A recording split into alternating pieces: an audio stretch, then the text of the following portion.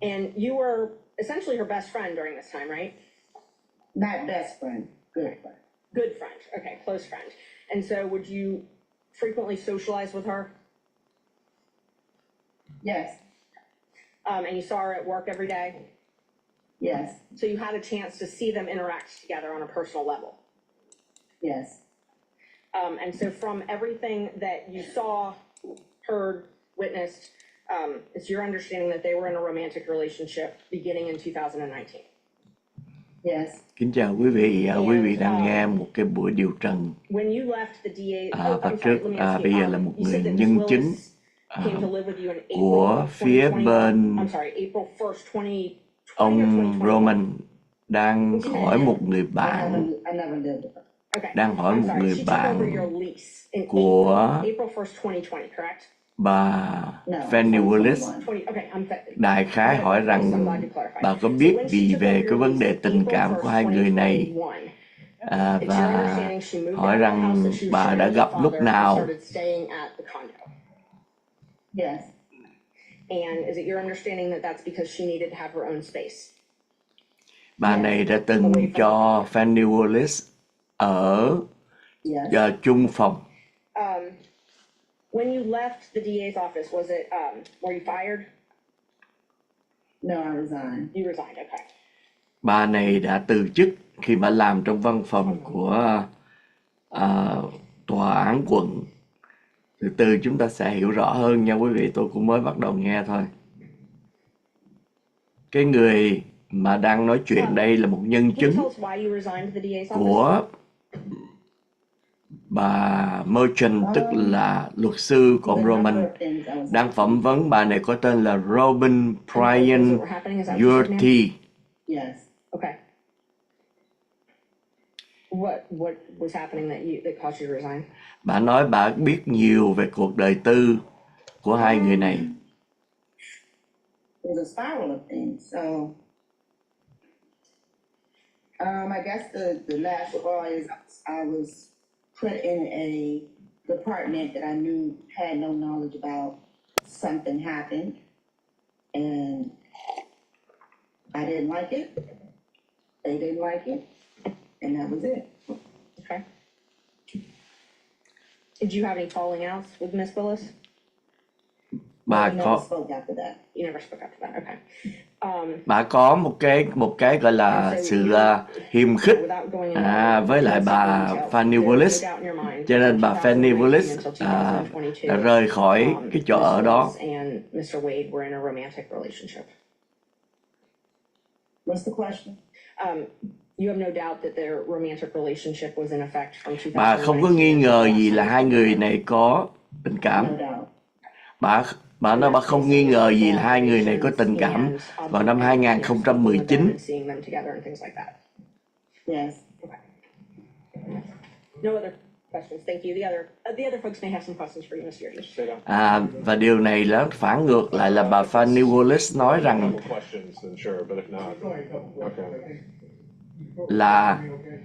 là hai người có tình cảm sau khi mà ông Nathan Nguoi làm việc. Thì bà này là nhân chứng này nói ngược lại là hai người này có tình cảm 2019.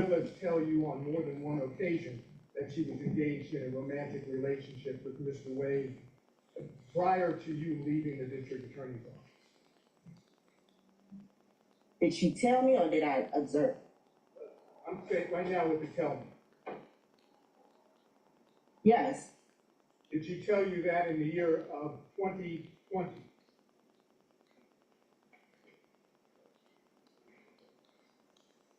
Before lap band? Quý vị, đây là cái khúc rất là quan trọng quý vị. For them do things that are common among people having a romantic relationship? Yes. Such as, can you give us an example? Ông luật sư của Roman hỏi bà này là bà Willis có nói với bà là hai người đã có tình cảm với nhau. Vấn đề gọi là ăn nằm với nhau vào cái thời gian khi mà bà còn làm việc ở DA, tức là trước khi ông Willis, bà Willis thuê ông Nathan Wade, thì bà này bà suy nghĩ một hồi, bà nói yes. Mr. Rice. Morning, Ms. Yeri. Were you aware in 2021 of any trips, social trips that Ms. Willis and Mr. Wade took together? No, Tức là bà này đã xác nhận rằng bà Fani Willis và ông Nathan Wade đã có cái sự liên hệ trước khi mà ông Wade được thuê bởi no, tòa án Mr. Gillen ở khu vực Manhattan, xin lỗi, khu vực and Fulton. Mr. Cromwell. Thì đây là cái điều quan trọng, bởi vì nó trái ngược với lại ông Wade Security, we haven't met before, is that correct? đã nói rằng là họ không có tình cảm Can you hear me okay? đến sau khi mà ông ta bắt đầu Start làm with a việc. couple things. Now, I think you've made it clear that you never lived, we'll call it the South Fulton address, the South Fulton condo that you were leasing. You never lived at that address with the District Attorney Willis, correct? correct, And never at any time? never, All right. You never observed or have any information about District Attorney Wade and District Attorney Willis and Nathan Wade living together, correct? correct. You don't have any information Bây about that? giờ No, I don't. Anybody said that that information was sourced to you, then that's incorrect. That's incorrect. Did District Attorney Willis pay rent at that establishment, at that condo while she lived there and you were living elsewhere? Yes, Who paid the rent? she did. Nathan Wade ever pay the rent? No, okay. And you never told anyone otherwise? I didn't hear your answer there, Ms. Yodi. Did you ever tell anyone otherwise? no, All right. So let's talk for a second about your time at the District Attorney's Office. You were disciplined several times in the District Attorney's Office during your employment there, correct? Bà này You weren't written đã up bị for bà performance. Willis coi như là có vấn đề. once, not several. One time you were written up for poor performance. Were you counseled several times about your performance in the District Attorney's Office? Bây giờ là bên luật sư của bà Fani Willis đang cố gắng lật ngược cái uy tín của bà này. Tức là bà này trước nhất là có hận thù. No, That never happened. no.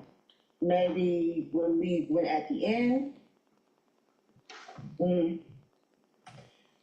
What's the question? À, The question, Ms. Yurdi, was did the District Attorney ever counsel you on your poor performance in the District Attorney's Office prior and bà có bao giờ bị bà Fani Willis kêu vô để mà nói chuyện về vấn đề làm việc của bà hay không?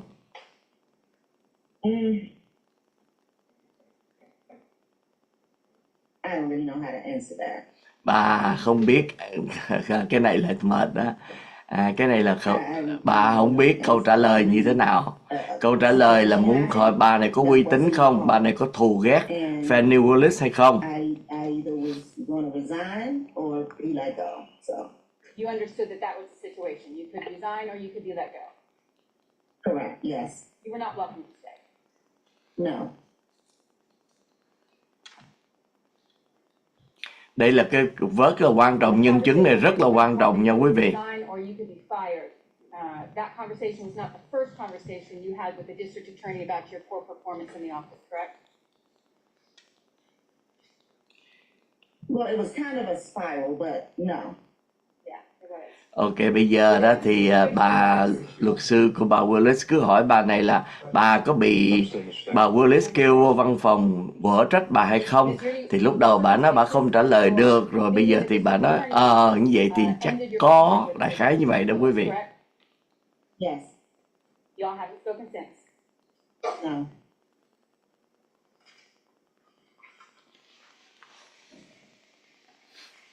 All right, I want to talk about the representations that you made here this morning, Ms. Yurdi, about any relationship between District Attorney Willis and Mr. Wade, I wanted you to tell me what was the first time, and let me ask you this way, you said that District Attorney Willis personally informed you of a romantic relationship, is that what you testified to? Yes, When did that conversation that you purport to have, to recall, when did that happen? I mean, I don't have a month or a day. Hỏi lại bà này là bà cho xác nhận đi, bà biết hai người này có tình cảm với nhau lúc nào, thì bà nói bà không nhớ tháng ngày. Your Honor, would like to keep this witness under, subpoena, but that's all the questions I have right now. All right, thank you, Ms. Cross. Là bà này coi như mất uy tín đó quý vị, All right, on those points only. mất uy tín rồi. The state asked you a lot about when you were let go, when you resigned. Did something happen as far as purchasing that you didn't feel comfortable with, purchasing things through the county for Ms. Willis that caused you to not be comfortable working there anymore? Ồ, No, And I didn't tell you how to testify here today, though, right? right, And everything you've testified to is from your personal knowledge?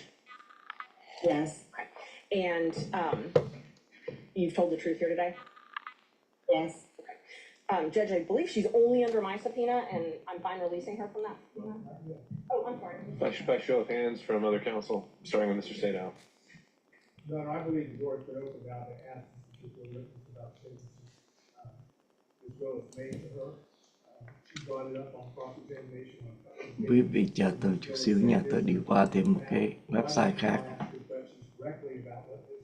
Willis told her about their romantic relationship. I think we'll take those one at a time, question by question, and we can address those to see. I don't know about a complete opening of the door. We'll see where we go. The first time that you spoke to Ms. Willis about her relationship, romantic relationship, in whatever words or way, do you happen to remember what Ms. Willis said? In essence, not word for word, but in essence, what she said. No, Do you remember the first time she told you, in whatever words were used, that there was a romantic relationship? no, Is this the kind of conversation that you had with your best friend, ongoing over a period of time in which it was common knowledge to you that there was an ongoing relationship between Ms. Willis and Mr. Wade? what's the question? I'll ask it again. Is the nature of your then relationship with Ms. Willis such that you were having these ongoing conversations, that is, best friend type conversations about her relationship with Mr. Wade? I don't remember. Without getting any further into too much detail, is there any doubt at all that Mr. Wade and Ms. Willis had a romantic relationship, as was told to you, prior to November of 2020? She was already asked that question by Ms. Merchant. I just didn't know whether that needed to be. She said no doubt. All right. Any other defense counsel by show of hands? Seeing none. Last recross from Ms. Cross. Anything else? Not at this time, Your Honor, but we'd ask that the witness remain under subpoena and subject to recall. Judge, she's under my subpoena, and I'm releasing her. They want to subpoena her. They want to do that. Ms. Cross. I would prefer that the court keep her under subpoena. I think, given the representation of Ms. Marchant, given how she intends to proceed today, that this witness may need to be recalled. All right, understood. In the interest and knowing that we may have to bring witnesses back and forth.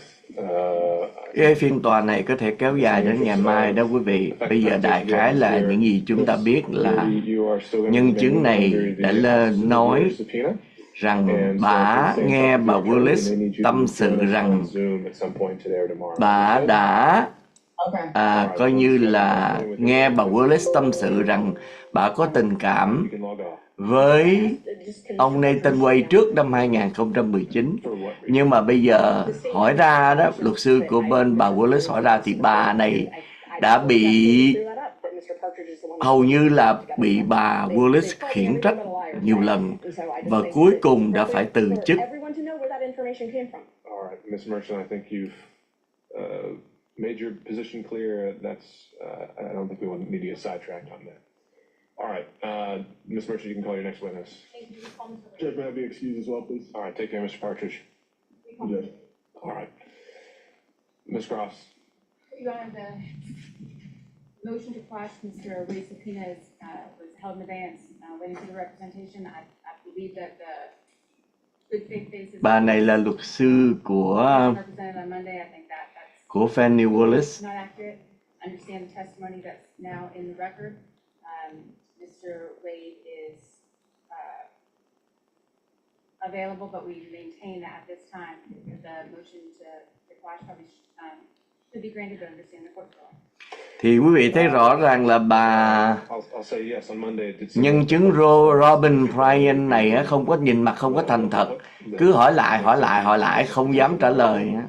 Đây cũng là một cái điểm mà luật sư của bên bà Fani Willis sẽ tấn công khi mà họ kết luận đó. likely have to tackle again. Không có đáng tin, nhân chứng này không đáng tin quý vị.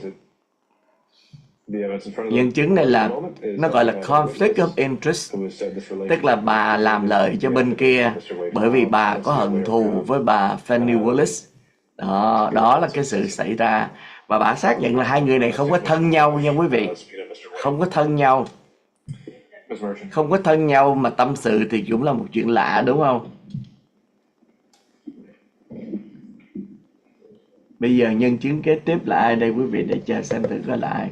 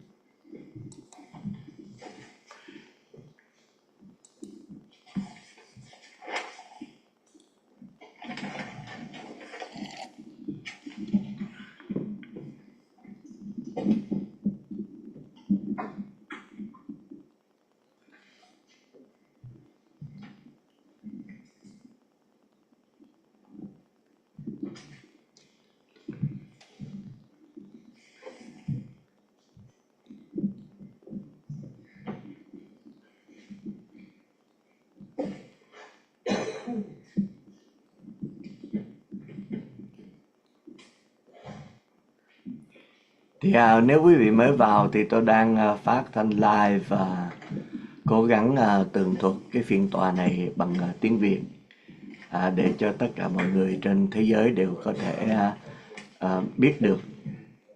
Đây, ông Nathan Wade đâu quý vị, bây giờ Nathan Wade là nhân chứng đó. Nathanwade. Good morning, Mr. Wade. Good morning. Prior to filing this motion to disqualify, you and I were friends, correct? Yes, And in fact, I supported you when you ran for judge in 2016. you did. I wore your shirts, my kids wore your shirts. Bà Ashley Personal opinions have no relevance. Merchant I mean that the best way. That's All right. completely. đang nói là tôi là bạn của ông vân vân, ông Judge Scott McPhee Stormy. From your wife on November 2nd, 2021. Yes, ma'am. And in that divorce proceeding, did you file Nói về vấn đề ly dị. such as interrogatories? I did. Okay, and so interrogatories are where you're responding to things that basically answers that the other side is asking. Yes, ma'am. And I've got your complaint for divorce. I'm just gonna mark it for the record as Defendant's Exhibit 2. The first interrogatories that you answered, those were December 27th, 2021, is that right? Đang nói về cái hồ sơ ly And dị, those, đang mở you were đầu. asked different things, but those are sworn. You actually swear to those, you verify them, right? Yes, ma'am. Okay. And so that verification is where you're swearing under oath that everything in it is true? Yes, ma'am. And let's see, you were asked if you had any documents which relate to the purchase of gifts by you to any person other than the defendant with whom you have or had a relationship, romantic relationship from the date of your marriage, correct? Yes, ma'am. Okay. And you responded under oath that you didn't have any documents to that. That's correct. You again responded to an interrogatory. You updated those responses on May 30th, 2023. Yes, ma'am. And you actually sent those directly to opposing counsel? in the divorce? Yes, ma'am, I think so. But in that one, you answered none against that question, correct? Yes, ma'am. So May 30th, 2023, you said that you didn't have any documents showing any purchase of anything with somebody. Ông này á, unrelated bây to giờ relationship. ông Nathan Way đó phải lên để mà xác nhận cái thời gian mà ông ta gặp gỡ bà Fani Willis. Đây là cái vấn đề quan trọng nhất nha quý vị. Và hồi nãy nếu quý vị vào trễ đó thì bà nhân chứng kia đã xác nhận là bà Fani Willis đã tâm sự với bà rằng bà đã có tình cảm với ông Nguoi trước khi ông này trở thành trở thành công tố viên của bà Fani Willis. Và bây giờ ông lên để mà xác nhận cái thời gian tình cảm bắt đầu xảy ra. Bởi vì nếu mà xảy ra sau khi thì rõ ràng là không có tội. Bởi vì cái tội chính ở đây là gì quý vị? Là cái tội bà Fani Willis trả tiền cho ông này rất nhiều để ông này cung cấp lại cho bà. Cho nên cái này là một cái đề tài quan trọng nhất.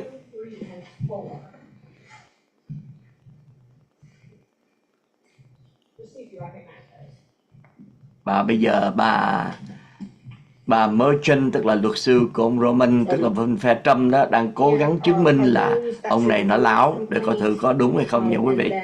Your 2021 interrogatory and your 2023 interrogatory, correct? Yes, ma'am. Okay, are they a fair and accurate representation of what is filed in that case? Yes, ma'am. I'd move to admit those into evidence. And this is 2, 3, and 4? It's 2, 3, and 4, yes. All right, any objection from the state? The divorce?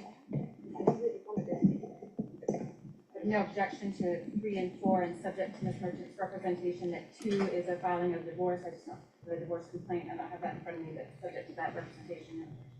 All right, and by show of hands, any objection from other defense counsel? Tôi sẽ tường trình về cái vụ tiền Trump dùng để mà che đậy sự bí mật tình cảm của ông ta sau khi cái phiên tòa này chấm dứt nha quý vị. Bởi vì cái này rất là hồi hộp này, khúc này rất là hồi hộp.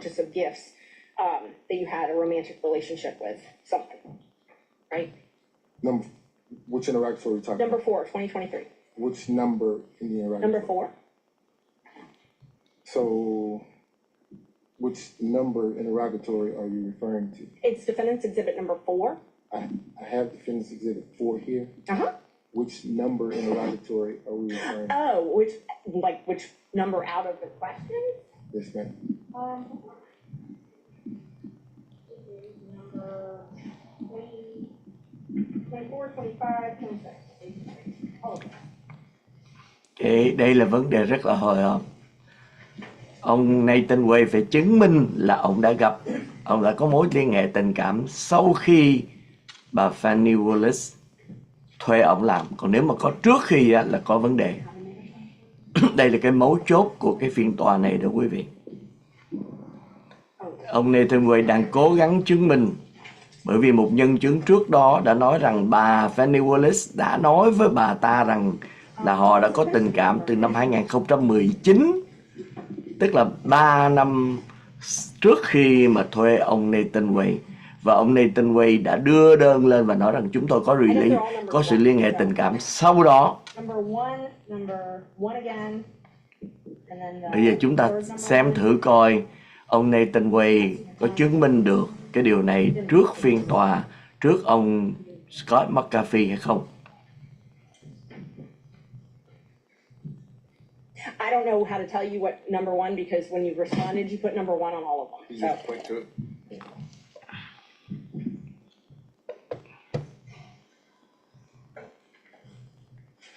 Yes.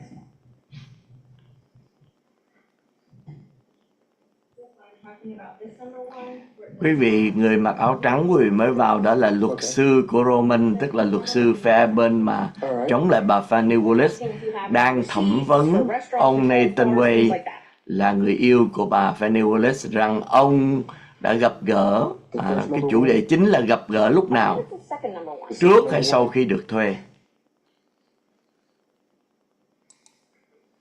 Okay. So it asks you if you have any receipts for things like restaurants, bars, hotels, things like that, where you accompanied a member of the other sex romantic partner, correct? It says identify any and all occasions. Okay, And so, it says to identify any and all occasions where you entertained a member of the other sex, okay, who's not related to blood, Mhm. and including dining, drinking, restaurants, bars, pubs, hotels, all of that. And what was your answer to that?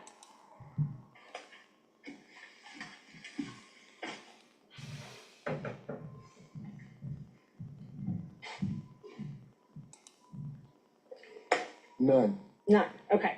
So May 30th, 2023. You prepared this document, I did. submitted it, I did. and it says none as far as entertaining a member of the opposite sex. It does. Okay. No hotels, no bars, no restaurants. Correct. Okay. You again updated that. Let's see, you updated it on December 22nd, 2023. And I'm gonna mark that as definitive. Bà đang đưa ra những cái vấn đề mà giấy tờ ông này đã đưa ra trước And then you tòa. updated it once again on January 26th, 2023. Và ông correct? đã coi như là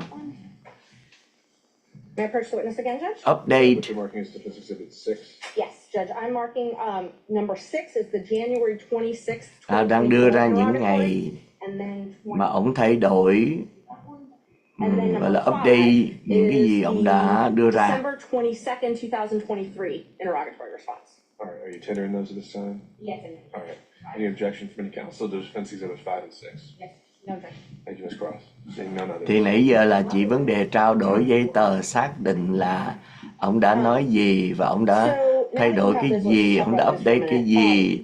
Bà đang cố gắng chứng minh là hai người này, Verified. So bà she Fani wanted Willis và ông Nathan Nguoi có liên hệ tình cảm trước khi thuê. of this last year, so last Quý December. vị mới And vào the thì one một was just nhân chứng recently trước submitted đó in đã January. xác nhận rằng bà Fani Willis nói rằng bà có tình cảm và tâm sự hay nói chuyện là In May, năm May 2019. 20, let's see, May 10th, 2023. Judge Thompson heard a motion to compel in your divorce case as well, correct? Yes. And you were actually held in willful contempt. I'm gonna object to the relevance of. Merchant. His credibility is relevant, Judge, and if he was held in willful contempt for failing to provide answers and documents, I think that's relevant to this court. How is that a prior false act or crime of conviction or anything else allowed for impeachment under the rules of evidence? I'm not offering it as a prior bad act or something like that. I'm offering it towards his credibility, Judge, which you get to determine. Bà đang cố tình nói xấu về ông Nathan Nguoi và bên luật sư của ông Nathan yêu cầu là không được. A failure to produce is not necessarily a false act. Thì ông Scott McAfee không cho bà nói tiếp thì bà đang cãi. Ms. Cross. I object to the relevance of that. That's clearly not a proper impeachment. We're going pretty far afield into divorce matters that don't have any direct relevance to anything that's pending before the court. I object to the relevance of that and any further. All right, I'm not saying that being a proper grounds for impeachment is sustained. Okay, let's talk about this December 22nd, 2023 verification. I tabbed it for you. Again, they asked you if you had any documentations showing proof of this relationship, proof of any relationship, correct? I'm going to object to the phrasing of that question. I don't believe that's an accurate read of the interrogatory. All right, let's be precise, Ms. Merchant. You please read it. I want to make sure I'm accurate. Please read it. Which number?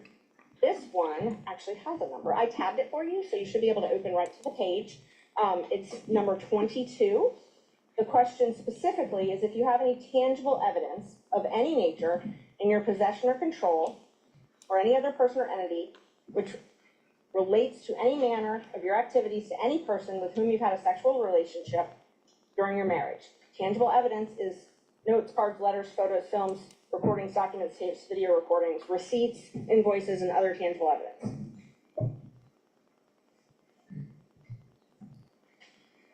Yes. And you answered that you did not have any documents to that effect, correct? Correct. And that was on Bà December này rất là 22nd, dài dòng 2023. quý vị. Yes, ma'am. You updated those responses again after the motion to disqualify was filed, though, correct? When was the motion filed? January 8th, 2024, when I filed the motion to disqualify you and alleged that you had a romantic relationship with Miss Willis. Yes, ma'am. After that, you updated these responses, correct? Yes, ma'am. And so your new responses, you now changed your answer from that you didn't have any of this to you're asserting the privilege under 24.5.505, correct? Yes, ma'am. And both of these are under oath. Yes, ma'am. You also updated your response to the question about spending time with someone other than your spouse for dinner, drinks, things at restaurants, bars, hotels, or the other person's home, correct?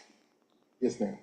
So in December of 2023, you said no to all that, and then in January, after I filed my motion, you said privilege to all that, Fifth Amendment privilege. Yes, ma'am. Okay. And just to be clear, was it? Sorry, I'm gonna object to characterization of Fifth Amendment privilege. I think it was a statutory privilege and that. Sorry. Tức là bây giờ bà này đang từ từ dẫn vô giấy tờ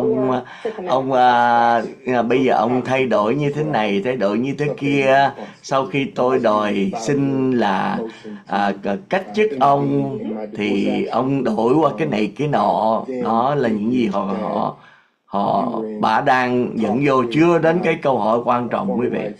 Chưa, chúng ta sẽ chờ. And because of that, I asserted a privacy privilege because I didn't want the Cập nhật. proceedings of my divorce to bleed over. Đúng rồi, bây giờ là cập nhật đó. Proceedings in this case, which is the case. Bà đưa ra cái thắc mắc là ông cập nhật những cái tài liệu. They didn't ask me about any documents regarding Miss Willis. A romantic partner. They asked you for documents regarding a romantic partner. So I'm sorry, I inserted Miss Willis's name. Let me rephrase the question. They asked you for documents about travel with a romantic partner in December 2023. And you under oath said you did not have any of those, correct? I did not. Okay. And they asked me about gifts. Right. I never purchased a gift for Miss Willis. And they asked you about receipts for dinner, Tức receipts for là drinks, hotels, khi mà bars, and bên restaurants, and you said you did not have any of those. bên bà I do not have any receipts for any of those things. And part of the civil discovery, they vợ said, mà đang ly even if dị you don't đó have it in your của ông pocket, này if tên it's Nguoi within đòi your hỏi pocket, những giấy you gotta get it tờ and give it to them, correct? thì bà này bà nói ông không đưa. Cái những giấy tờ mà tiêu xài đó thì ông không đưa. The answers are already in record and All right, to the extent you're trying to establish a prior mistruth, Ms. Merchant, I'll allow you to ask a few more follow-ups, but if it's not there, we have to move on. Thank you. So in 2023, December, you said you didn't have any receipts. I do not have any receipts. I did not have any receipts. But you did travel with Miss Willis in 2023, correct? I did. And you traveled with her in 2022, correct? I did. And you traveled with her in 2021, correct? No. So you only traveled with her in 2022 and 2023? 2022 and 2023 is what I recall. That's what you recall? Yes. Okay. So you Bà hỏi là ông có đi chơi du lịch với bà 2022, 2023 nhưng ông không có đi ngay 2021. Not recalling any travel in 2021. Ông không có nhớ là ông đi 2021. Not recalling any travel in 2021. So you did not travel with her in 2021. This has been covered. Let's keep going. Thank you. Ông nói là ông không nhớ thì bà cứ ép ông là phải nói ông nói là ông không có đi. You filed an affidavit in this case, correct? I did. Okay, and I marked that already. I gave it to the as number 1. Đây là quan trọng lắm nha quý vị. Nếu mà khám phá ra có bằng chứng là ông đi chơi với bà trước 2021 á là rất là mệt. Vụ án này nó sẽ không có bị bãi bỏ. Ông Scott McAfee đã nói rồi quý vị. Cái vụ án này chỉ có bây giờ đang cái phiên tòa này để giữ bà Willis hay là loại bà ra diễn ra ngày hôm nay và sẽ diễn ra ngày mai nếu cần thiết. Yes, ma'am. Nobody forced you to sign this? Bà áo trắng thì chắc theo tên Trump rồi. Chị Hồng Lê, chị ngồi đây nãy giờ chị hỏi tôi vậy. To admit into court to refute allegations? I did. You signed it specifically to prove Chào anh Tuấn that you Võ were not in nha. a relationship with Willis prior to November 2021, correct? Correct. And you were a lawyer when you signed it? I was. And you're still a lawyer today, correct? Không có hư gì đâu anh Trung Nguyên, thì chỉ trước sau cũng phải delay thôi. Right? And you believe that your relationship with Miss Willis is subject to attorney-client privilege, correct? I'm going to object to that, Your Honor. I don't think that's factually correct. I don't think that's a relevant question, and I don't think it's appropriate to question this witness about the scope of his attorney-client privilege. He's got an attorney who can speak for him for that, but questioning the witness, I think is inappropriate. All right, so a lot to unpack there. The question is simply that, does he believe there's a relationship that exists in the terms of attorney-client privilege between him and Miss Willis? Is that accurate, Yes, Ms. Judge, Merchant? it was. I asked if he believed his relationship with Miss Willis is subject to attorney-client privilege. Cái sự bà này là gài ông này là có phải ông nghĩ rằng cái sự liên hệ của ông là một cái điều mà giữa thân chủ và luật sư thì cố gắng gài ông này vào cái câu hỏi đó, thì bà luật sư của bà Fani của ông Nathan Nguoi phản biện lại. Attorney-client relationship with his divorce attorneys. That I don't think is an appropriate question for that witness. First, I believe is a proper phrasing. The second, I think there's been a representation that Mr. Wade preserves and doesn't waive anything, and so I think asking him particular questions in order to potentially backdoor a waiver is inappropriate, and that's my question. All right, if we're just trying to, again, assess where a privilege does or does not exist, and we're not actually getting into it, I think we can establish those, parameters, but Ms. Merchant, can you rephrase the question based on that concern, and we'll see where Dạ, we bà are. đây coi bà hỏi cái gì. Do you believe, that your relationship with Miss Willis is subject to an attorney-client privilege? Not if you and Miss Willis have one, but do you believe that relationship is subject to one? I'm going to answer that question as it's phrased. In what context?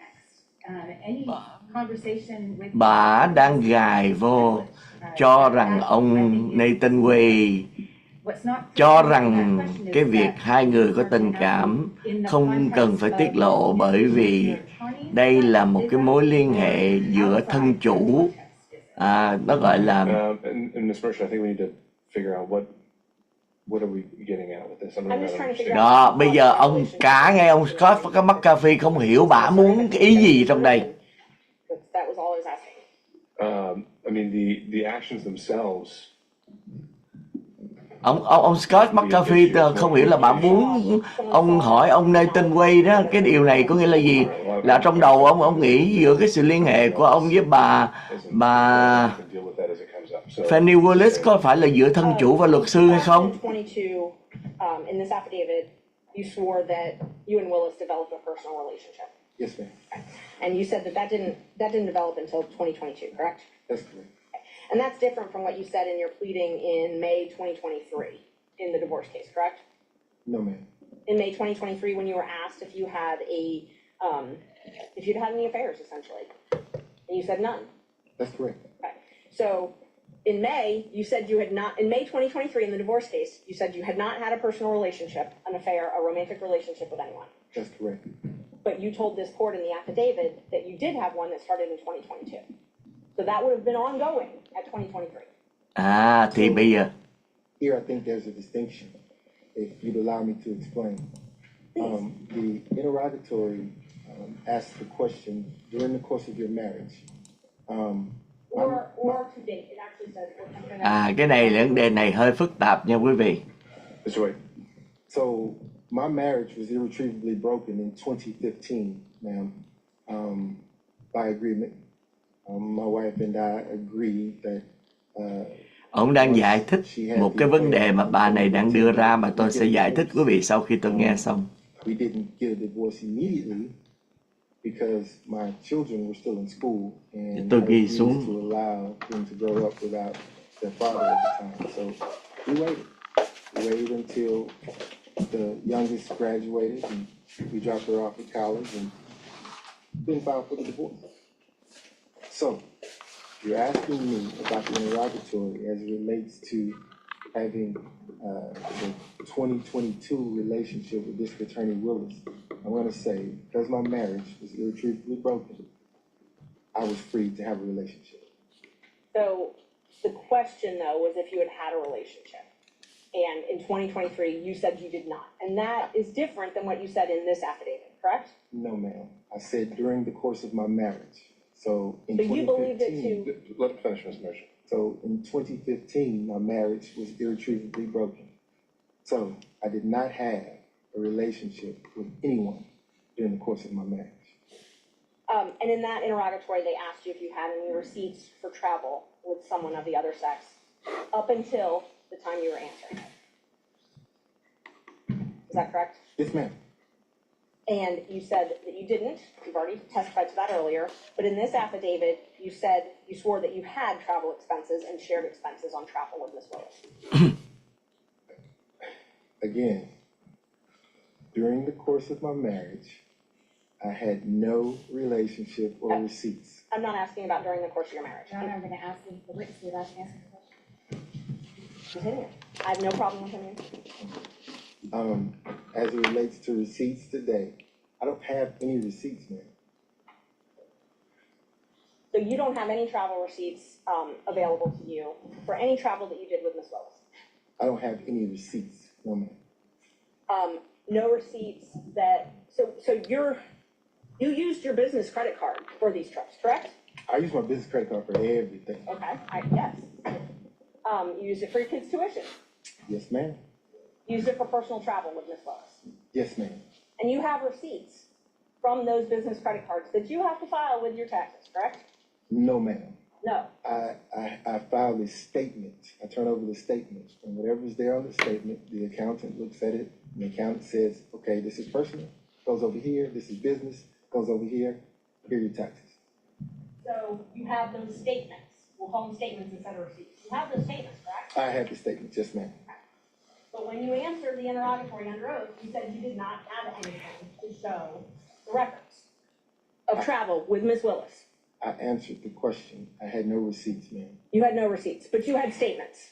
I ordered the statement, yes, ma'am. You did order the statement. Okay. Vâng, với câu hỏi là bà So we're just talking to ông có biên lai không? Ông nói ông có statement, tức là cái giấy tờ mà báo cáo từ nhà băng, mà bảo ông cứ receipt hay không.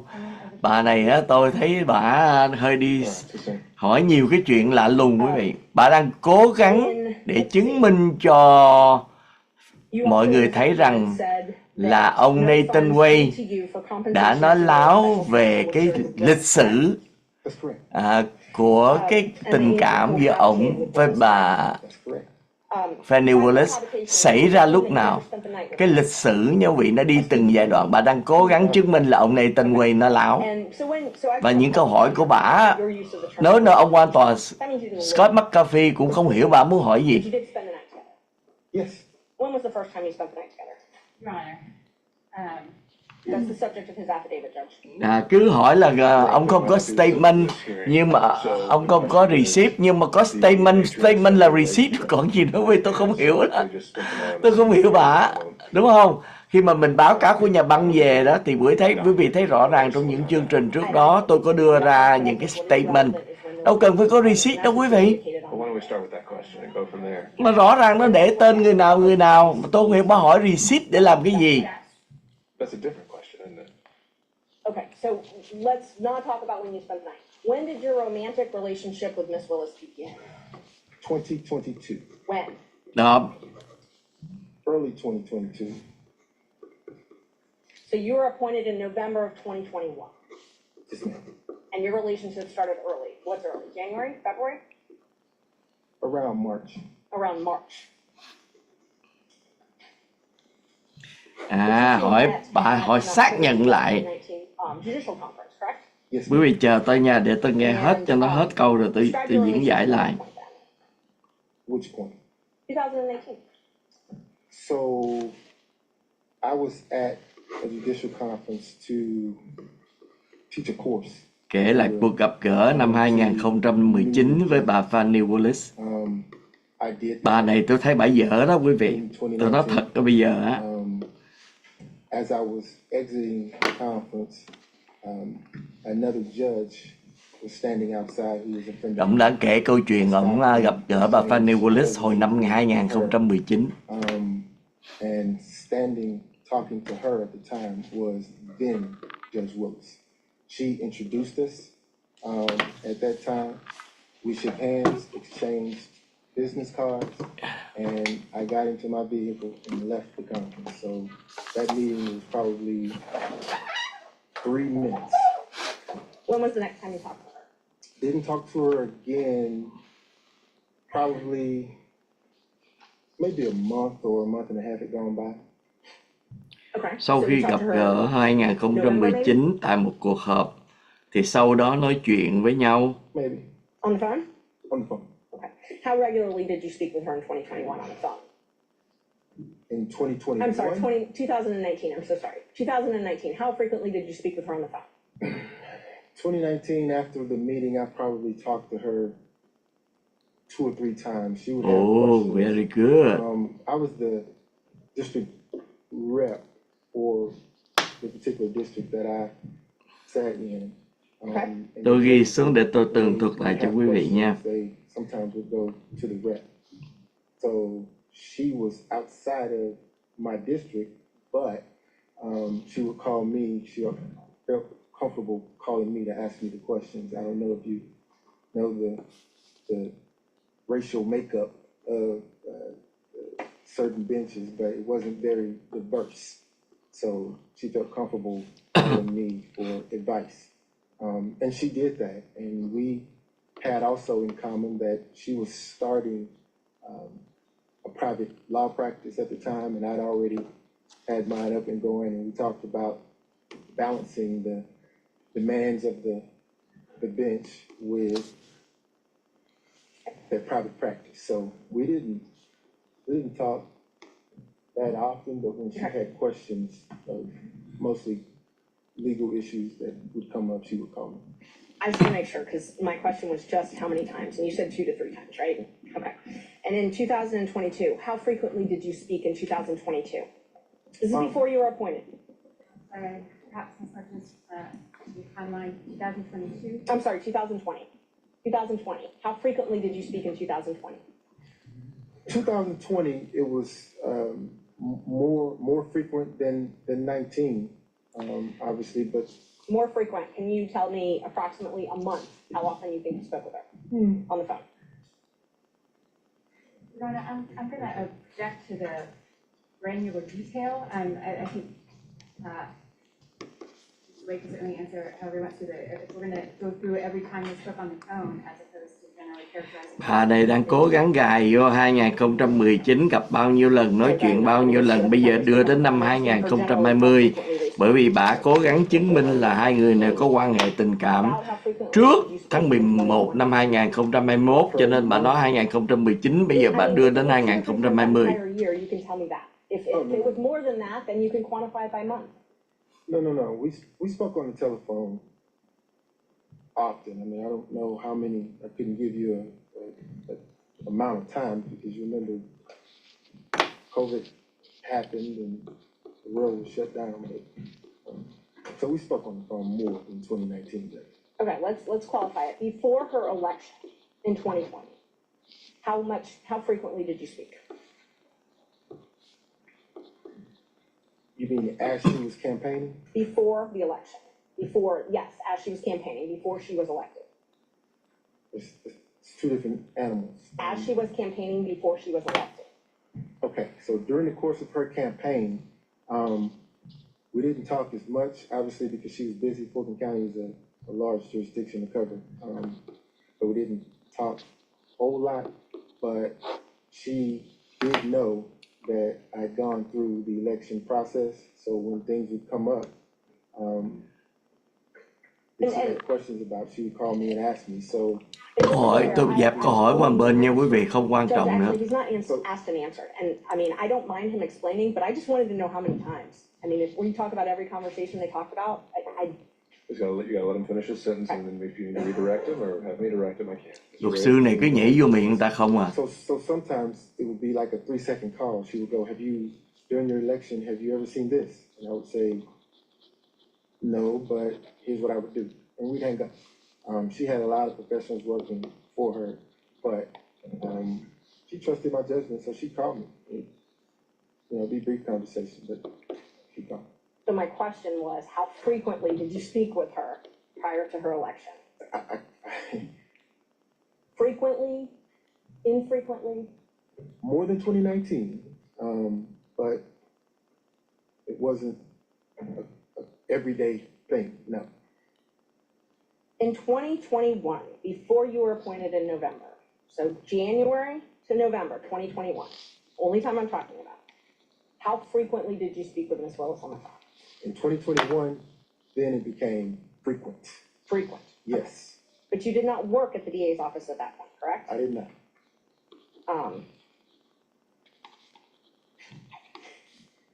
So the affidavit that you submitted, you showed on it, you submitted one record that showed that Ms. Willis had paid a couple $100 for one flight, correct? Say again? The affidavit that you submitted to this court Mm-hmm. showed that Ms. Willis had paid for one flight several $100s. Is that correct? Bây giờ đưa với chuyện tiền bạc đó quý vị. Hồi nãy thì nói là nói chuyện bao nhiêu lần. Bây giờ nói về vấn đề tiền bạc. For her paying for a flight or for her actually booking a flight? Because those are two separate things. I will re-ask it.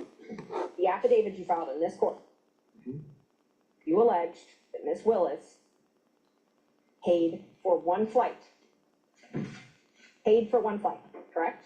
No, ma'am. You did not allege she paid for one flight. No, ma'am. What I allege is that our travel was split roughly evenly. So where you see I have booked a flight or I've paid for a flight with my credit card, what you don't see is that. Are you self-employed? Looking for an affordable way to file your taxes this year? Look no further. With free Or the flight that she would have booked with her own resources, with her own car. And there's one flight, correct? One flight reflecting that she actually booked. Ms. Merchant, let him finish and then you can. Đang hỏi về vấn đề bà Fani Willis trả tiền cho chuyến bay của ông. Bà muốn nói là có một lần đúng không?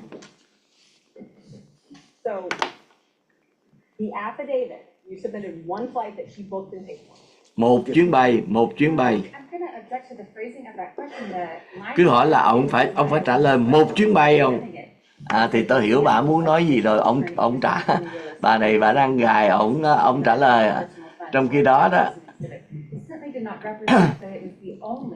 bà áo trắng là bà luật sư của ông Roman, là bà áo đen là bà luật sư của ông Nathan Nguoi.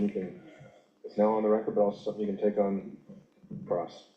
And just so everybody is clear, all I asked you is, your affidavit, you submitted proof of one flight that she paid. Ý ông nói là ông book có một chuyến bay thôi đúng không? Correct? With the explanation, yes, ma'am. All I needed. You said in the affidavit that you roughly shared travel though, correct?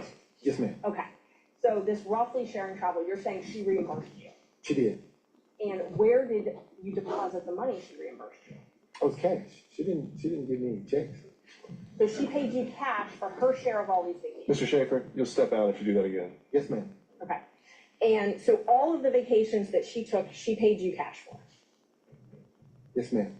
And you purchased all of these vacations on your business credit card, correct? Yes, ma'am.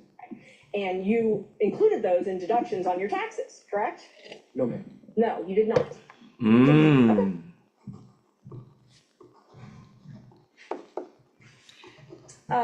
We'll get to that in just a minute then.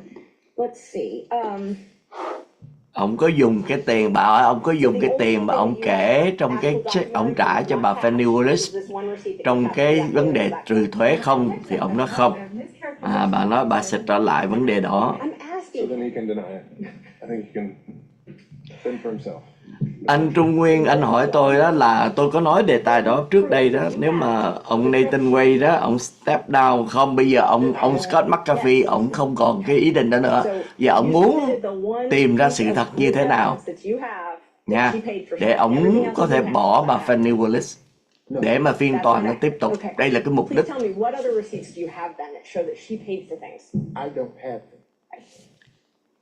So this is the only receipt that you have to show that she paid for travel. That I have, yes, ma'am. Thank you. In your divorce case, you filed a domestic Đó, bây giờ đi relations qua vấn đề ly dị. correct? Yes, ma'am. The first one you filed was in January 2022, right? Thereabout, yes, ma'am. And those are under oath? Yes. And you also filed corporate taxes in 2022, correct? Yeah. And tell me about your business. Do you have a partnership or are you a solo practitioner? As it stands today, Yes. so today, I have a separate PC, my law partner. Bây giờ hỏi về vấn đề business của ông, nó như thế nào? Ông làm chủ hay là ông partner? Bà này rất là dài dòng quý vị. Mà tôi không thấy bà đi tới đâu hết. We share income, we split it. So are you a partnership? We are a partnership in the sense of we share expenses, we share income. Are you registered with the state of Georgia as a partnership? So, the WBC firm that included myself, Terrence Bradley, and Christopher Campbell, we were registered with the Secretary of State as a partnership for a short period of time. When Đang giải thích về vấn đề hợp tác với ông Bradley là một người mà ông đã làm việc chung và đang còn làm việc chung trong một cái công ty luật. and we excuse Mr. Bradley from that partnership, it Không left hiểu bà hỏi cái này để làm gì nha quý vị. and myself. So now you have two Thì trong thời gian để mà giải thích dài dòng này đó thì ông Nathan Nguoi, cái vấn đề chính là gì quý vị? and Ông nhất định nói rằng ông đã quen với bà sau năm 2022 vào tháng 3, tháng 1, tháng 11 năm 2021 State of Georgia thì ông nhận được chức vụ này. Nhưng mà đến cái chuyện tình cảm xảy ra tháng 3 năm 2022, ông khẳng định cái điều này. yes, ma'am. Wade Bradley Campbell was registered on April 1st, 2021 and administratively dissolved. Bây giờ đang hỏi về vấn đề làm ăn của ông ta với lại partner của ông ta có tên là Bradley. Have always been registered as law office of Nathan Wade, Yes, ma'am. not with Chris Campbell. Tôi đang tường trình quý vị nha, tôi không bên phe bên nào hết. Tôi nghe sao tôi nói vậy thôi, lâu lâu tôi cho một cái ý kiến thôi. The first one in 2022. I think I'm up to number 7. I'm going to just show you, give you a group of exhibits so we don't have to go back and forth. I'm marking the 2022 as 7. I'm marking the 2024 as 8. I'm marking the credit card statements as 9, and your taxes as 10. Okay. Object to the taxes, because of the relevance. Bây giờ đem vấn đề thuế của ông ra đó quý vị. Đem vấn đề thuế của ông là bà này chắc đang chứng minh là ông đã dùng cái số tiền mà ông đi chơi với lại bà Fani Willis để mà khai thuế. Để coi thử cái vụ này tới đâu nha. I agree they should be redacted. I don't agree to the relevance, but I haven't tried to tender them yet, Judge. I'm just marking them right now so that everyone can follow. All right, and what is the eventual relevance that you were getting at here? Well, I'm going to ask him because one of the things that we have to show in this case is a personal and financial interest. So, and he's talked about how he was reimbursed for these things, and so I have a right to him. Anh này bất cười thiệt. Ông Scott Markey bà hỏi mấy cái này để làm gì? Thì bà hỏi là tôi đang chứng minh là hai người này đó là coi như là dùng bà Willis dùng tiền của chính phủ để mà đưa cho ông này để ông này trả cho bà đang chứng minh những cái điều đó quý vị. Ông Scott McAfee còn không hiểu bà muốn gì đó. Tôi cũng không hiểu.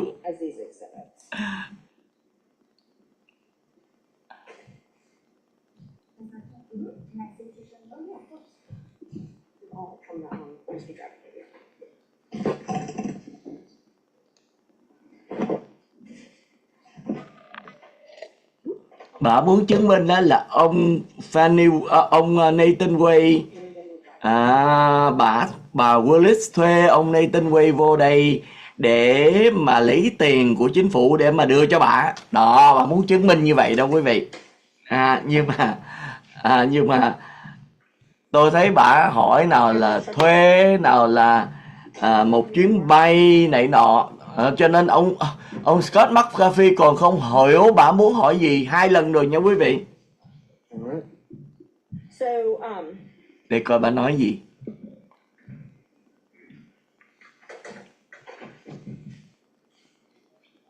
so these are sworn.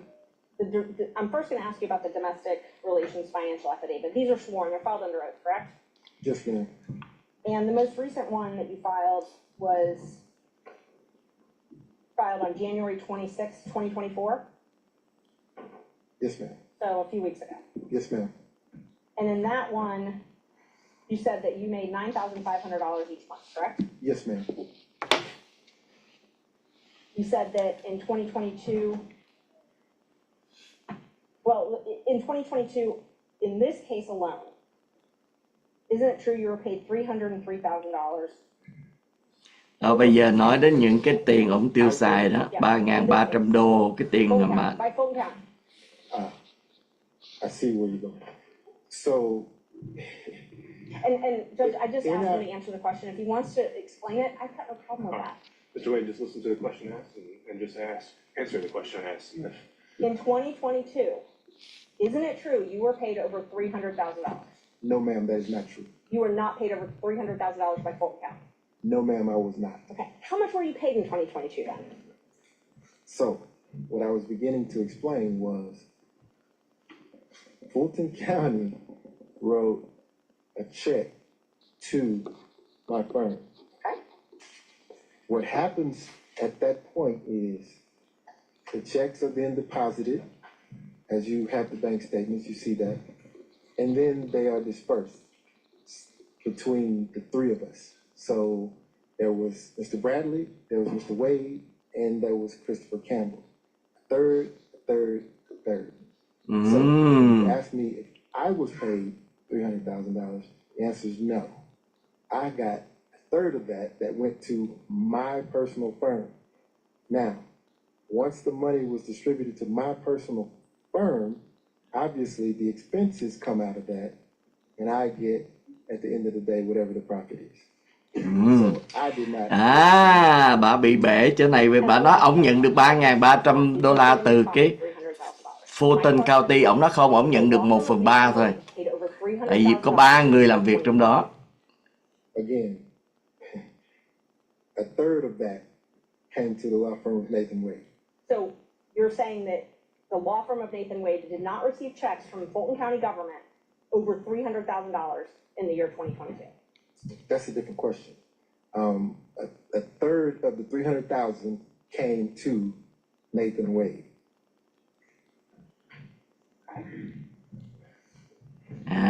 Bà bị bể chỗ này tôi sẽ giải thích sau. I'm asking, was the law firm of Nathan Wade paid over $300,000 in 2022? No, I think we're dancing around the point there, so, final time, Ms. Mercer. That's fine, I can move on, Judge, thank you. So you said that they were dispersed amongst all of you, or put into an account with all of you. So it's your testimony that for 2022, every check you received from Fulton County government went into an operating account with you, Bradley, and Campbell? No. That's not what I testified to. So Vụ này rất là dốt. the way Tôi không phải luật sư mà tôi thấy mũ dốt rồi quý vị. Hỏi một câu rất là stupid. An account when we decided to purchase a building in 2022. At that point, every piece of income that came into the entity went into that account. Okay. And then after expenses were paid, it was split a third. Right? Once that was dissolved, then the funds would go into a different account, my account, one of my accounts. And then I would disperse the funds between now Attorney Campbell and myself, 1/2 and 1/2. Okay, Make sense? it does. Let me, maybe more direct then. So the Synovus operating account that you had for Wade, Bradley, and Campbell, Yes, ma'am. the checks from Fulton County from January of 2022 until June 17th, 2022, those checks were deposited in that operating account. Yes, ma'am. Starting on July 15th, 2022, the checks you received from Fulton County up until May 26th, 2022, all went into an escrow account that you had at Fifth Third Bank, correct? No, not all of them. Some Not all of them? Some of them, yes. So it's your testimony that some of your checks from July 15th, 2022 up until May 26th, 2023, some of them went into an account outside of Fifth Third Bank? No, I'm gonna object to the relevance of. Không có một cái gì bà đưa ra mà có thể chứng minh được là ông này, nãy giờ tôi nghe nha vị, tôi nói công tâm không có cái gì mà chứng minh được là ông Nathan Nguoi đã lấy tiền của bà của county để mà trao cho bà Fani Willis. Chưa có một cái gì hết đó quý vị. Đây là cái điều họ muốn chứng minh. He told another judge that he made $9,500 a month. That's what he swore to. And All right, so this entire inquiry is just to is to establish that prior and consistent statement. All right. I'll give you a minute or two more to try that, but we're gonna have to move on. Bà, ông Scott phát cà phê, ông cũng không hiểu. Ông nói bây giờ tôi cho bà 1-2 phút để bà hỏi nữa thôi nha. But you were paid over, the firm was paid over $300,000 in 2022, correct? Ms. Merchant, it's not what I'm saying.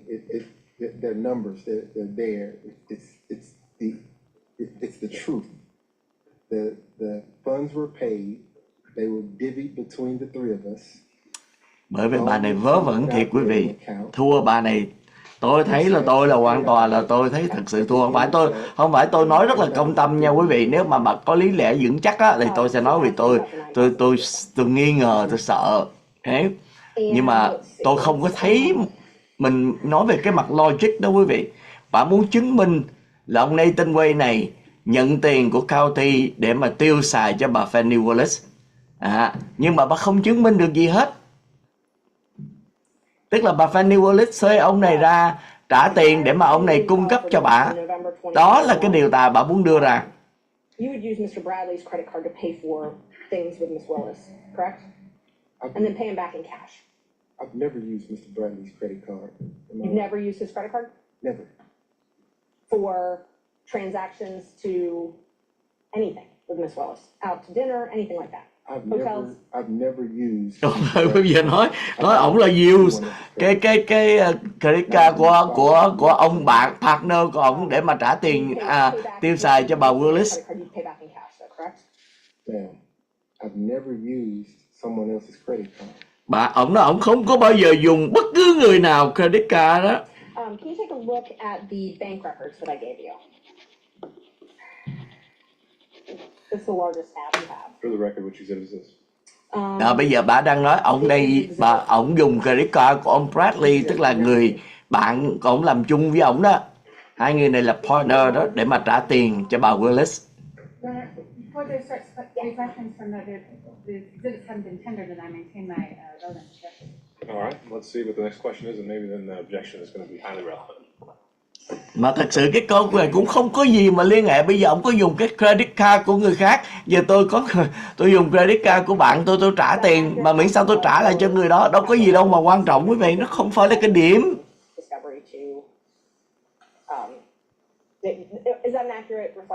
Nó không có một cái liên hệ gì hết. To your divorce lawyers, or that you provided in the divorce proceeding. Is the question, does he recognize it by sight? I'm asking if it's his statement. Thanks. I think that is the question. Well, I mean, it's a thick document, but I believe you if you say that this is what my wife's divorce lawyer gave you. I believe you. Your name's on every page of that document. On every page? Pretty much every page, not every page. No, it's not on every page, no ma'am. They're all Capital One bank records. They are. Okay?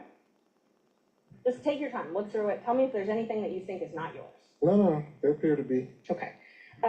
And those bank records show that you paid for travel with Ms. Willis. Yes, ma'am. No, I'm going to object the relevance of these documents and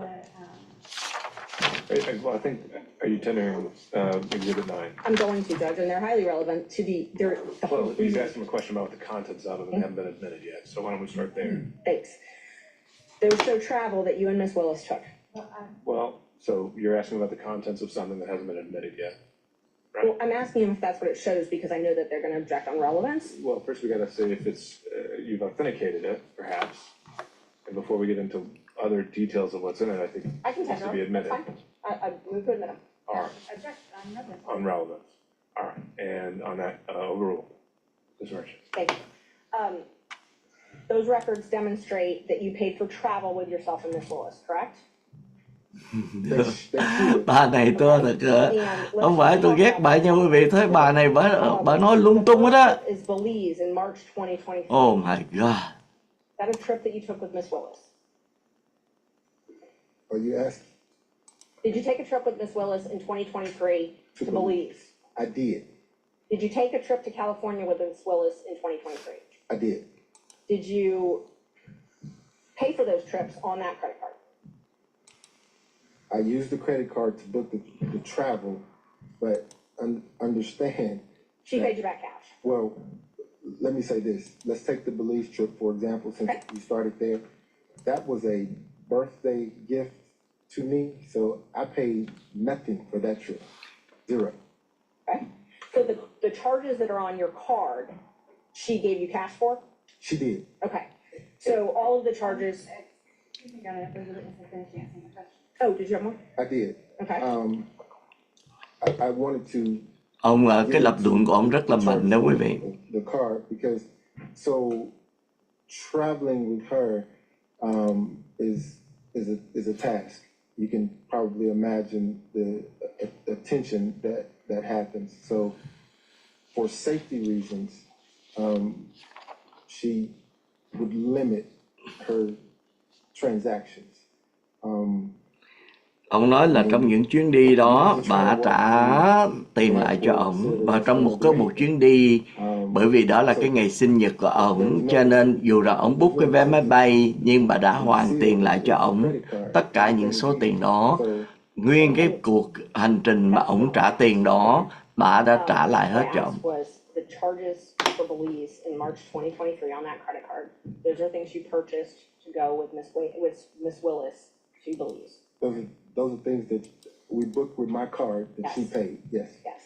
So those show up on your credit card. They do. And you're saying that she paid you cash to reimburse you for all of that. She did. And she paid you cash for both of your portions or just hers? Both. Okay. So that trip. Đó, bà trả hết số tiền lại cho ông và nguyên ngày gì đó. So the food, tattoo parlor, all that stuff, she paid for. I'm gonna. Is there anything, is the question? There was no tattoo parlor in Belize. The charges, there's a tattoo parlor. Bà cố gắng nói là ông này á, là trả hết tiền cho bà, bởi vì ông này nói ngược lại, ông này tên quen nói ngược lại là tôi trả cho bà trên đó thôi, nhưng mà trong nguyên chuyến đi đó, đây là ngày sinh nhật của tôi, cho nên bà trả tiền lại cho tôi bằng tiền mặt. Yes. And her name was on those plane tickets. They were. And so I know you said that you were worried about security and things like that, but that wasn't her name. When she traveled, she had to use her name. Oh, so the plane tickets, yes, ma'am. Okay.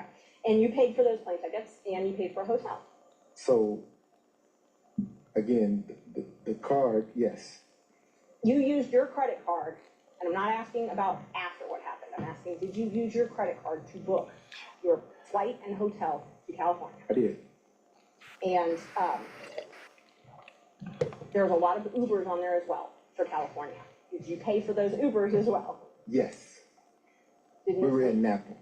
And you're saying that Miss Willis, are you saying that Miss Willis paid you back for that? Yes. Did she pay for the entire trip, or did she pay for half of the trip? The Napa trip, she paid for the excursions. So the expenses sort of balanced out. I mean, there was never, let me be clear, there was never a time when I would say, hey, I bought dinner. Dinner costs $25. You need to give me $25. if you've ever spent any time with Miss Willis, you understand that she's a very independent, proud woman. I'd object to that. So she's going to, Overruled, Mr. Wade. so she's going to insist that she carries her own weight. And it actually was a point Ồ, of ông giải thích rất là hay. Bà Fani Willis không bao giờ to pay her own way. mà để cho ổng trả tiền gì hết. Ổng không bao giờ ổng nói bà tôi mua cái này, bà bữa ăn này 25 đồng, bà phải trả lại cho tôi. Ổng không có nói gì hết. Tự động bà trả lại bởi vì bà là một người rất là hãnh diện về những cái sự liên hệ về tiền bạc. Everything that we did when we got into Napa, she paid for. Rồi sau khi mà ổng trả tiền, rồi khi mà đến Napa là một thành phố ở gần San Francisco đó, thì bà trả tiền cho ổng. Và những cái món ăn, vấn đề ăn uống gì đó. When I would pay for dinner, she would pay for dinner. It would balance out. But in a relationship, ma'am, you don't, particularly men, Đó, đây là một cái điều cần phải biết. Còn cái phiên tòa thì chắc chắn nó sẽ xảy ra. Paying for a cabin 6 months ago, $1,400.81 in Tennessee. Where are we now?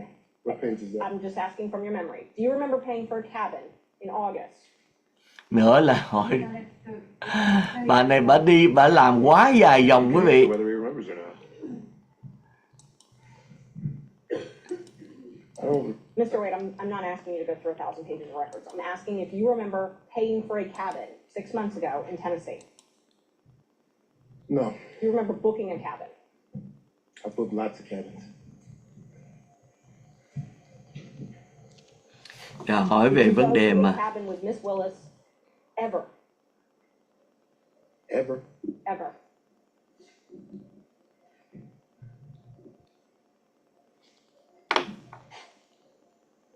đây cái này ở chung một cái cabin với lại bà Willis bao giờ không? No.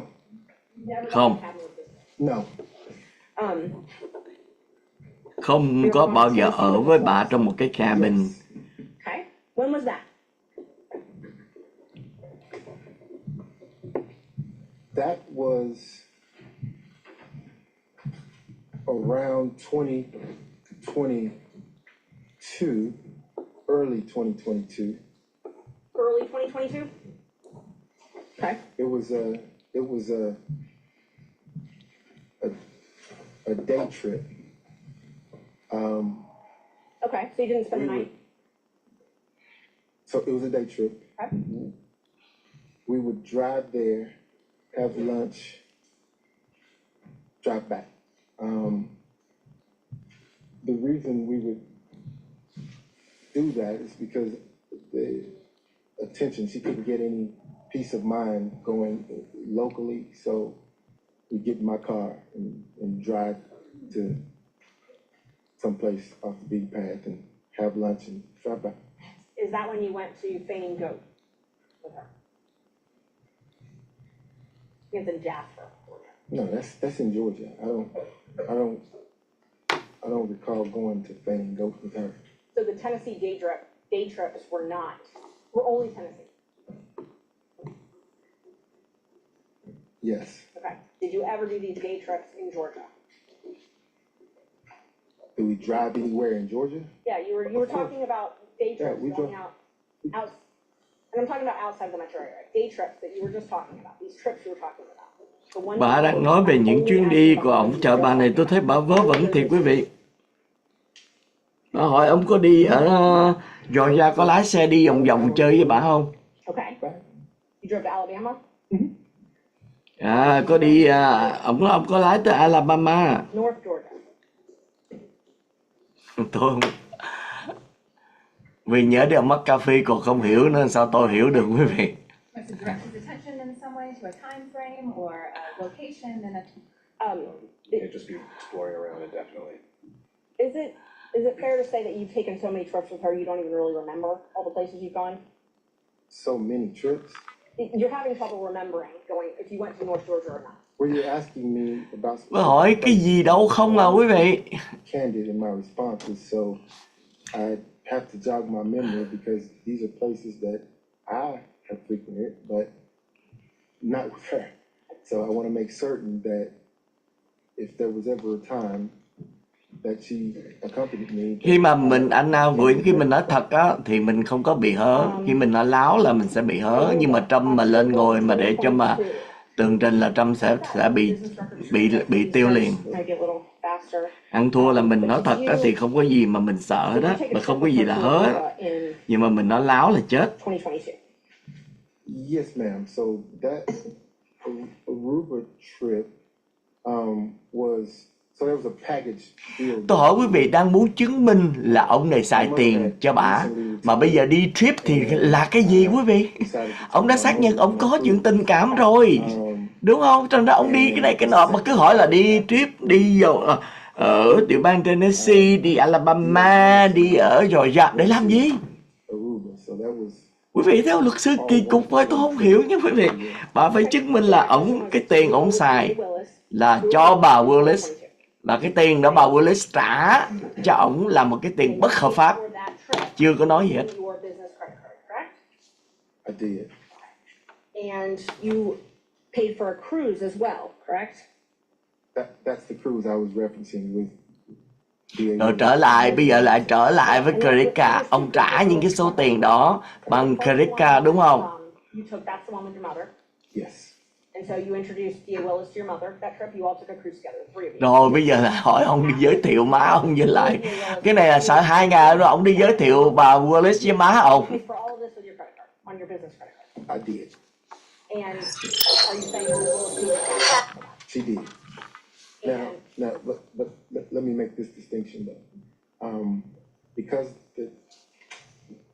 the number that you're looking at reflects the 3 people on the cruise ship. There were things that my mother and I did, with the 2 of us that Willis didn't do.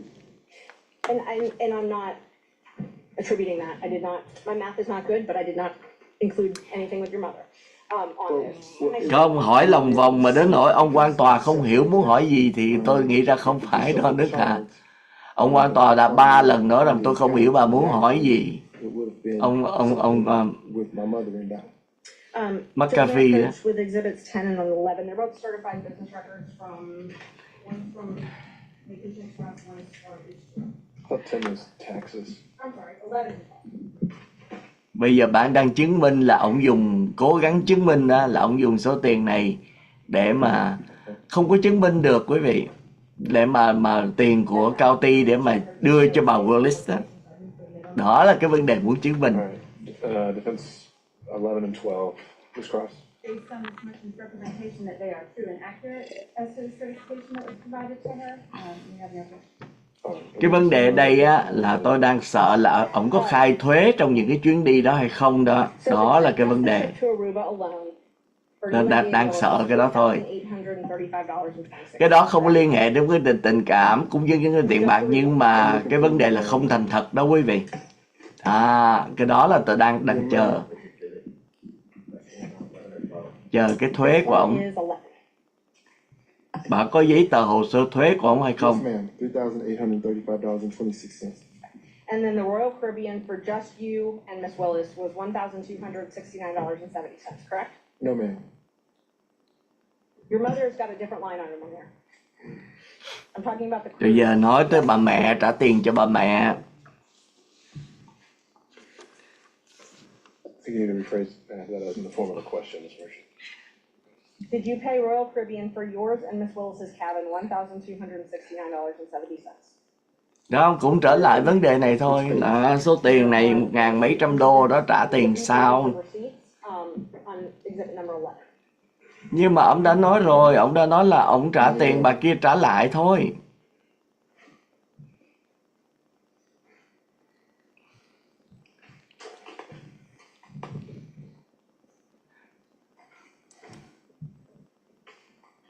Can you direct me to where you are in Exhibit 11? The receipt for Royal Caribbean?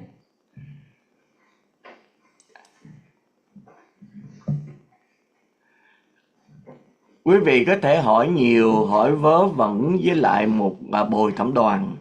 Quý vị, họ còn đi vòng vòng, nhưng mà khi mà trước mặt ông Scott McAfee mà ổng thắc mắc, ổng không biết bà hỏi gì 3 lần như vậy, mục đích là gì, thì quý vị biết là nó là luật sư dởm, đúng không?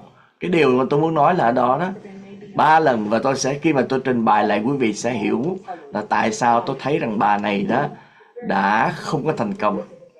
Rõ ràng quý vị, để chứng minh điều mà bà muốn chứng minh. $1,269.70 for a Royal Caribbean cruise for you and Miss Willis.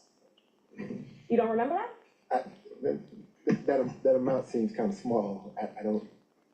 I think Okay, it's, so you believe it was higher. yeah. Okay. While you were in Aruba, then you bought a cruise, a Norwegian cruise, right? And that was the New Year's Eve cruise? While I was in Aruba, Bà cố gắng nói là ông này xài quá nhiều tiền, quý vị, xài lần này, lần khác, lần này, lần khác. Nhưng mà nó đâu có bao nhiêu, tôi có đúc kết quý vị đó. Đâu có bao nhiêu tiền đâu quý vị, so với cái lương của hai người thì số tiền ông xài cho bà, hình như bữa trước tôi nói, tôi nhớ khoảng chừng 10 mấy ngàn, mà hai người chia đôi nha quý vị. Thì có cái gì đâu để mà nói rằng ông lấy tiền này ông trả cho bà.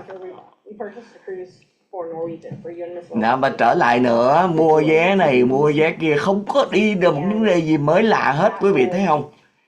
Tức là bà nói từng cái số tiền mà ông trả mà tôi đã đưa cho quý vị thấy đó là 3.000, 500.000. Bây giờ bà lặp lại từng cái số tiền này để làm gì? Ông Scott McAfee, ông thừa sức hiểu cái điều đó. Tại vì ông là người quyết định chứ không phải là bồi thẩm đoàn nha quý vị. Nếu mà bồi thẩm đoàn mình còn nói họ không nhớ, ông không rõ. Đó, bây giờ tiền ông tiêu xài cho mẹ ông cũng đem ra. Okay. That was a little over $3,000. Yes, ma'am. Okay. So, and I understand you're saying you paid for other things, but I'm just talking about the cruise amount. And you paid for a Jeep and you paid for dinner while you were there in Bahamas. Yes, ma'am. That's the one that Miss Willis paid for a flight for, correct? Cũng vậy nữa quý vị thấy không? That's one of the flights she paid for. Yes, ma'am. Actually, a documented paid for, not cash. I'm talking about a non-cash transaction. That's what she paid for. You mean the one that I provided the receipt for? Yes. Yes, ma'am, that's that. And so she booked that on her credit card and wasn't worried about, I know you said earlier that you were booking everything because she was worried about people knowing where she was traveling. She didn't have any fears. Không, bà đã đổi đề tài đó chị. Bà này bà đi bà đã qua cái đề, bà trở lại cái đề tài lúc ban đầu. Ms. Merchant, I think you can rephrase the question, but I'll sustain it on the current phrasing. So she. Đó, bà hiểu hỏi mà ông McAfee không hiểu hỏi, bà hiểu hỏi gì nữa. So I know we talked a little bit about the seminar where you all met. Isn't it true that you would go to Miss Willis's house in South Fulton County? Đó, bây giờ là đi qua cái chuyện khác. Giờ hết chuyện tiền rồi. Đi qua chuyện gặp gỡ riêng tư sau một cái cuộc họp. The first time I even heard the address of that house was when one of the individuals in the election fraud case somehow doxed it and it got out. That was the first time I'd even seen that address. But you would go to the East Point condo, correct? What East Point condo? East Point, Hateville, something like that. I've never been to East Point with Miss Willis. You've never gone to a condo in either the East Point or Hateville area with Miss Willis. Wait. Đó, bây giờ hỏi đi đâu với bà này nhá. Gone to a condo in Hateville. Rồi hỏi đi tới condo ở đâu á, ở East Point gì đó, thành phố gì đó. Ông này ông nói ông chưa bao giờ đi nữa. Have you spent the night there? Never. Ông nói ông không bao giờ đi tới đó. Never là biết mạnh lắm rồi đó. Is that the condo that was rented by Robin Yuri?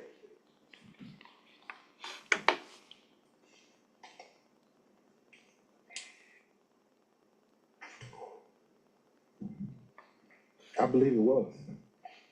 And other members of the DA staff were there as well, correct? Sometimes. I've never been around other members of the DA staff at a condo in Hateville. There's never been any security for Miss Willis? Not around me. Did you ever ride with Miss Willis with her security detail to and from the house? No. You served on Miss Willis's transition team, correct? Yes, And you were part of all of her interviews where she interviewed and re-interviewed employees?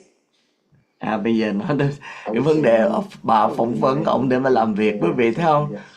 Đâu phải là Is it fair to say không you've có been chứng minh được, quý vị ra tòa nó phải chứng minh chứ. Yes, ma'am. Hỏi vớ vẩn. You've never worked at a DA's office, right? Have I ever worked in her DA's office? No, ma'am. Bây giờ đang cố gắng chứng minh là ổng là người bất tài nha Have you quý ever vị. managed a large law firm or a large? I'm gonna object to the relevance. Chứng minh đó là ổng là người, bây giờ đi qua điểm thứ ba đi. So, and what we're trying to prove is that there's À, a là financial relationship. and it was- chứng minh là And so, ổng là người không có tài đó, tôi nghĩ là như vậy đó nha, để coi thử có đúng không. Right, I think I already said it, we don't need the evidentiary Okay. hearing on that point, I'll so move on. it's the same. Terrence Bradley also received a contract for Fulton County. Đó. correct?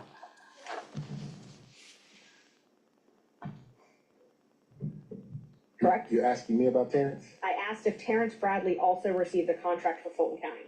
I believe that he did. And you were partners with him at that time, correct? I was.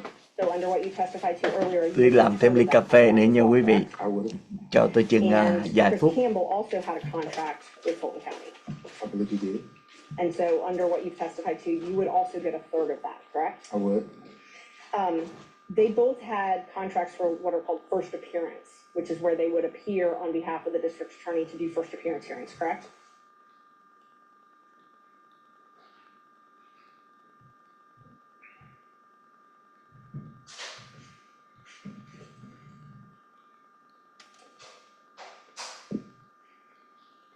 I believe they did. Okay. And they also had what's called a taint contract. They both entered into them January 25th, 2021, correct? Filter, yes, ma'am. Taint or filter. Yes, ma'am. And that was for work in the anti-corruption unit? I don't know that it was anti-corruption. I think that it was civil rights, maybe. And does the DA's or Fulton County's come and, I guess, brought a certificate now, so we would move to admit the contracts, I've got those. Under that certificate, I was planning on doing it under the open records officer, but I believe now they certified it. I just haven't looked at everything they've certified though, so. I'm gonna ask that the document be looked at and confirmed prior to its signing. All right, Ms. Merchant, is there anything else, what other areas were you planning to cover on this direct, other than these documents? I'm planning on introducing all of the contracts and invoices, but I haven't had a chance to look at what Fulton County certified. So I'm planning on introducing those and then, not much. Can we do the not much? We'll do the not much, and then we'll get back to the contracts. Okay, yeah, definitely. Okay, so this taint contract, and we're not admitting these right now, but if I represent to you that they say anti-corruption unit, can you tell us what a taint attorney for an anti-corruption unit would do? I didn't have a part in those contracts. They were your partners at the time, though, correct? Oh, absolutely. Okay, and so you didn't have a part in those contracts, but you got a third of the contract paid. Oh, absolutely. Okay, so the taint contracts that Bradley and Campbell, who are your law partners at the time, had for doing taint review, you got a third of those. Yes, ma'am. Okay.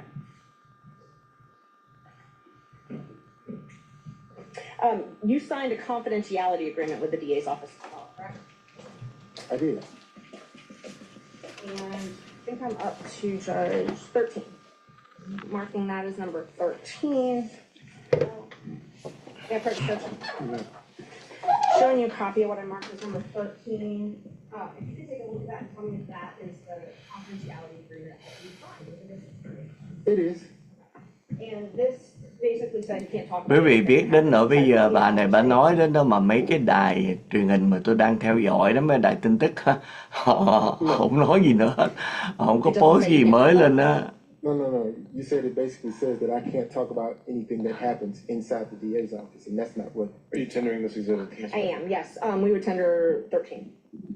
Ms. Cross? Fail to see the relevance, I'd lodge a relevance objection, but otherwise. Ms. Merchant, relevance of this? Judge, it's relevant to his testimony. If he signed an agreement that says he can't talk about things that happen in the district attorney's office, I think that's relevant to this. I also think How? that because it's motivation in his testimony. I mean, whether or not he's gonna testify to something. It's also been certified, I mean, it's part of the record as from what Fulton County gave us. Sure, but he hasn't said that that's preventing him from testifying in any way today, is it? Well, and I can ask him about that. Okay, Mr. Wade, is this confidential agreement Không, affecting your testimony today? No, sir. Okay, all right, that's fine. tôi đang đóng vai trò của một bồi thẩm đoàn nha quý vị. Những gì bà nói, những gì bên kia nói, tôi sẽ nói cái suy nghĩ của tôi. Nếu mà tôi là một bồi thẩm đoàn ngồi nghe bà nói những cái chuyện như thế này, thì đó là cái điều mà quý vị mong quý vị hiểu là như vậy. Tôi cố gắng giữ cái trung thực. I don't think they've had a chance to look at them. So that's the sole remaining exhibit in line of questioning here? Yes. And in terms of the follow-up questions, would it just be for him to say what's reflected in these documents themselves? If they have an objection to the certificates that Fulton County has given, I would admit them through him because he could recognize them. But assuming they're admitted, would there actually be anything substantive he would add other than the documents themselves? No. All right. Okay, so subject to that qualification, do you have any other questions of this witness? May I just have a moment? Sure. Thank you. Is it possible actually to take a quick break? We're getting there. Okay. Thank you.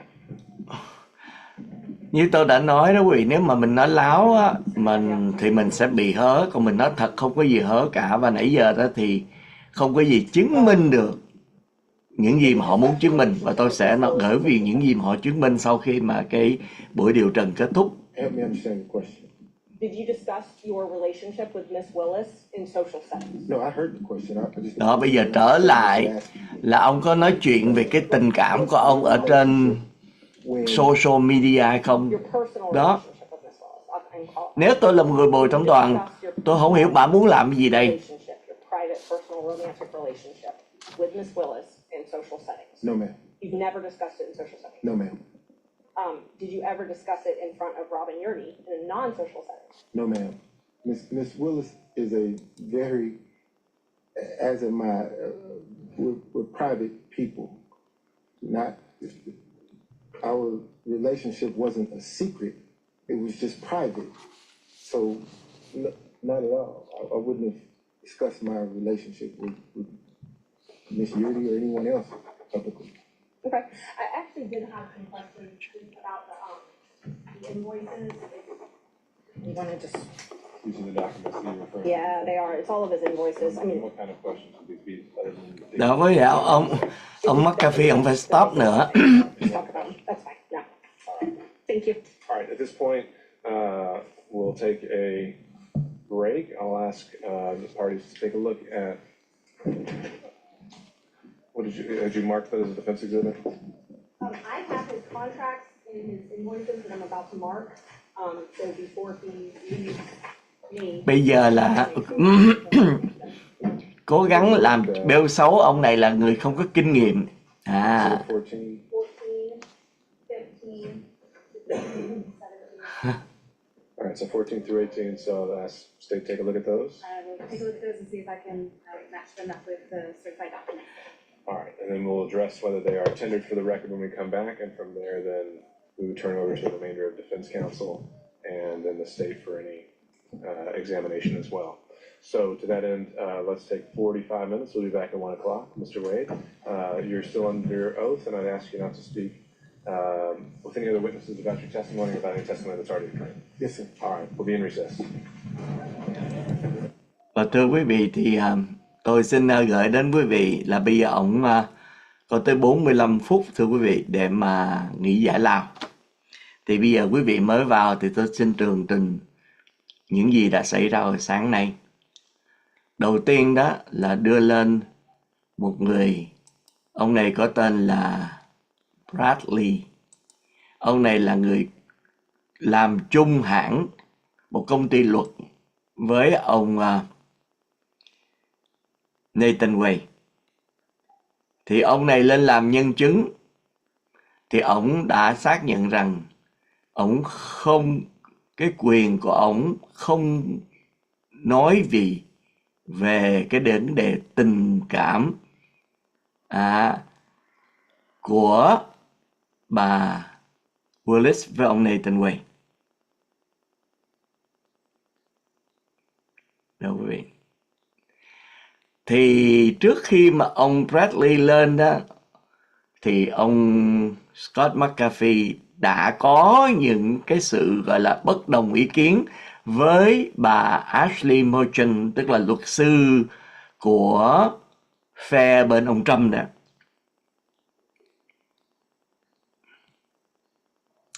Và ông Judge Scott McAfee này nói ông Bradley á là một ngôi sao trong cái vấn đề làm nhân chứng này. Bởi vì ông là người đã từng làm việc và đã từng là luật sư của ông Nathan Wade. Quý vị. Và khi mà chia sẻ như vậy đó,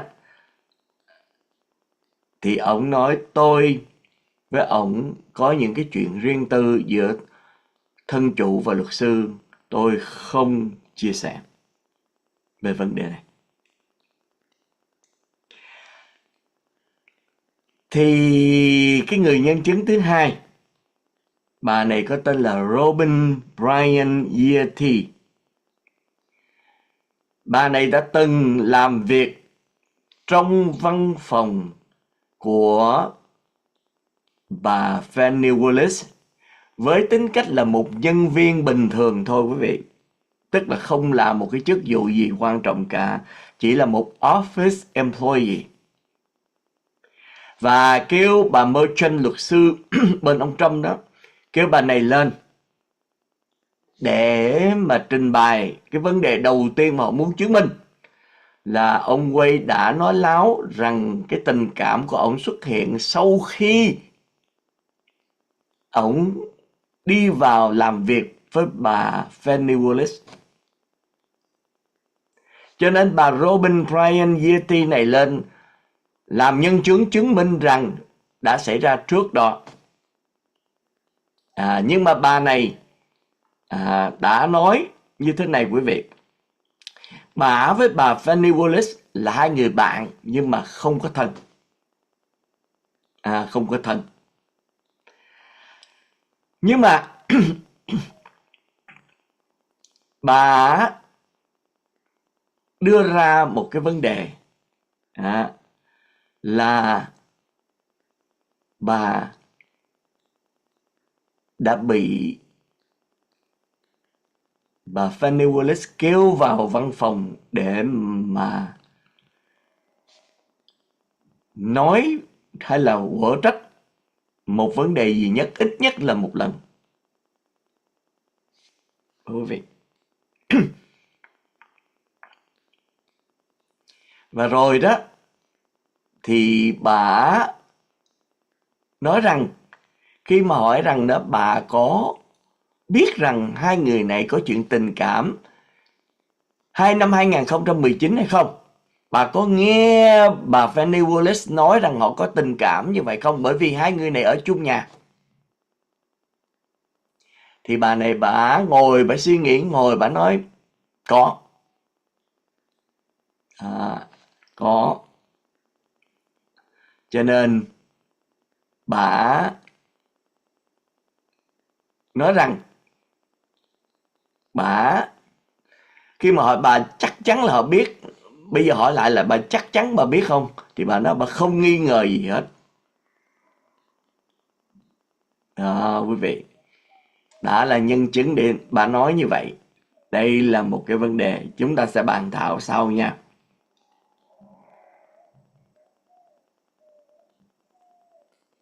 Đó là một vấn đề. Vấn đề thứ hai là họ muốn đưa ra là vấn đề vấn đề tình cảm giữa ông Nathan Wade với bà Willis.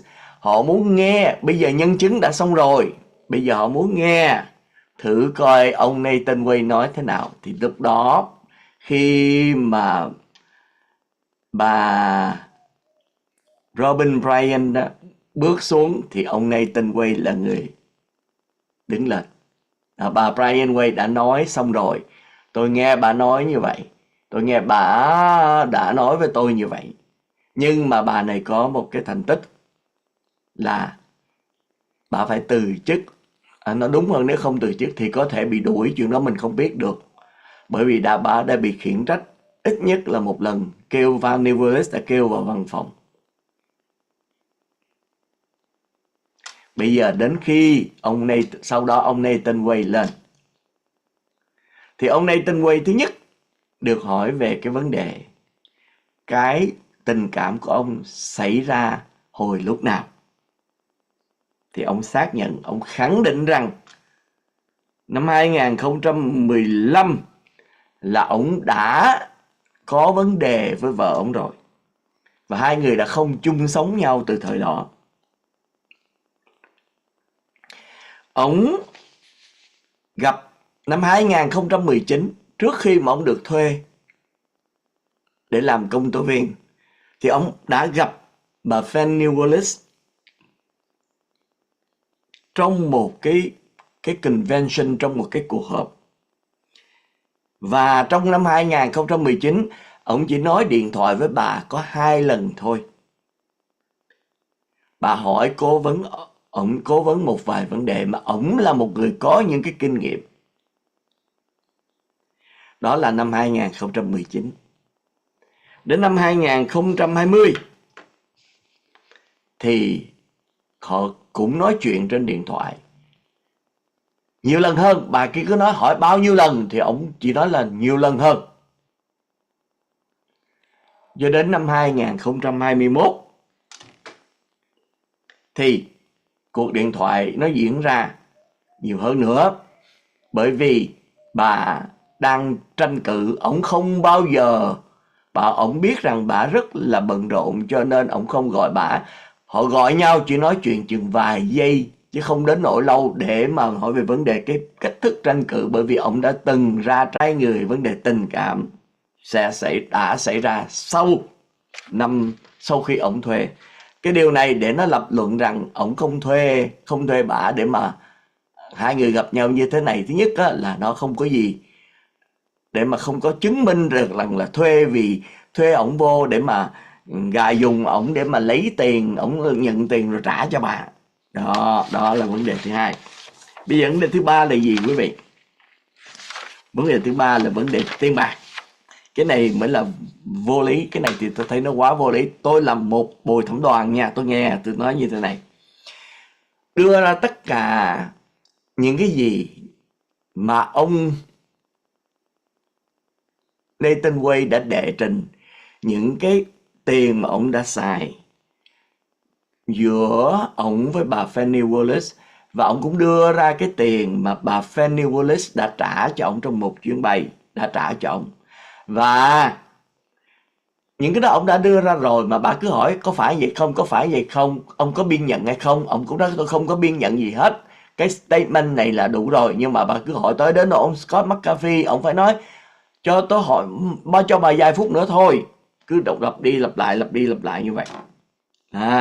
Thì ông xác nhận rõ ràng bà Fani Willis với tôi khi mà đi đâu thì tôi bỏ vào trong tiền, trả tiền cho bà. Và tôi không bao giờ họ kêu bà phải trả lại cho tôi ngay trong một bữa ăn 25 đô. Tôi không bao giờ mà kêu trả lại, bà trả lại hết. Và cũng như khi mà bà đi đến với tôi ở Napa là cái ngày sinh nhật của tôi, thì trong cái chuyến đi đó, tất cả những gì bà đều trả hết cho tôi. Và ông nói rằng tôi không cần phải kêu bà trả tiền, bởi vì bà là một người rất là độc lập. Và bởi vì ông nói tôi là đàn ông mà tôi đi trả tiền cho đàn bà, tôi không có kêu người ta trả lại, nhưng mà bà tự động trả lại. Đó quý vị.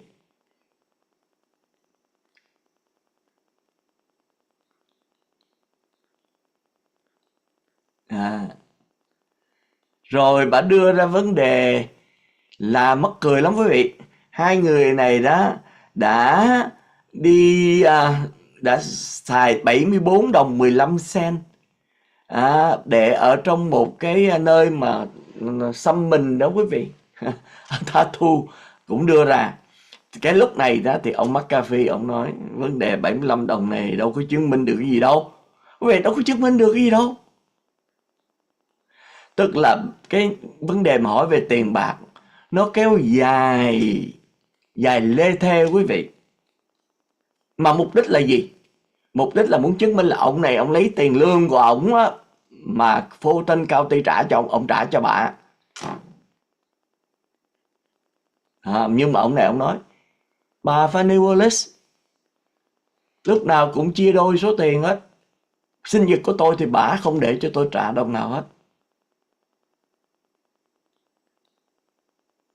Đó. Và cái phần cuối cùng mà ông Scott McAfee không muốn nghe nữa, đó là bả cố gắng đưa ra cái vấn đề, để tôi coi thử là còn thiếu gì nữa không biết.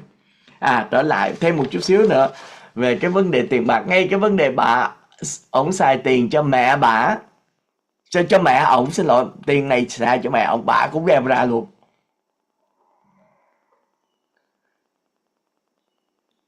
Đúng không quý vị? Nó không chứng minh được. Bởi vì tôi á, là phải chứng minh được việc. Vì chứng minh đây là tôi sẽ nói cho vị nghe liền. Đó. Và cái vấn đề cuối cùng đó là gì? Là bả muốn chứng minh ông này là một người không có xứng đáng để mà làm cái công việc này. Nhưng mà thưa quý vị, ông Scott McAfee không muốn nghe. Bởi vì á, bà nói rằng ông này chưa bao giờ lo một cái vụ án về một cái tội phạm băng đảng như thế này. Thưa quý vị, có bao nhiêu người? Có bao nhiêu người? Và cái vai trò của ông không phải bà đã có người kinh nghiệm về cái vai trò của một cái sự kết tội, một nhóm băng đảng tội phạm. Ông này, nhiệm vụ của ông là gì? Phỏng vấn những người nào, những bồi thẩm đoàn, phỏng vấn những người nhân chứng, và ông coi như là thương lượng với những người như bà Jenna Willis, như là bà Jenna gì rồi tôi quên mất cái tên, Jenna Ellis, và bà Sydney Powell và ông Jeffro. Nhiệm vụ của bà ông là như vậy. Nhiệm vụ ông đâu phải là xét xử đâu. Cho nên ông McAfee ông giải tán quý vị. Và họ sẽ trở lại vào lúc chừng khoảng 1 PM, tức là 12 giờ bên tôi. Nửa tiếng nữa vậy thì tôi sẽ trở lại với quý vị. Nửa tiếng nữa tôi sẽ làm một cái chương trình, đưa lên một cái chương trình mới nha quý vị, để chúng ta tiếp tục nghe. Đây nó gọi là phần 2 nha quý vị. Để tôi nghĩ trong thời gian này tôi nghĩ chừng 30 phút thì chúng ta sẽ trở lại. Bởi vì nếu mà tôi để ở đây thì quý vị phải chờ nửa tiếng nữa. Không biết quý vị có muốn chờ nửa tiếng nữa hay không thì cho tôi biết. Nhưng mà chờ nửa tiếng nữa có lâu quá hay không? Nếu mà nó quá lâu thì tôi sẽ mở hay là tôi mở lại cái đoạn video để quý vị mới vào nghe. Thì tôi không biết quý vị nào biết là bà Fani Willis có thể xuất hiện, đúng không? Cho nên cái giờ tới nó rất là quan trọng, đúng không quý vị? Chị Hồng Lê chỉ có biết rằng bà Fani Willis có lên hay không, không biết bà có lên hay không quý vị. Bà có làm nhân chứng hay không để tôi xem thử coi nha. Bà có ra làm nhân chứng. Nếu bà không làm nhân chứng thì tôi nghĩ bà sẽ làm nhân chứng đó quý vị. Để coi thử coi.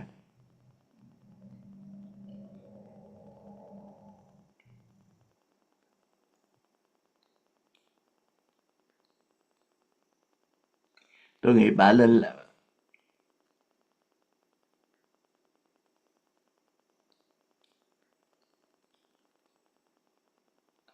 Bây giờ chúng ta bàn một chút xíu đi. Trong khi chờ đợi thì tôi xin bàn quý vị một chút xíu. Một số quý vị chúng ta đang đứng giữa hai sự lựa chọn. Nhiều quý vị phẫn nộ bởi vì bà Fani Willis đã làm cái việc này nó quá sai. Nhưng mà tôi có nói về vấn đề tình cảm, khó mà biết đúng sai lắm quý vị. Đúng không? Ông trời ông sinh ra con người có trái tim, hay là con người có tình cảm, con người cũng có những cái dục vọng. Cho nên khi mà mình trách một người như vậy, quý vị trách không có sai nha quý vị. Nếu mà bà là một người có sức mạnh về vấn đề tình cảm đó, thì bà không nên làm chuyện đó. Ai cũng thừa nhận cái điều này. Nhưng mà trách móc bà một cách quá nặng nề thì tôi không phải là một người như vậy. Đúng không? Quý vị cũng đã sống, cũng đã từng biết mà. Vấn đề tình cảm nó sẽ xảy ra bất cứ lúc nào. Không phải chỉ có người đàn ông, người đàn bà thích người đàn ông bởi vì họ có địa vị, họ tài giỏi vân vân. Nhưng người đàn ông ngược lại cũng có thể thích một người đàn bà như vậy đó quý vị. Quý vị thấy rõ ràng rằng nó không phải ở đây là ông Jonathan Nguoi, theo tôi nghĩ đó, không có cái ý gì hết. Ngay cả nếu mà vấn đề tình cảm nó xảy ra, làm sao mà biết được quý vị. Làm việc với nhau hay là quen nhau, nể phục với nhau thì là tới với nhau thôi, đúng không quý vị?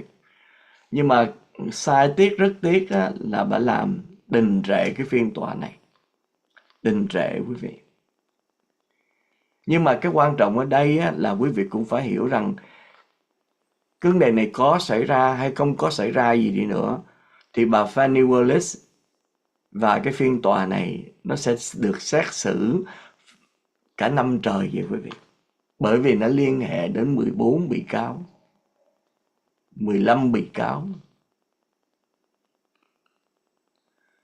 Cho nên nó đình trệ. Cái quan trọng là quý vị phải nghĩ xa hơn một chút, là cái quan trọng là 3 cái phiên tòa sắp xảy ra. Ngày mai quý vị sẽ nghe tin về cái số tiền phạt. Có thể như vậy. Ngày mai quý vị có thể nghe tin. Ngày hôm nay một tin rất là vui đúng không? Là cái phiên tòa chắc chắn của ông Trump về cái tội dùng 130.000 đô la để mà che đậy cái tội lỗi ngoại tình với vợ với một người mình gọi là đóng phim người lớn, thì chắc chắn là ông phải ra tòa quý vị. Ngày hôm nay ông đòi bãi nại, nhưng mà thẩm phán Merchant không bãi nại. Phiên tòa sẽ tiếp tục vào ngày 25 tháng 3, tức là chỉ còn có 3 tuần nữa quý vị. Không tới, xin lỗi, 3 tuần nữa. Làm gì dữ vậy? Chỉ còn chừng 2 tuần nữa.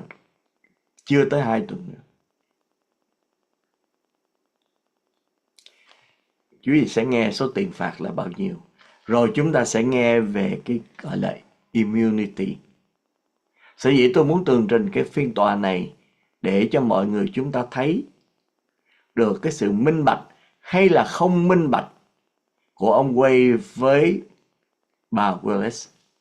Thì nếu tôi là thẩm phán Scott McCarthy, sáng nay tôi sẽ là người, nếu tôi là người sẽ quyết định là bà Willis có ở lại hay không. Thì sáng nay rõ ràng là luật sư để mà bảo vệ cho ông Roman không chứng minh được một điều gì cả quý vị. Tôi lặp lại một cách rất là trung thực. Ngay cả cái bài nhân chứng mà sau khi ông Bradley ông này là star, nhưng mà ông không nói. Bởi vì ông Nguoi đã từng là client của ông, từng là thân chủ của ông có quyền không nói. Cho nên cái người kế tiếp là một người không có uy tín, một người đã từng bị bà Willis khiển trách. Quý vị.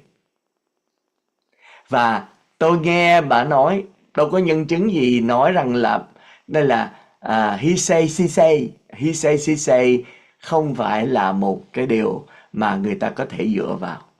Nhất là bà là một người đã không là bạn nữa, hai người không trở thành bạn nữa sau khi bà đã từ chức. Cho nên nó không chứng minh được. Và ông Nathan Nguoi thì khẳng định là quen trước. Bây giờ rõ ràng quý vị thấy là bà luật sư của Roman, bà Merchant không có bằng chứng. Chỉ đưa một nhân chứng đó lên. Tin tưởng rằng ông Bradley lên làm nhân chứng sẽ khai là nhân chứng quan trọng nhất mà ông Scott McAfee nói đó chính là ông Bradley. Bởi vì ông Bradley là người đã hợp tác với Nathan cả chục năm quý vị. Họ làm việc chung với nhau, họ chia sẻ cái tiền bạc với nhau. Nhờ ông này lên làm chứng, ông này lên ông nói tôi không nói.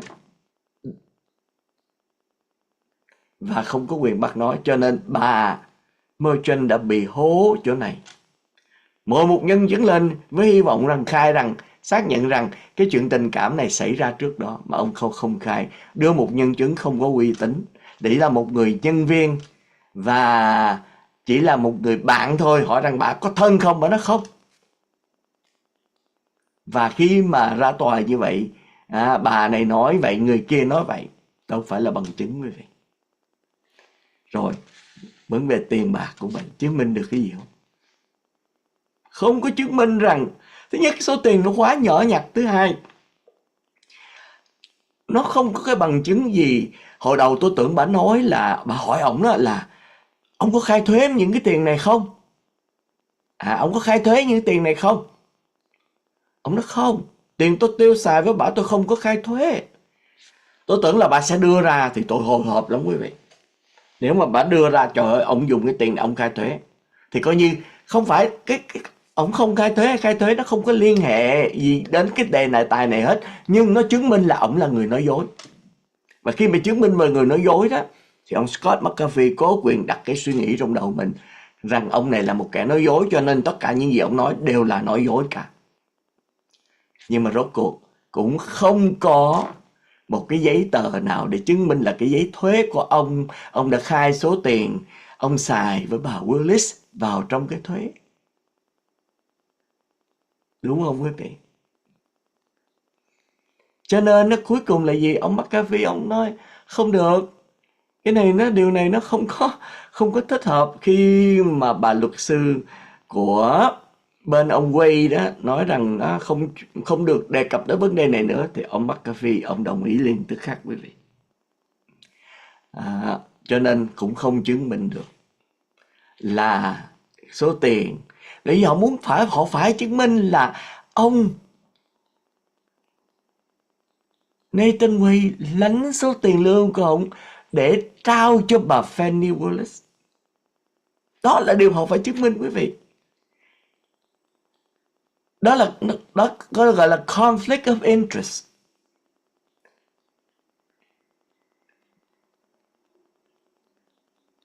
Đúng không? Mà không chứng minh gì được hết. Ông nói rõ ràng tôi xài cho bà, rồi bà trả lại cho tôi, rồi nhiều khi bà còn bao tôi luôn nữa. Rồi nhiều khi tôi không đòi tiền gì, tôi là người đàn ông cho nên tôi đi bao một người yêu của tôi không bao giờ đòi tiền lại, nhưng bà tự động trả. Còn gì để mà làm chứng nữa quý vị? Bây giờ bà không có cái bằng chứng gì hết.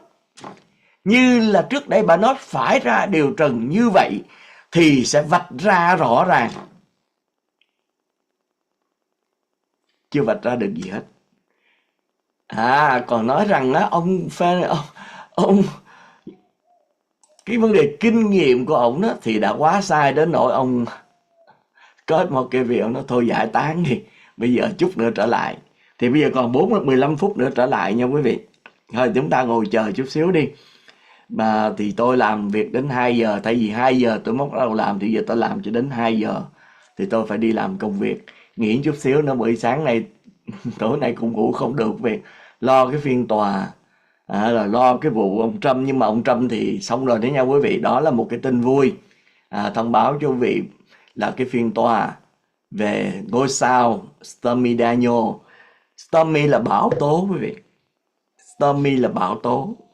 Bão tố đã đến New York hôm qua, hôm kia, đến nỗi người dân không đi bầu được. Thì bão tố bây giờ sắp kéo đến Manhattan. Kéo đến hôm nay và đến 25 tháng 3 thì bão tố sẽ tông tới. Và quý vị biết không, trước đây đó tôi không có tin là xin lỗi vì tôi uống cà phê nha. Không có tin là ông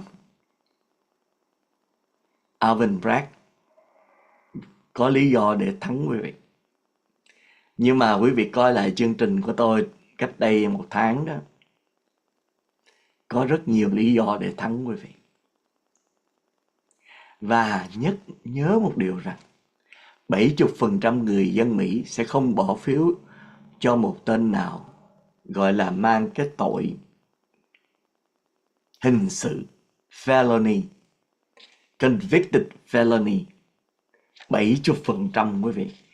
50% những người của đảng Cộng Hòa sẽ không bỏ phiếu cho convicted felony. Không có nghĩa là anh bị ở tù đâu. Nhưng ông Alvin Bragg sẽ phải chứng minh rằng ông Trump bịt miệng cô Stormy Daniels để cô giữ kín cái sự việc này trước khi cái ngày bầu cử xảy ra. Đó quý vị. Nên nhớ rằng ông Trump đã trả tiền cho bà McDougal là một người gọi là Playboy of the Year. Số tiền là 150.000. Bà này 20.000 giá trị hơn là bà Stormy Daniels, bởi vì bà này là Playboy of the Year. Còn bà Stormy Daniels chỉ là adult movie star, cho nên 130.000. Chuyện đó đã có nha quý vị. Nhưng mà bà này nhưng mà không có cái bằng chứng, không có người ra làm chứng như là trường hợp này, bởi vì cái người mà trả số tiền đó là Michael Cohen, là đã có check đàng hoàng quý vị. Ví dụ bà McDougal là dàn xếp bởi National Enquirer, và họ không chịu nói thì làm sao? Kêu họ ra làm nhân chứng mà họ nói vớ vẩn thì sao, đúng không quý vị? Cho nên đây là một cái vấn đề rất là mạnh đó quý vị, chứ không đơn giản. Chỉ có một cái vấn đề nhỏ, cũng khá quan trọng chứ không phải nhỏ, đó là cái uy tín của Michael McCohen, mà ông Trump và luật sư của ông ta sẽ đánh mạnh vào đó. Những cái số tiền đó trả với mục đích gì? Thứ nhất là ông Trump phải tuyên thệ rằng cái số tiền đó trả không có mục đích để mà che đậy cái hành động này để cho cuộc tranh cử. Nếu mà che đậy với vợ ông ta đó thì không sao hết nha quý vị, bởi vì cái chuyện đó không có liên hệ gì hết. Nhưng mà che đậy vì lý do tranh cử thì chết. Tôi không biết là ông Alvin Bragg có được cái đoạn thâu băng, một cái email nào về vấn đề này là bịt miệng hay không, thì chúng ta sẽ chờ. Nếu mà có quý vị thì làm sao mà chạy được, đúng không? Chẳng hạn như Michael Cohen đó là người chuyên môn thâu băng và đã gửi một số đoạn video audio tới ông Alvin Bragg. Không biết ông Alvin Bragg có nắm được cái gì trong tay, nhưng mà trong cái audio đó hay trong cái email với ông Weisenberg, không cần phải tới ông Trump nha quý vị, là cái số tiền mà ông trả cho tôi đó là tiền che đậy đó quý vị. Tôi không dùng chữ bịt miệng nữa như vậy nữa, bởi vì đúng là che đậy thì đúng hơn. Bởi vì chữ bịt miệng thì quá nặng, bởi vì bà Stormy Daniels bà đồng ý che đậy, che đậy sự thật là bà có liên hệ tình cảm sex với lại ông Trump. Không biết họ nắm cái bằng chứng gì, nhưng mà qua những cái cuộc phỏng vấn, qua những cái gì mà ông Alvin Bragg đã làm trước đây, quý vị nhớ lại đi. Trước đây tôi là người rất là ghét ông Alvin Bragg quý vị. Sau khi mà những cái cuộc điều tra liên hệ giữa ổng với lại bà James, rồi có ông Pomeranz vào để mà cố gắng buộc tội ông Trump tội hình sự về vấn đề làm ăn bất chính ở Trump Organization của ông Trump, và họ đã kết tội được ông Weisenberg và Trump Organization, bỏ tù ông Weisenberg 3 tháng, phạt ông Weisenberg 2 triệu, Trump Organization bị phạt 1,6 triệu. Nhưng mà tại sao không đưa ông Trump ra về những cái vụ này luôn? Thì quý vị thấy, lúc đó khi mà ông Alvin Bragg ông đắc cử rồi đó, ông bỏ hết quý vị. Cho nên nhiều người rất là phẫn nộ, ngay cả ông Pomeranz là một người mà luật sư bên cánh tay phải cũng phải từ chức. Hai người là tôi quên tên cái người kia rồi.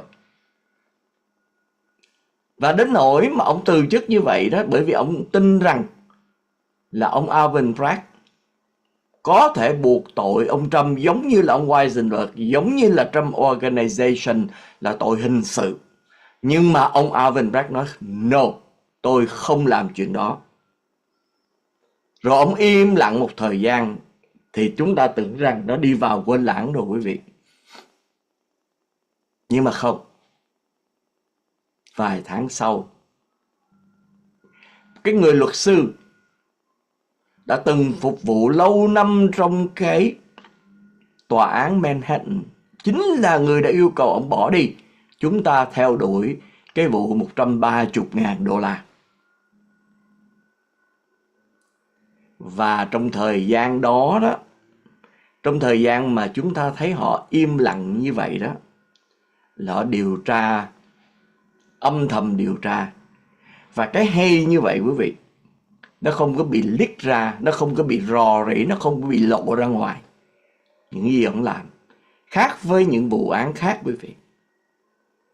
Bởi vậy cho nên những gì chúng ta biết không có bị rò rỉ.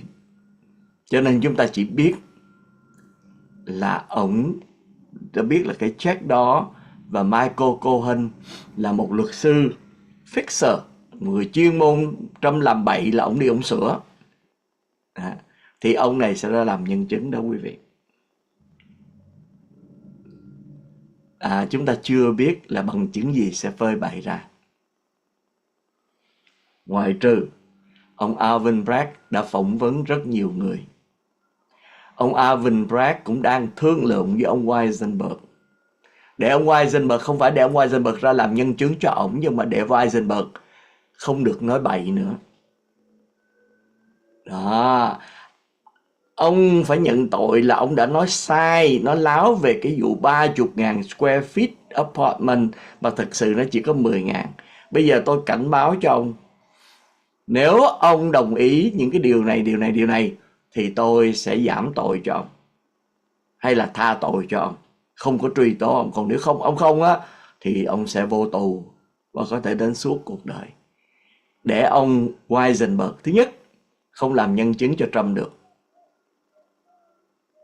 Thứ hai, những nhân chứng nào mà ra khai gian đó trong cái vụ án sắp tới này của ông ta đó, thì phải coi chừng đó. Weisenberg đã nói láo rồi đó. Cho nên cái điều ở đây đó quý vị, tôi không biết ông ta có cái bằng chứng gì. Đúng không? Chúng ta chưa biết.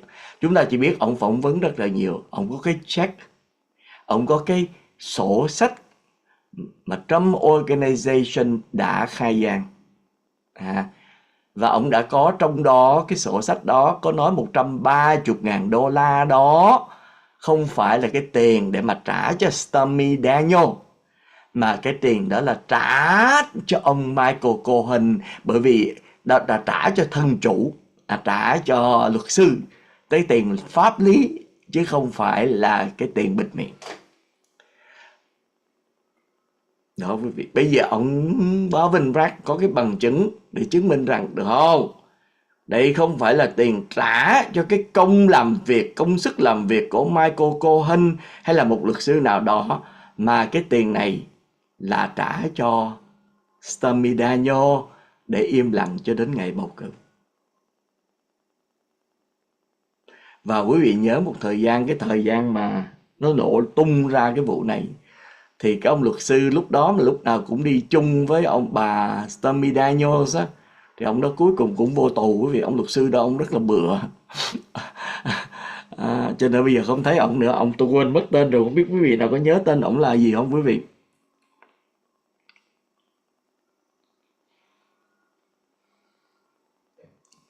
Chị Kayna, chị nói rằng bây giờ tôi đọc những lòng chắc chắn, vì còn 6 phút nữa thì phiên tòa sẽ trở lại nha. Tôi ngồi đây được 2 tiếng nữa với quý vị. Đây bây giờ chúng ta coi chị Kayna, tôi đọc những lòng chắc chắn chị Kayna. Có quyền tố cáo ngược lại, tố ngược lại, thưa ngược lại. Tôi nghĩ cũng không có lý do gì để thưa ngược lại đâu chị. Tôi không phải là luật sư, cho nên tôi chỉ nói suy nghĩ giống như chị vậy thôi. Là như vậy. Đúng vậy Hải Đảo, cho nên tôi rất là tin tưởng như vậy. Chỉ cần ông Alvin Bragg kết tội hình sự là Trump tiêu rồi quý vị. Trump đã bị tội hiếp dâm, đúng không? Phỉ báng. Bây giờ thêm cái tội gian lận. Quý vị, dù rằng cái tội này có thể không bị tù, có thể bị phạt chút đỉnh, nhưng mà nó vẫn là một felony. Và ngày hôm nay luật sư của Trump ra năn nỉ ông Merchant bãi bỏ, ông không bãi bỏ. Và quý vị biết không, không có kháng kiện đâu được hết, không có quyền miễn tố gì ở đây hết đó quý vị. Bởi vì sao? Đây là của tiểu bang. Nhớ quý vị, ông ta không phải là tổng thống của tiểu bang, ông ta là tổng thống của liên bang. Cho nên cái quyền miễn tố nó chỉ được kiện lên bởi vì ổng nói rằng ổng là một người tổng thống của nước Mỹ. Còn cái này vấn đề giữa riêng ổng với tiểu bang. Ổng đã có quyền kháng kiện sau khi, nếu mà ổng bị kết tội thì ổng có quyền kháng kiện. Nhưng mà bây giờ phiên tòa nó sẽ diễn ra. Quý vị biết một cái điều á, nó sẽ xảy ra là chúng ta thấy gần đây Trump rất là điên, đúng không quý vị? Hôm qua ổng xác nhận lại những gì ổng nói với NATO đó là đúng. Ổng muốn như vậy. Ổng muốn Nga gọi là tấn công những cái quốc gia nào mà không trả tiền. Có một điều mà tôi xin lỗi quý vị nha. Cái vấn đề đây á, mà tôi nói cũng rất lộn, và có một khán giả đính chính là tôi rất là cảm ơn đó. NATO không có cái quỹ quý vị, không có cái ngân sách mà mọi người phải đóng vào đâu nha. Họ không có cái ngân sách đó. Cái ngân sách đó chỉ để tiêu xài lặt vặt, văn phòng, thuê văn phòng, hội họp được thôi. Chứ không có cái chi phí mà mỗi năm phải đóng vào, mà cái chi phí về quân sự của mỗi quốc gia. Nha quý vị, chúng ta phải hiểu được đó. Bây giờ những cái quốc gia trước đây đó, Trump kêu gọi họ, ép họ phải tăng thêm cái ngân sách quốc gia lên. Họ hứa nhưng mà không làm. Nhưng mà đến khi ông Biden lên thì họ làm, họ tự động họ làm. Đó là cái điểm quý vị. Tôi sẽ chứng minh qua tài liệu cho quý vị, thì ngân sách của họ tăng lên. Ngân sách tăng lên chứ không phải là đóng tiền vào trong đó. Và Trump nói rằng nếu mà không đóng tiền, không phải là đóng tiền, tăng ngân sách quốc gia lên. Nước Mỹ cần phải tăng ngân sách quốc gia mỗi năm, bởi vì đây là một cái nước, Mỹ là một siêu cường quốc bảo vệ an ninh cho thế giới, và thế giới sẽ bảo đảm lại an ninh cho mình. Hôm nay anh giúp NATO, ngày mai NATO sẽ giúp lại anh. Đúng không? Quý vị muốn NATO đứng với mình để chống Nga và Tàu. Mà bây giờ quý vị đẩy ra thì Nga Tàu nó sẽ mạnh hơn. Đơn giản vậy thôi. Chứ không phải là Mỹ giúp cho NATO không đâu quý vị. Đó là một cái sự mà, bởi vậy cho nên ông John Bolton và ông gì trước đây quý vị, Bộ trưởng Bộ Ngoại giao nổi tiếng Mattis, ông Mattis là những người nổi tiếng giỏi đó. Nó là Trump không hiểu biết gì về cái chính trị cả, hay là nó cường, nó bừa, nó đại như vậy để lấy lòng MAGA. Chứ không phải là bỏ tiền ra để mà bỏ vào ngân sách của NATO và mình giúp họ thôi, chứ họ không giúp lại mình. Họ giúp lại mình bằng cách họ đứng bên mình nếu mà Nga và Tàu dở tối, và họ đã làm chuyện đó. Đúng không vậy? Ukraine họ đã bỏ phân nửa số tiền, Mỹ bỏ phân nửa số tiền để mà vô giúp. Quý vị biết là Mỹ bỏ số tiền lớn thật, nhưng mà so với cái ngân sách quốc gia, tôi nói nguyên ngân sách quốc gia, không bằng những nước bên Âu Châu. Bởi vì họ làm được bao nhiêu thì họ chỉ đóng theo cái phần trăm đó thôi, chứ đâu biểu giờ hỏi vì lương tôi có 100 mà biểu tôi phải đóng 100 thì sao tôi đóng nổi, đúng không? Tôi đóng cái percentage 10%, Mỹ đóng 5%, nó nhiều hơn bởi vì cái tiền anh khổng lồ hơn. Nhưng mà họ đã cố gắng như vậy. Bây giờ quý vị biết hôm qua ông ta khẳng định lại một lần nữa, thì có phải ông ta từ từ trở thành ngông cuồng không quý vị? Ông trở thành ngông cuồng như vậy đó, ông làm những cái điều như vậy. Và bà Nikki Haley tiếp tục tạo cho Trump trở nên bực bội hơn. Và sẽ còn bực bội hơn khi ngày mai, ngày mốt, tệ nhất là trễ nhất là trong tuần tới, sẽ số tiền bị phạt là bao nhiêu. Rồi sẽ kháng kiện, rồi sẽ nghe lại, rồi sẽ tốn tiền luật sư, rồi sẽ nhức đầu, rồi sẽ trở nên điên khùng hơn, sẽ trở nên lú lẫn hơn, nhiều hơn nữa. Và tôi mong rằng bà Nikki Haley sẽ tồn tại nha quý vị, sẽ ở lại. Bởi vì bà ở lại, bà còn một cái hy vọng là nếu Trump mà bị kết tội bởi ông Alvin Bragg, hay là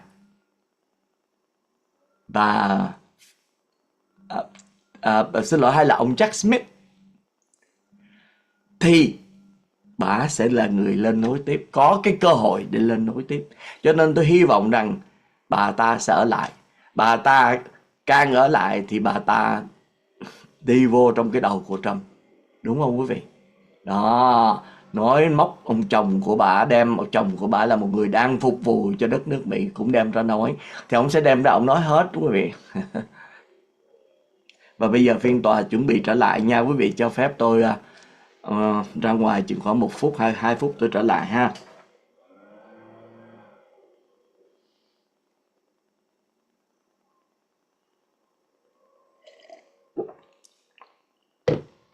Và tôi xin mở lại cái video. This economy is crazy. This loaf of bread cost me $6.75 today.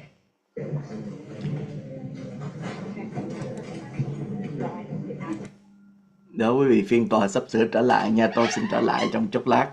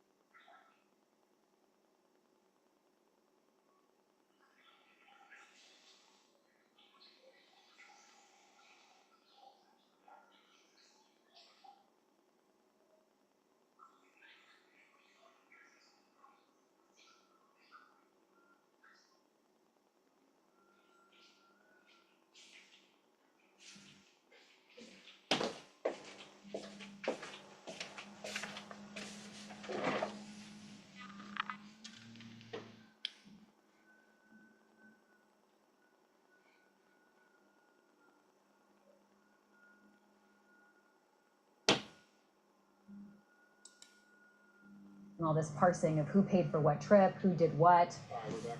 Let's go back now to the courthouse. Bây giờ trở lại nha quý vị. Time to review the production of documents provided by Fulton County. I did. Ms. Merchant. Bây giờ tôi đi qua Washington Post. Phiên tòa bây giờ đã trở lại đó. Insofar as exhibits 15, 16, 17, and 18, there's documents that I recognize, and I don't have any objection to those. They clearly came from Fulton County. However, as exhibit number 14 contains several items that did not come apparently from Fulton County, and I'm standing next to Ms. Merchant to show that they're not in that. I got them. I can't agree that the document. Bà này là Anna Cross, là luật sư của bà Fani Willis. Okay, Ms. Merchant, would you like to repackage and present to Ms. Cross Defense Exhibit 14? they're exactly what I got from the county attorney. Apparently, they didn't wanna testify, so they gave us a certification, but didn't put these in, so they're gonna have to testify. So I got them from them. The documents that, the difference between the two document productions. Chị Tâm Hoàng người đó tôi Hoàng nói tôi là mã gà, tôi là mã gà thì tôi cũng nói láo vậy thôi, quý vị, tôi không thể. Ordinarily be part and course of the Fulton County records. But I got them from the open records portal, so, I mean, that's where I printed them. No, I understand. But the difference in production, Ms. Merchant, you've taken a look at them and they're actually material to your case? Yes. In what way? They're all of his invoices, Judge, and then he has like it's just, this is what I got from them, it's all of his invoices, and one of the invoices is a reimbursement that he printed some things, but like for the reimbursement. Nói về vấn đề tiền bạc nữa đây. They actually are already admitted in the other exhibit I did. I don't have any problem with the invoices. The invoices are clearly for the records and containing. Cũng trở lại vấn đề tiền bạc. That are in dispute, then I don't have an objection to that. They're already in exhibit. So you're removing them? Yeah, that's fine. You wanna take them out? All right, so again, let's have opposing counsel look at a revised exhibit 14 and then I'll hear whether there's any objection.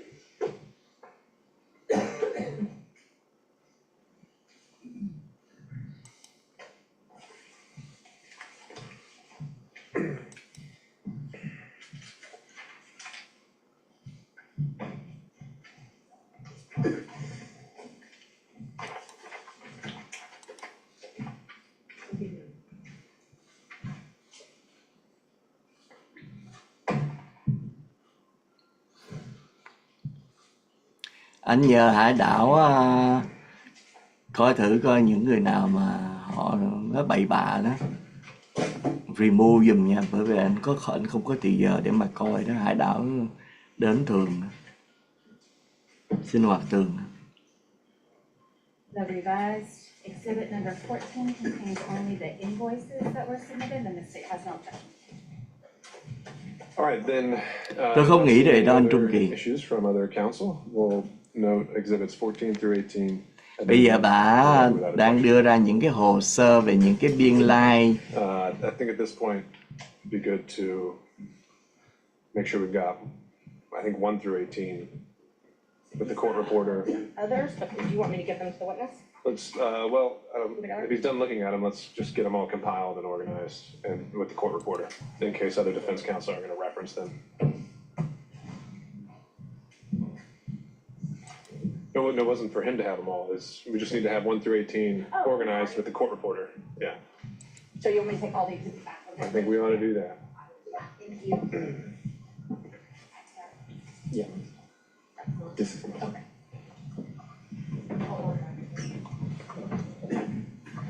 All right, as Ms. Merchant is doing that, let me go down the list. Mr. Sadow. Mr. Gill is going to ask. Trạng trai trao đổi tài liệu nha quý vị. Đúng vậy. Let me just to keep it consistent, I'll go in order. So, Mr. Sadow is deferring, then I'll go to Mr. Stocks, Mr. Durham on Zoom. No, Your Honor. All right, Mr. McDougald. I will defer to Mr. Gill. All right, Mr. Rice. All right, thank you, Mr. Young. Thank you, Your Honor. Good afternoon, Mr. Wade. Good afternoon, sir. A few follow-up questions. I'd like to start off with the exhibit number 4 that you should have up there. Those are the interrogatories. No, sir. They're not up there? Remember, I asked her to compile them all, so I'm now you can sorry. grab them. Bây giờ đưa ra những cái bằng chứng gì đây? Bây giờ cố gắng đưa ra là ông bằng chứng là ông trợ đóng hồ sơ. Bây giờ khúc này nghe thử coi tới đâu nha quý vị. Sáng giờ chưa có thấy điều gì hết. Yes, sir. Okay.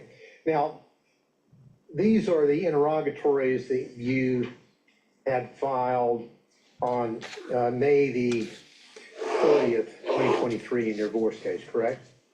Yes, sir. Now, you went over in part some of those interrogatories, but what I want you to do, because I want to get down to the specific language to clear up exactly what the interrogatories asked for and exactly what you answered, okay? Ông đưa ra những cái câu hỏi mà ông đã bị thẩm The vấn. interrogatory that, I believe, as we indicated, there's really, I think, on page 2, the one that starts off, describe each instance in which you've had sexual relations. You see that one? Yes, sir. Right.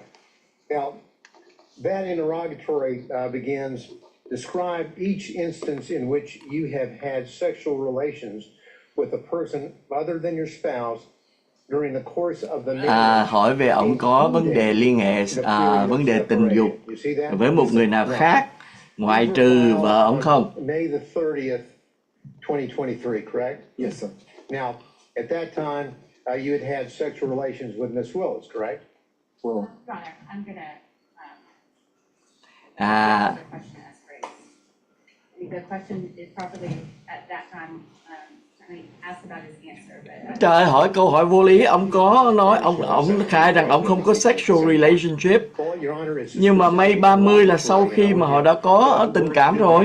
And I would like him to answer whether or not he'd had sexual relations with Miss Willis, because if he answered yes, then this interrogatory is a false interrogatory. So Đang chứng minh là ông Nathan Wade nó láo thôi nha quý vị, chứ không có chứng minh là cái vụ, đang cố gắng chứng minh là ông Jonathan nó láo. Interrogatory that matters. So I would ask the court's indulgence.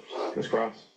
Questions have been asked and answered several times, and I understand Mr. Dillon is coming at it from a different way, but this question is not substantively different than those that have already been asked and answered in the information that he's seeking. All right, Mr. Gillen, I'll allow maybe this question and one more, but I think you are asking it in a different way, and I'll ask you to stick to the point. Right.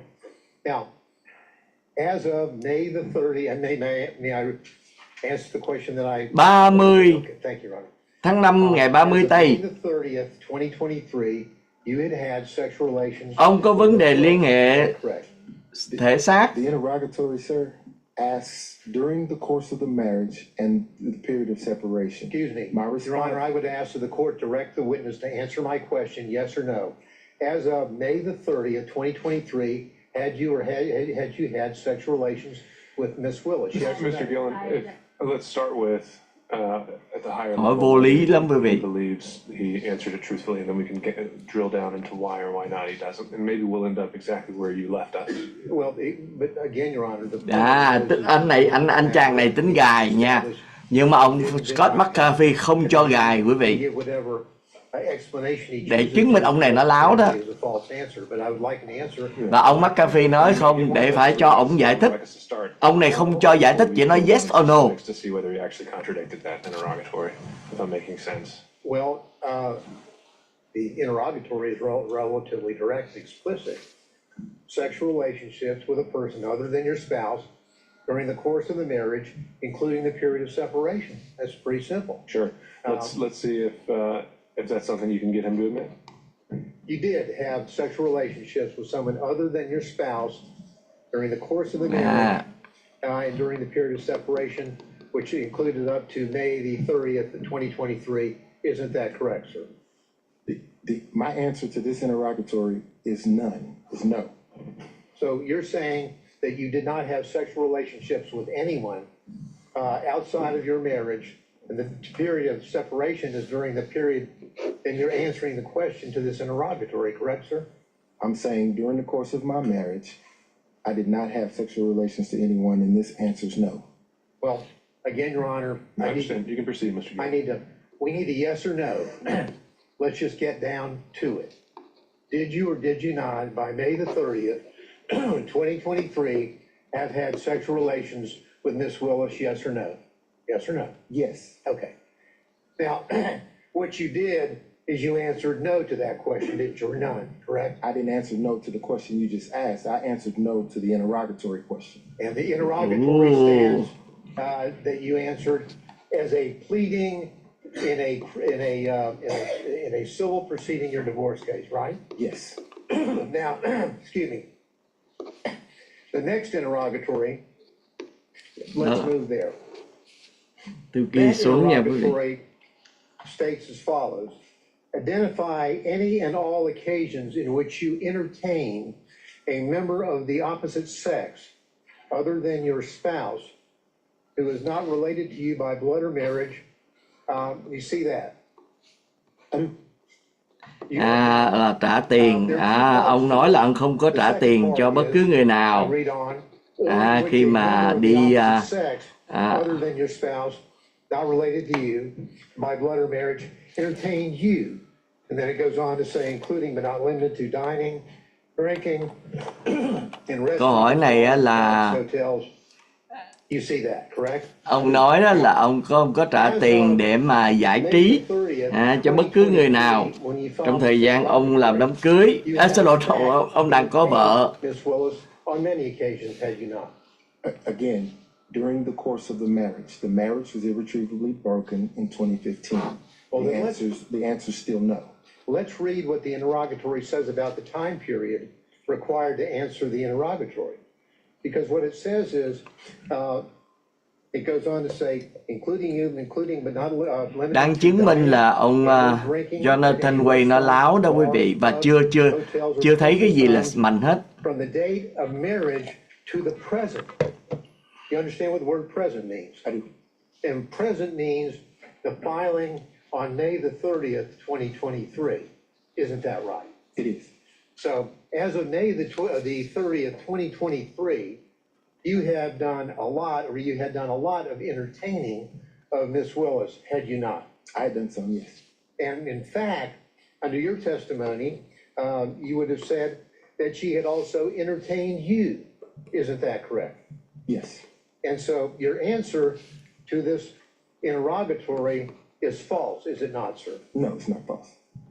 Well, hate to dance around the answer is yes, you did entertain Miss Willis, correct? Right? Yes. She's not your spouse at that time or at any time, correct? That's correct. She's not related to you by blood or marriage, correct? Đang gài độ ông Willis, sao là ông Nathan Nguoi, là ông nói ông trong cái cuộc thẩm vấn đó, khi mà ông ly dị, ông nói là ông không có xài tiền, tiêu xài tiền cho người nào hết, và người ta cũng không xài tiền cho ông. Ông này cũng đi lòng vòng nữa. Ông Scott McAfee phải nhảy vào nói ông đã trả lời rồi. From the time that you filed this court document in May of 2023, let's go over some of the things that you had been involved in terms of being entertained or entertaining. Prior to your filing on the answer on the interrogatories on May the 30th, 2023, we've already established, have we not, that you had paid for a Royal Caribbean cruise to the Bahamas with Miss Willis, correct?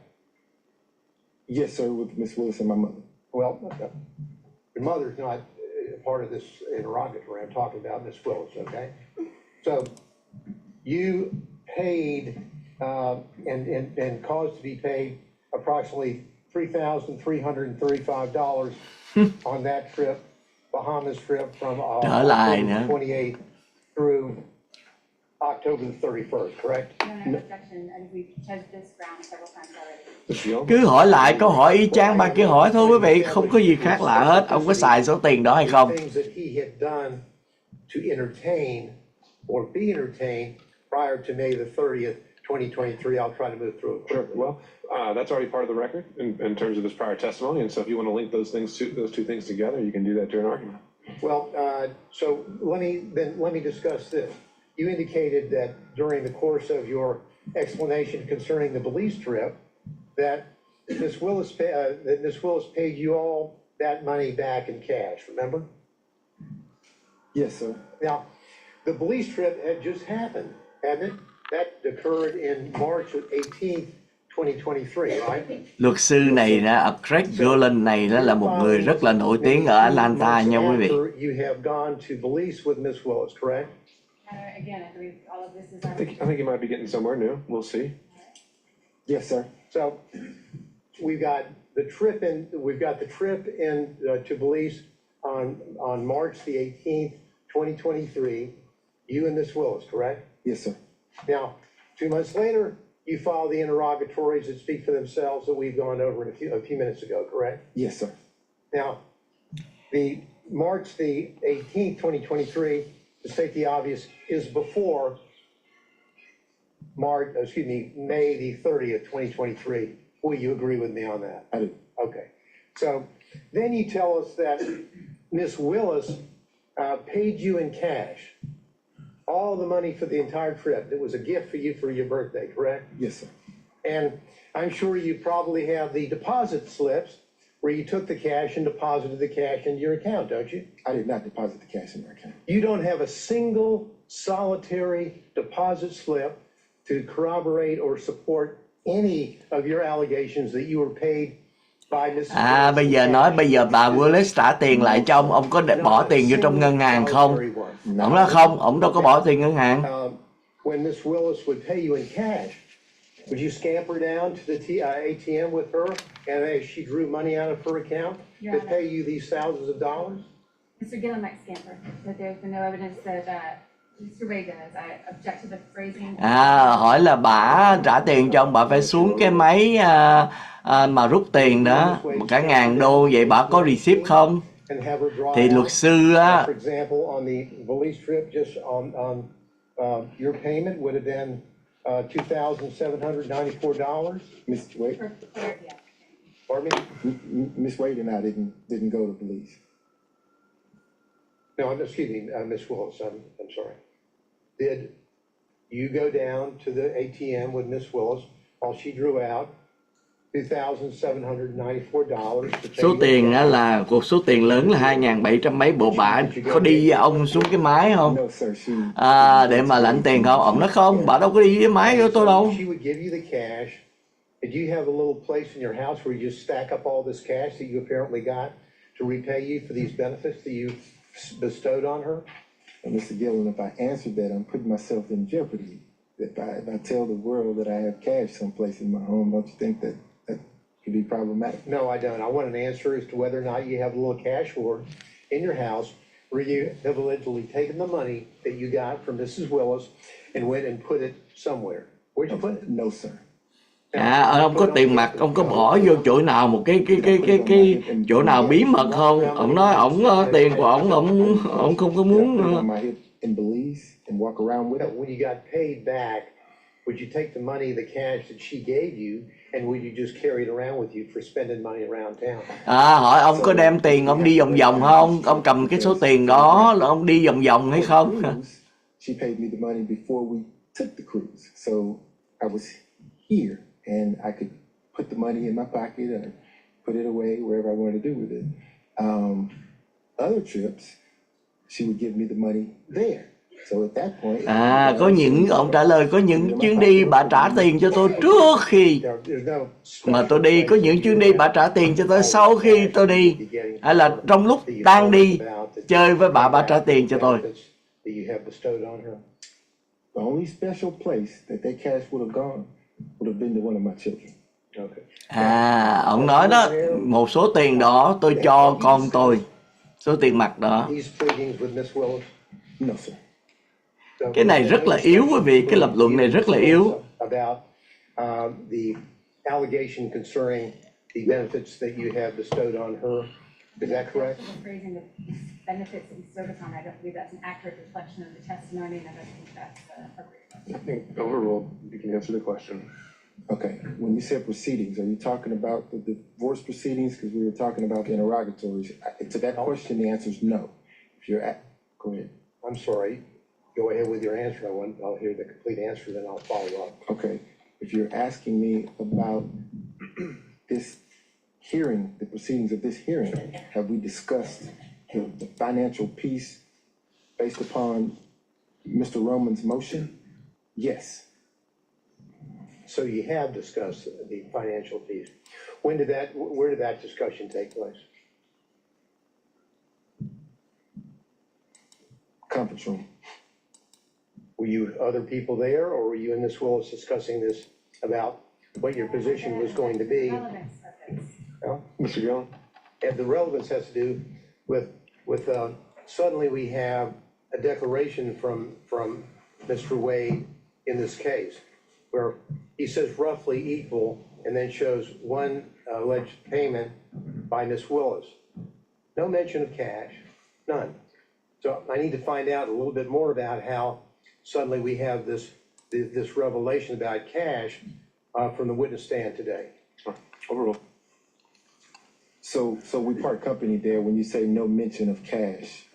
If I provided one receipt that didn't amount to what you would think was roughly equal, the rest of it is cash. Well, did you in your declaration, sir, that was filed in this case, did you tell the court Bà Fani Willis in ngồi that dưới đó quý vị. declaration that the expenditure that you had provided on behalf of Miss Willis was paid for back by her in cash, yes or no? I believe that I did when I said that the expenses were. Giờ đừng hỏi về á, bà có đại khái là Point to me, thứ nhất á, là ông tiền mặt bà trả cho ông đó, ông có đi lấy lên bà không? Ông có mang cái số tiền đó đi vòng vòng hay không? Rồi đó bây giờ bà trả tiền cho ông có bằng chứng gì không? No, you just didn't tell anybody that you allegedly got paid back in cash, right? No, I told everyone who asked. Today. Yes, sir. Now, who else was with you, if anyone else, when you and Ms. Willis were discussing how you would be handling the financial component of the motion here today, that is the personal benefits? I'm going to object to the relevance of that, Your Honor. Hỏi rằng đó khi mà ông với bà nói chuyện tiền bạc có người nào nghe hay không? Vô lý. Mà ông này là luật sư giỏi đó nha quý vị. We need to know that. The court needs to know that. It goes to the veracity of Mr. Willis and, Ms. Willis and Mr. Wade. We didn't discuss how we were going to handle testimony. My question was, when you were discussing with Ms. Willis in the conference room, when you were discussing what you Khi mà ông nói chuyện với bà về vấn đề tiền bạc có ai nghe không? Đại khái như vậy đó quý vị. Was there anyone else present? No, sir. Có ai ngồi đó nghe không? Probably 5 or 10 minutes. Nói nói chuyện vậy bao lâu? Nói chừng có 5-10 phút.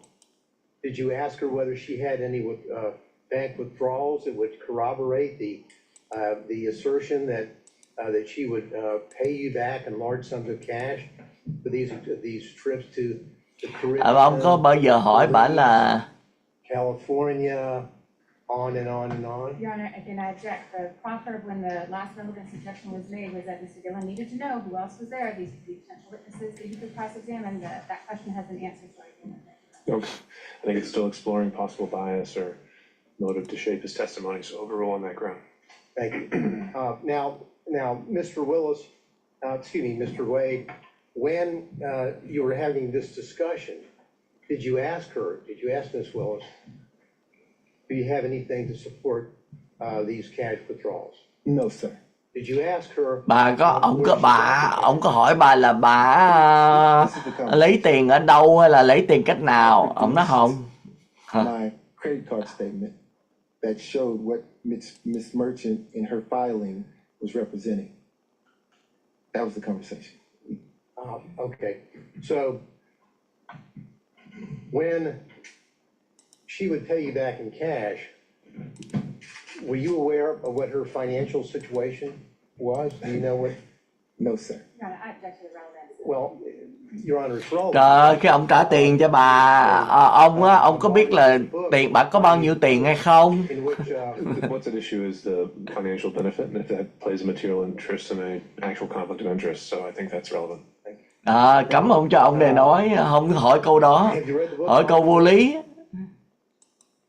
Ông Scott McAfee không cho hỏi tiếp câu đó. In that book, Ms. Willis is telling the authors about how financially destitute she was, or kind of hitting down on the bottom as she was running for DA. Do you remember that part of the book? So let me qualify the response. I've read the book in parts. I hadn't had time to sit. Ông đang cố gắng chứng minh đó là ông Nathan Wade nói là bà Willis trả tiền mặt cho ổng như vậy á là quá số tiền quá nhiều, cho nên đó để cho ông thẩm phán Scott McAfee tạo cái sự nghi ngờ là cái số tiền này nhiều quá mà không có những cái giấy tờ gì chứng nhận là bà lấy ở đâu ra, hay là ổng deposit vô nhà băng, là thành ra những cái vấn đề mà ông Nathan Wade nói về vấn đề tiền mặt á là không có đáng tin. Đó là cái mục đích của ông luật sư Craig Gillen là như vậy đó quý vị.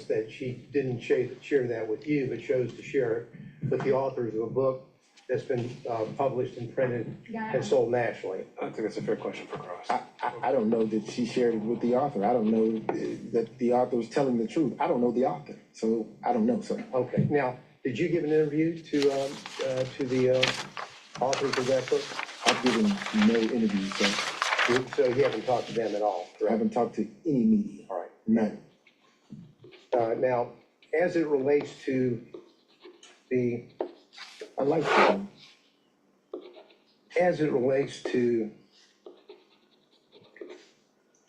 well, again, from your bank records that you're aware of, there'll be no cash deposits, right? I didn't say that.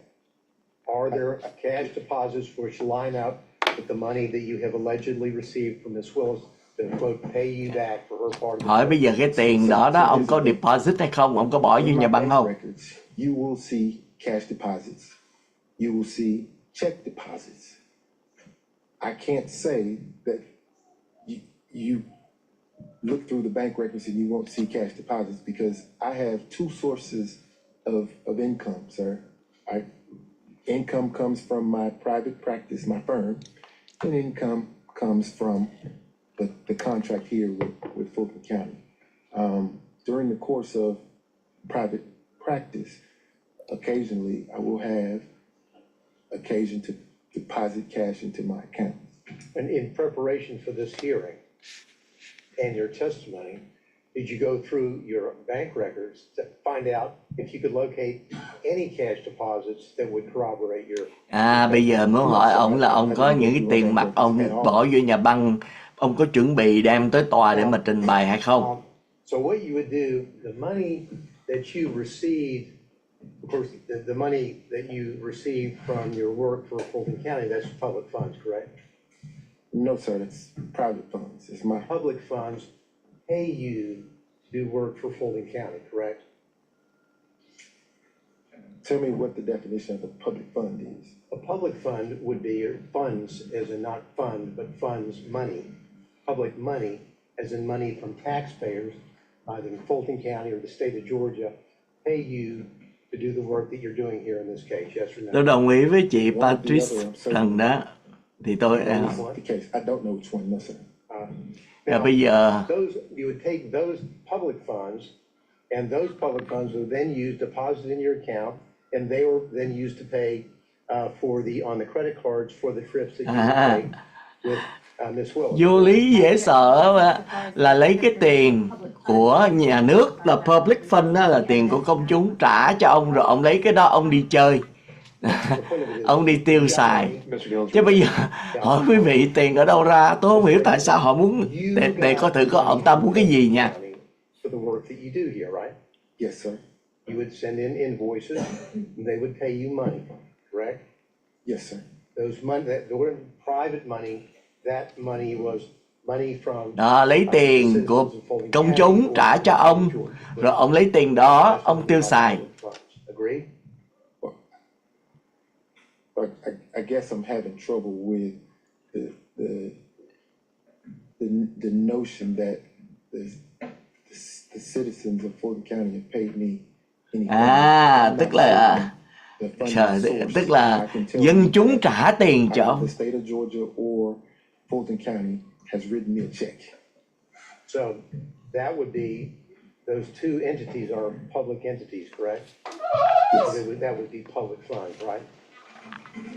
Right? Yeah. Yes. And those public funds are from the same source that you would then use to pay out on your expenses for the trips that you took Miss Willis on, correct? No, sir. As I testified a few moments ago, I have income coming in from my law firm. I also have income coming in from the funds that Rất là hay, trả lời rất là hay. from either the state of Georgia or Fulton County and or both. I'm not certain what it is. So What to percent? say Sorry, that I didn't mean to that cut you off. Go ahead. So to say that I'm paying a credit card statement with funds coming from Fulton County or the state of Georgia would not be an accurate statement because the funds could have very well come from my private practice. What percentage of your income in 2022 came from money where you're working on this case or from your partner? Hỏi cô vô lý. Fulton County office. In 2022, I would say 50-50. You think 50-50? Wow, Yes, sir. 50-50. Ý cố gắng là nói là ông dùng cái tiền này để trả những chuyến đi. Yes, sir. Nhưng mà ông nói ông làm phân nửa tiền là ông làm cá nhân và phân nửa là ông làm public. In your view, would be public funds, that those monies were then used to pay for the expenses that you had incurred for the trips that you took Miss Willis on, the cruises, the Napa Valleys, the... Cái này là tôi thấy quá yếu quý vị ơi. Yes, sir. Quá yếu. And now, Tôi hiểu ông này muốn nói cái gì rồi. Nhưng mà ông quá thua rồi. is that Cố gắng nhưng mà không có thành công. signed on in November 1st of 2021, that's when you signed on to be counsel for the anti-corruption matters, right? Yes, sir.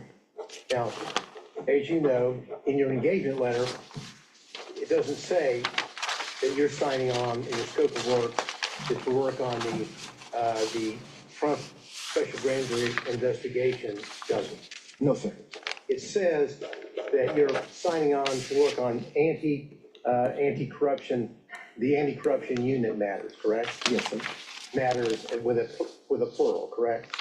Yes, sir.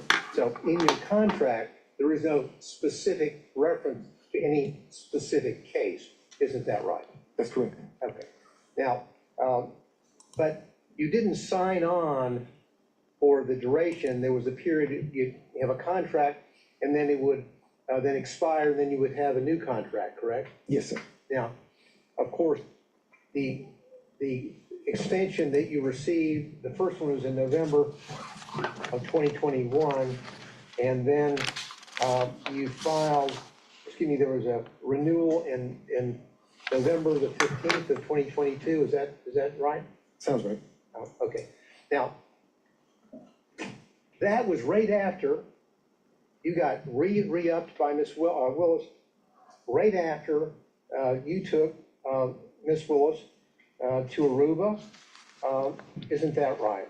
On that November the 1st, 2022 trip to Aruba and through November the 4th, 2022, correct? What does re-up mean? Well, re-up means that you came back, your contract was up, and then on November the 15th, you and Miss Willis signed a new contract for you, right? Yes, sir. Okay. Now, when you were in taking her to the Hết hợp đồng rồi thì ký hợp đồng khác, có đúng không? And the resort there, did you discuss your re-upping of signing an extension on your contract? No, sir. Trong khi mà ông đi du lịch với bả, ông có nói về vấn đề ký cái contract mới hay không? Tại vì hết hạn đó, vì hết năm thì phải làm lại cái hợp đồng mới.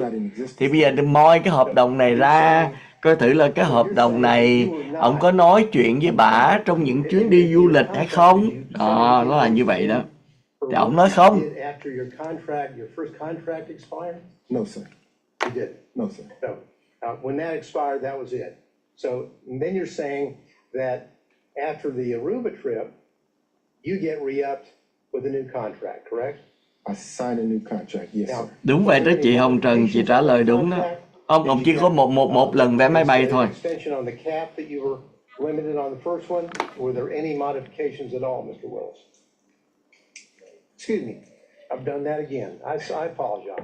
I've been called worse. Wait, I'm sorry. Cứ ông này gọi ông Nathan Nguoi bằng cứ gọi ông là Willis mấy lần rồi đó quý vị. Thành ra quý vị đừng có trách tôi nha, tôi không phải là luật sư. Because I believe as the work gradually, as the time of the work gradually increased, the hourly cap would increase. In other words, starting out the investigation, it was impossible to anticipate the level of cooperation during the course of the investigation from some of the witnesses. So if you assume that there would be great cooperation with the witnesses in terms of interviewing and speaking and being voluntarily speaking with you, it doesn't take as much time. So after getting into it, realizing that most of the witnesses were not willing to speak or willing to turn over evidence or information, quickly you figure out that this is going to take a little more time than originally anticipated. And because of that, you have to compensate for those hours. Ok, ông nói ông này cố gắng đó, ông này trả lương nhiều không phải, khi mà ra nhân chứng có nhiều người đó họ khai không có đúng hoặc không muốn khai, mình phải bỏ thêm thời gian để cho họ khai, để mà nói chuyện với họ. Cho nên cái số tiền nó là như vậy chứ không có vấn đề tăng lương. I've never worked 24 hours in one day and billed 24 hours in one day. And I'm glad you asked me that question because I like the opportunity to talk about that. I think you should go ahead. So, if you look at that invoice where it's Ông đang nói về cái tiền lương của ông đó nha quý vị. It actually doesn't say one day. If you look at the top of the invoice, it says date completed. The date that's reflected on that invoice reflects the date that the work was completed. It doesn't say when it started. It just says this is the date that is completed. So if you go through the invoices, probably around the first 5 or 6, you'll see that that's the billing format. I would bill only after that particular task has been completed. That's why you see a 24-hour period with the one day there. I kind of wish some of the experts who had opined on that had called me and asked me the question. But there was never a billing of 24 hours in one day. Now, probably around the 6th or 7th invoice, you see the format changed. I started using a range so that it got less confusing, right? I'm confused, so maybe you can correct it. Okay.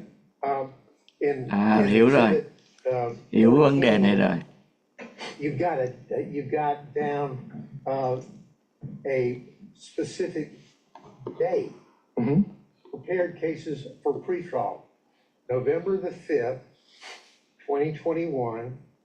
24 hours at $250 an hour, 6,000. No, this wasn't about a range. It was about the work that you did on November the 5th. No, Mr. Gillen, look at the top of the invoice. Bị hớ rồi quý vị. What I want you to do, Mr. Wade, is focus on the date that you have down there and tell the court what you billed for on November the 5th, 2021. I thought it was already in. I thought. Bị hớ rồi, bên phe bị hớ rồi. It says completed date completed. The dates that you see here are the dates that work was completed. So on November the 5th, I completed the task of preparing the cases for pretrial. That's the date I completed it. Just read if you would. Then my question was, read out loud the entry for November the 5th, 2021, and how many hours you billed that day. Just do that for me. Ép ông này phải nói.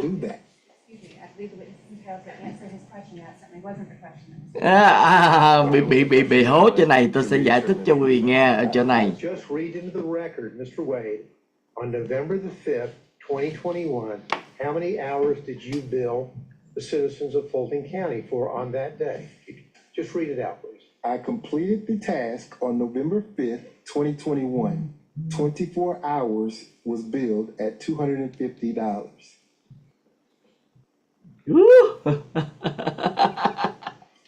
Quá hay, quá hay. Cái này là không thể trách được quý vị. Cái này là bên kia bị hố rồi. Không hiểu ông cái bill của ông có nghĩa là gì nha quý vị. Now, when you talked about your relationship with Ms. Willis, and your testimony is that it began in 2022. You remember that testimony? No, sir. Our relationship began in Your romantic 2019. relationship began in 2022? Is Yes, that sir. That's your testimony? Yes, sir. Okay, now, when Bây giờ nói tới tình cảm nữa, trở lại tình cảm. on this contract, you had a romantic relationship already established with Ms. Willis, yes or no? In 2022? You know, when Yes, you sir. were re-upped on November the 15th, 2022, you had a romantic relationship with Ms. Willis. I signed the second contract. Yes, sir. Answer my question, please.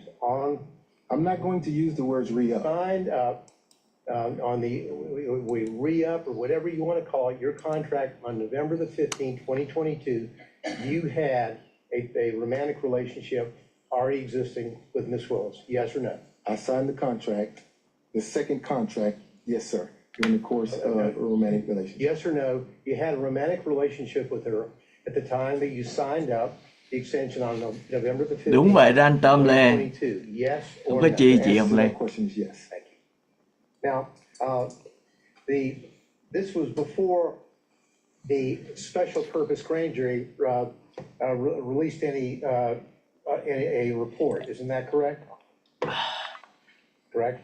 Are you asking me if it's before the work was completed or before the special purpose grand jury actually publicly released the report? When they Those are two released the different. report. Your relationship with Ms. Willis already existed when the special purpose grand jury released its report, correct? At the time the report was released, yes, sir. But And- you understand that the report, the work had been completed prior to the release of the report. You understand that? And your relationship with Ms. Willis, of course, was prior to the indictment in this case, correct? Yes, sir.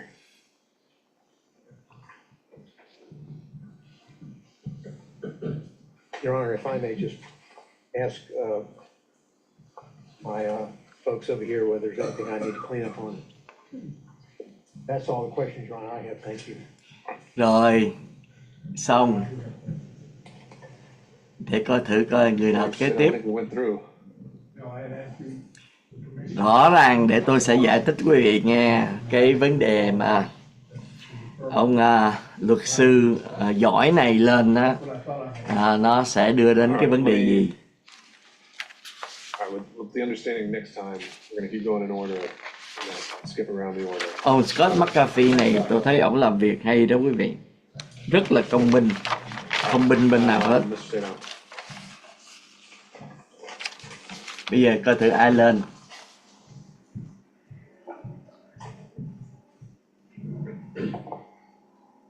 I'm going to try to keep my questions very specific. Yes, sir. Okay? Yes, sir. And I'm going to also, of course, try not to go back in. Đây là luật sư của Trump. Okay? Yes, sir. Luật sư của Trump nha quý vị, chuẩn bị nha. Ms. Willis in. 2023. Can you give us an approximation of, not by date, but by month? Summer 2023. Forgive me. I'm a man. We don't do the date thing. Summer 23, I would say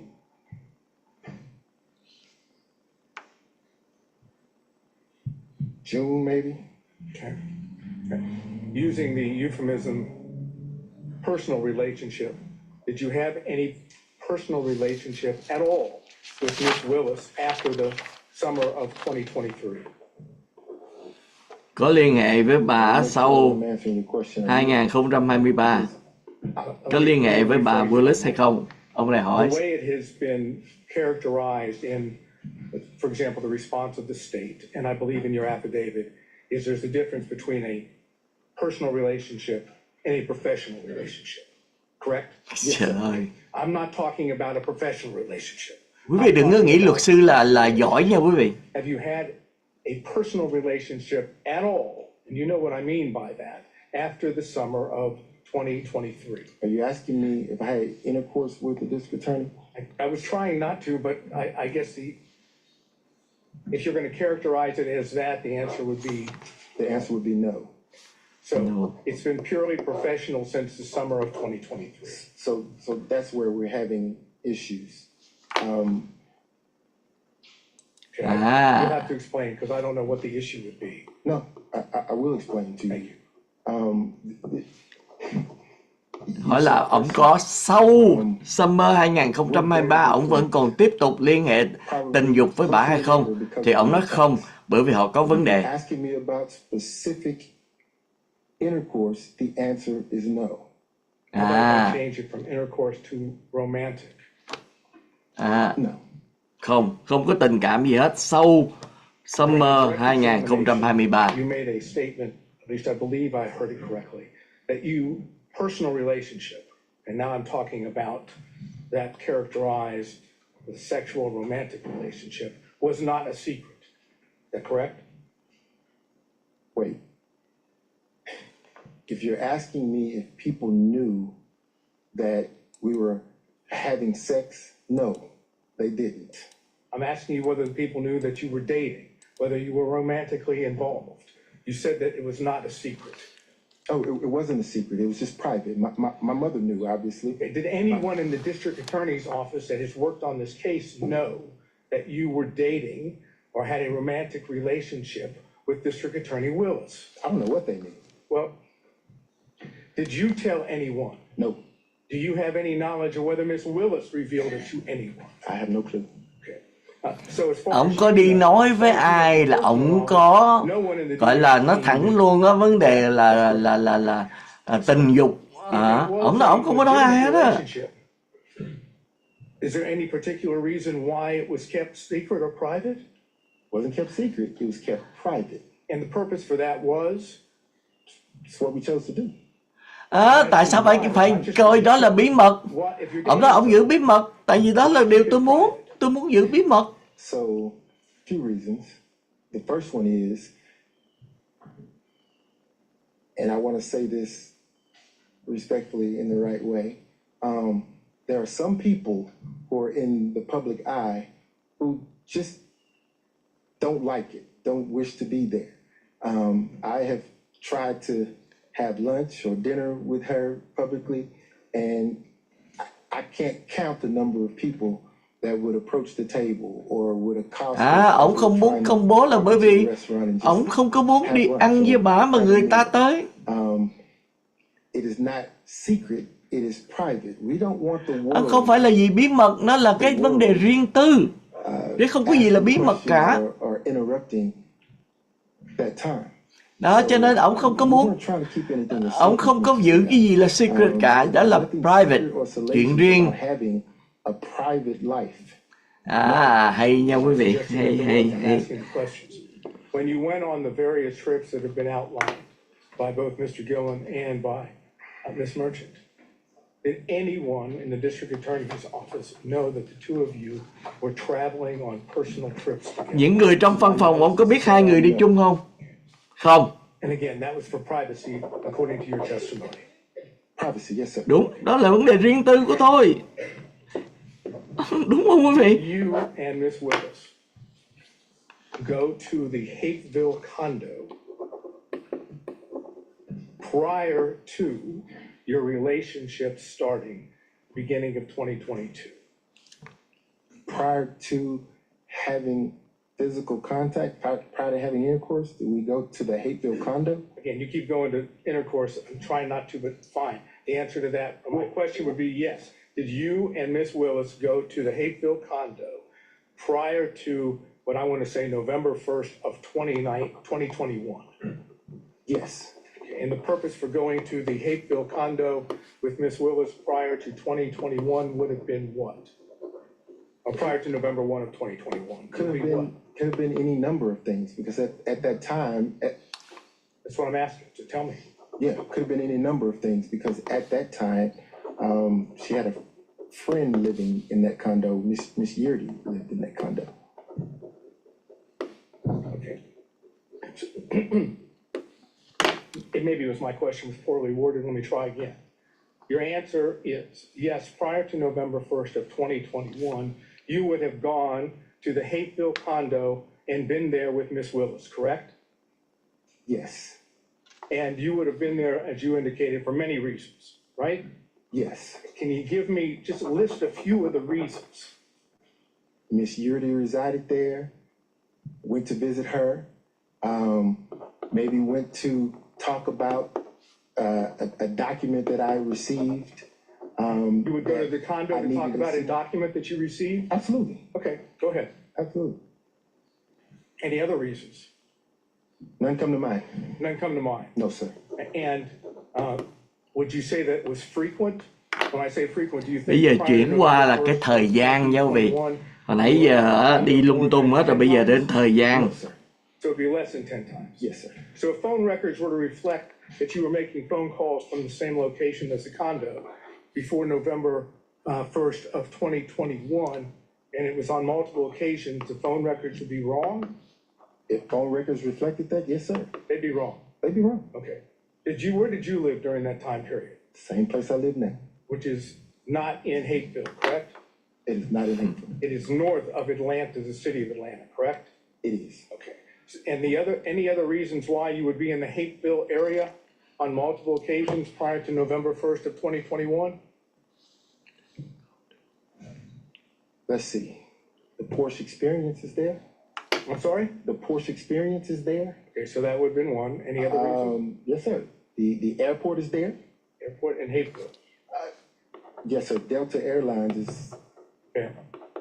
headquartered there. Let's see. Đang cố gắng chứng minh là ông này có liên hệ sexual với bà Willis Restaurants there. trước ngày November đó quý vị. Trước ngày mà ông nhận chức đó là đang cố gắng chứng minh cái điều đó cho đưa ra những cái câu hỏi mà quý vị đang nghe đó. If that's your recollection, that's fine. Là ông cái tới cái condo bà ở để làm gì rồi đó, ngoại trừ đến đó ông còn có lý do gì để đến hay không thì ông nói tôi đến đó bởi vì tòa án nằm ở đó và bởi vì cái phi trường nó nằm ở đó cho nên tôi đến cái thành phố đó. Did you know personal knowledge whether Miss Willis reviewed your affidavit before it was included with the response? I have no clue. So, as far as you know, personal knowledge, Miss Willis did not know what you said in the affidavit. I didn't give it to her. That's what I said. You have no personal knowledge. No personal knowledge. And as far as you know, no one else has told you that she did or didn't. I hadn't asked anyone. Nào giờ hỏi ông có nói gì không với bà Willis về những gì ông khai không? But according to our numbers, $10,000, give or take, would have been reflected on your credit card statements in connection with things of potential benefit to Miss Willis, okay? I want you just to assume that. Assuming that there was $10,000 that you had on your credit cards, is it your testimony that Miss Willis paid you back $10,000 in cash? Now, I'm not acting about. I object, the characterization of $10,000 for Miss Willis's travel, I don't believe is an accurate reflection of what the numbers that we. Bây giờ lại đưa lại vấn đề nghi ngờ tiền mặt nữa quý vị, đi tới đi lui.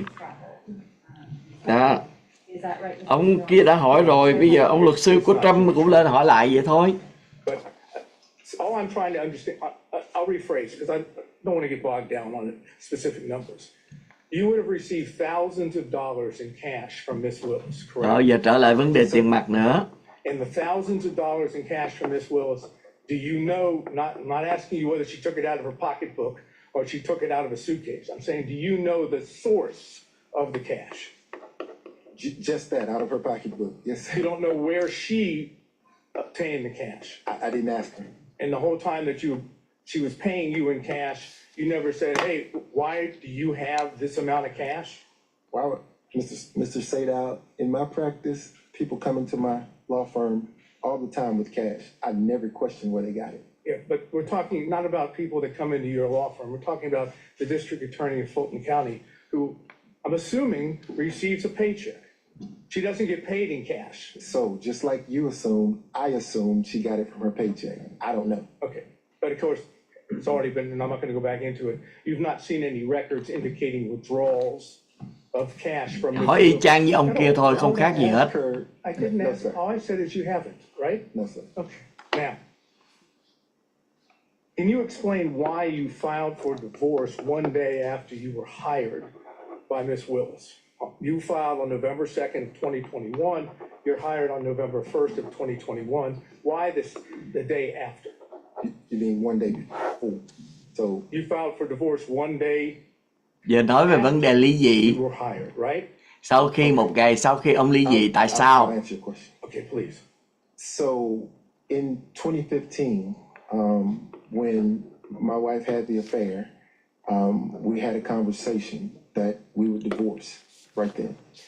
Again, the better practice. 2015 là giờ ông có một kết cuộc ngoại tình My children và họ at the đã time was to stay in place until the youngest could graduate and matriculate into college. nhưng mà vì con cho nên cố gắng ở lại, muốn ly dị Matriculated into để college. cho nó đi học hành. At the time, my wife had moved back and forth to Houston to Texas. Bà đã trở lại We Houston. take our child off to college. We come back to Georgia for a brief period of time. Divorce gets filed. She gets served.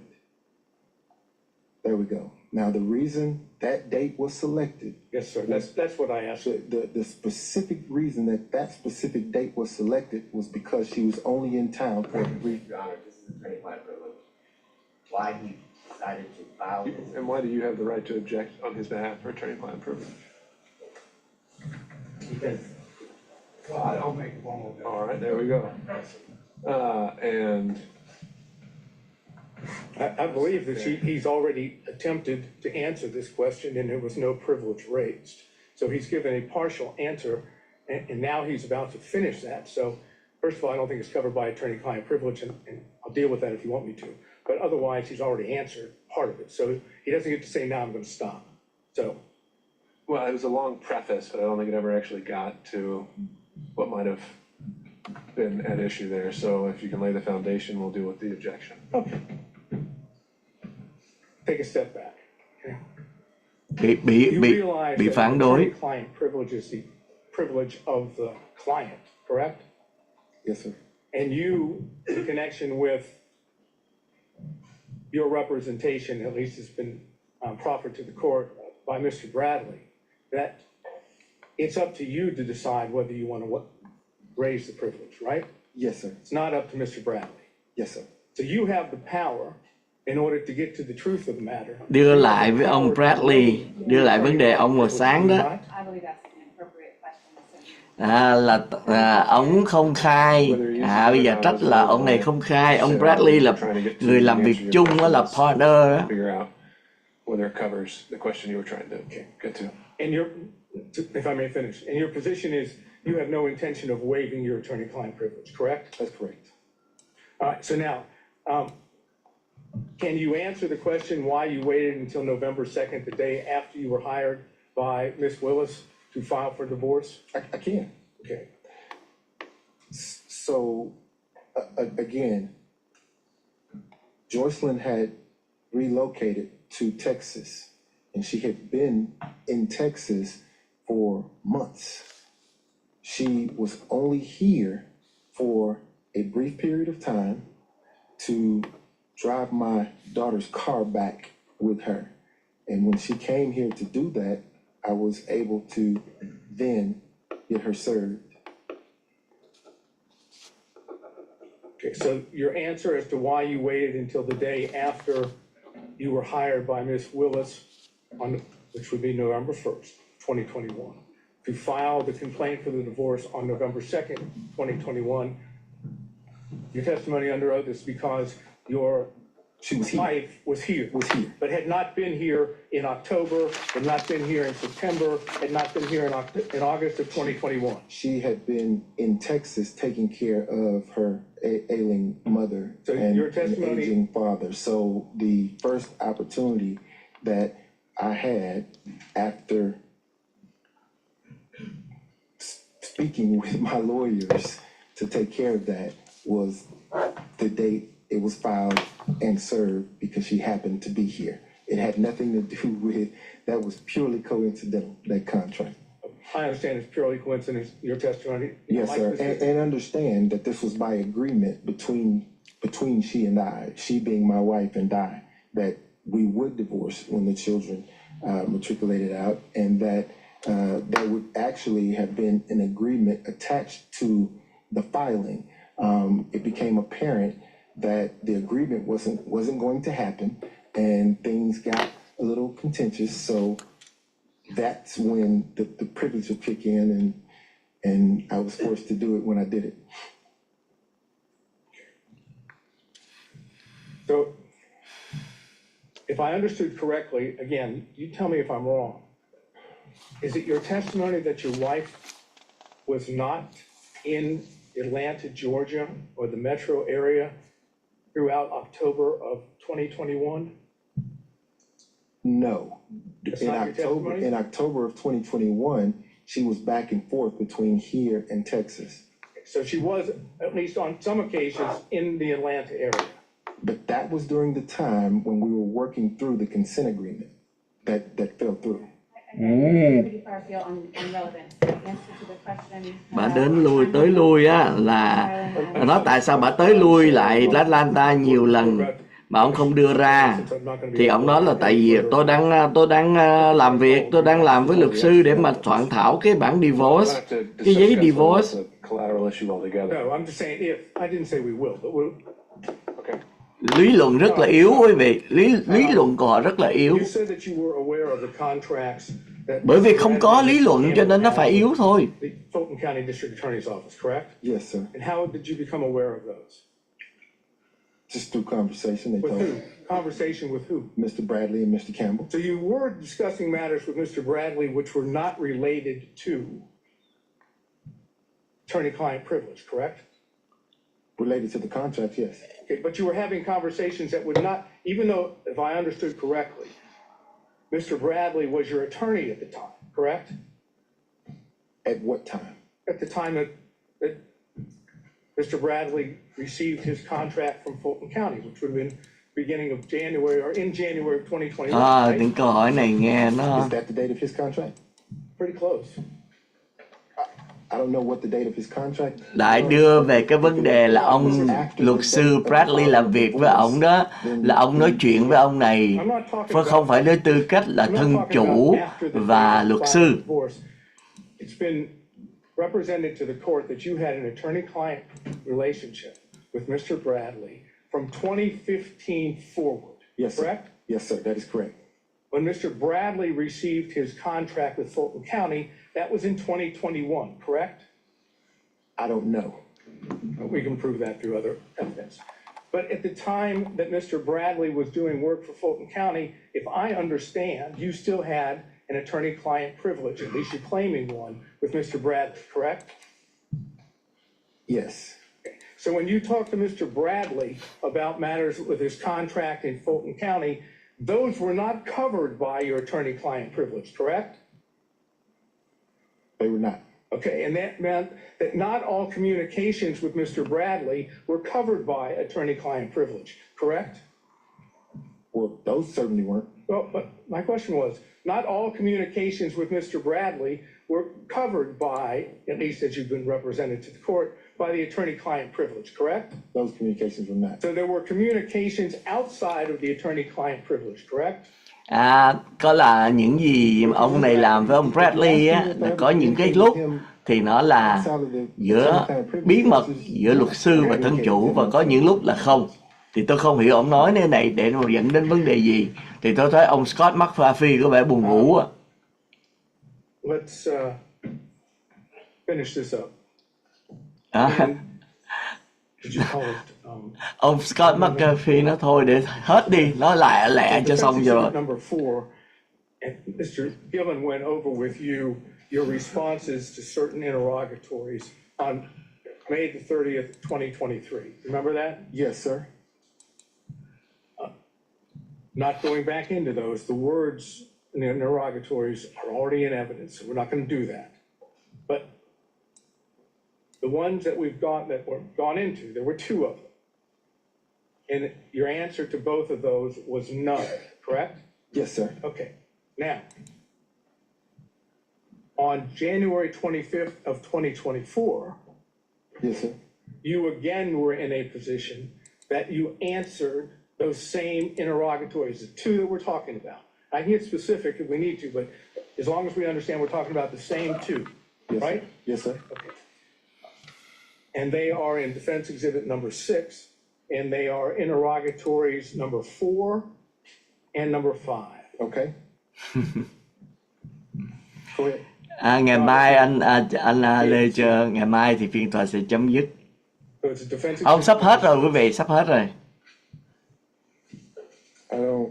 Ông Scott McAfee ông nói lẹ lẹ lên đi đó, giống như quý vị đó, nghe mệt, tôi nghe tôi cũng mệt. I'm told that you have 6. Okay.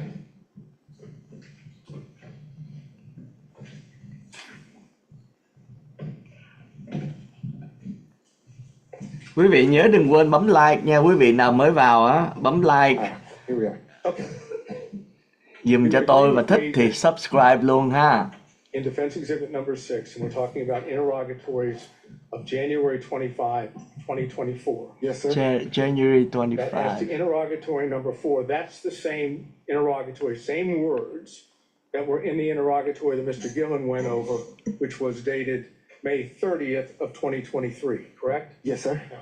And your original response in Defense Exhibit number 6 was none, correct? Yes, sir. Your updated response was the plaintiff declines to respond to this interrogatory and asserts his privilege pursuant to OCGA section 24-5-505, correct? Chừng khoảng nửa tiếng nữa thôi nha quý vị, là tối đa thôi, tôi phải đi làm công việc.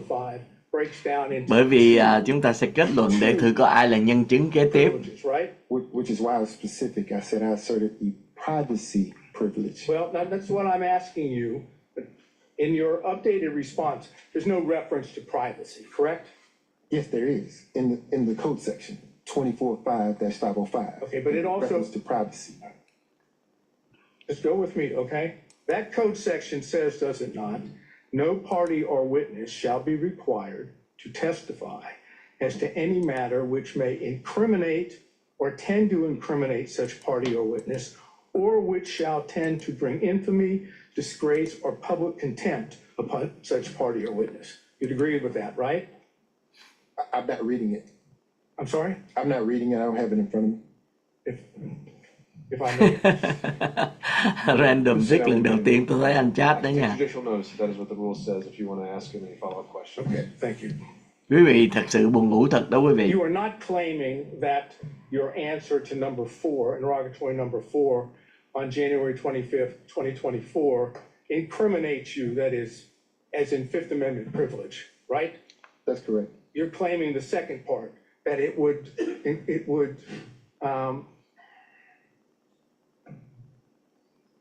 bring infamy, disgrace, or public contempt, correct? I'm going to object to that's the full thing, but and also the witness doesn't have it in front of him, so I don't know how he responds to that. He's here to define his privacy is why he invokes that section. Cứ lẫn quẩn vấn đề là ông Bradley á, là làm việc với ổng là không có cái quyền luật sư thân chủ. Disgrace or public contempt upon the witness, right? Or party.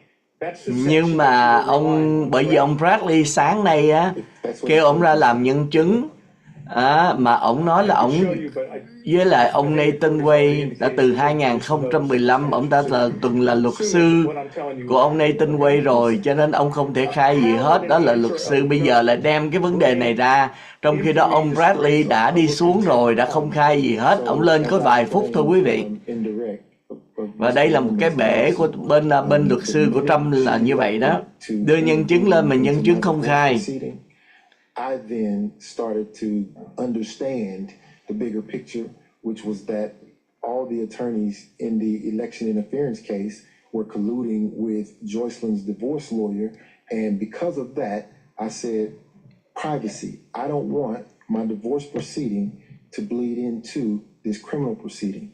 I just didn't want that. Rồi giờ hỏi ông tại sao ông không có để cái vấn đề là ly dị của ông ra công chúng. That your answer Trời, would bring chết rồi. infamy, disgrace, or public contempt upon you, right? I'm going to object to the relevance of this and ask an answer. Mr. Seda, where are we heading with this? I think I can finish that up by saying, you didn't say none again. You asserted a privilege, correct? That's correct. Okay, and you did the same thing, did you not, with number 5? That's correct. That is, you didn't say none again, right? Correct. Okay. Is the answer to the interrogatory number 4, if you have it in front of you, is the answer none? Is that the truth? The answer is, to that interrogatory, is as I placed it at the time I responded, sir. I'm That's asking the you answer. now, is the answer to that interrogatory The answer none? The answer is still privilege. So he's apparently electing to apply the same privilege, Mr. Seda, to that exact same question. And I have a case which indicates that we can get beyond that if the court deems that appropriate. And to what end? To what end? Where, That the privilege actually does not apply and he must answer the question. and where does that get us?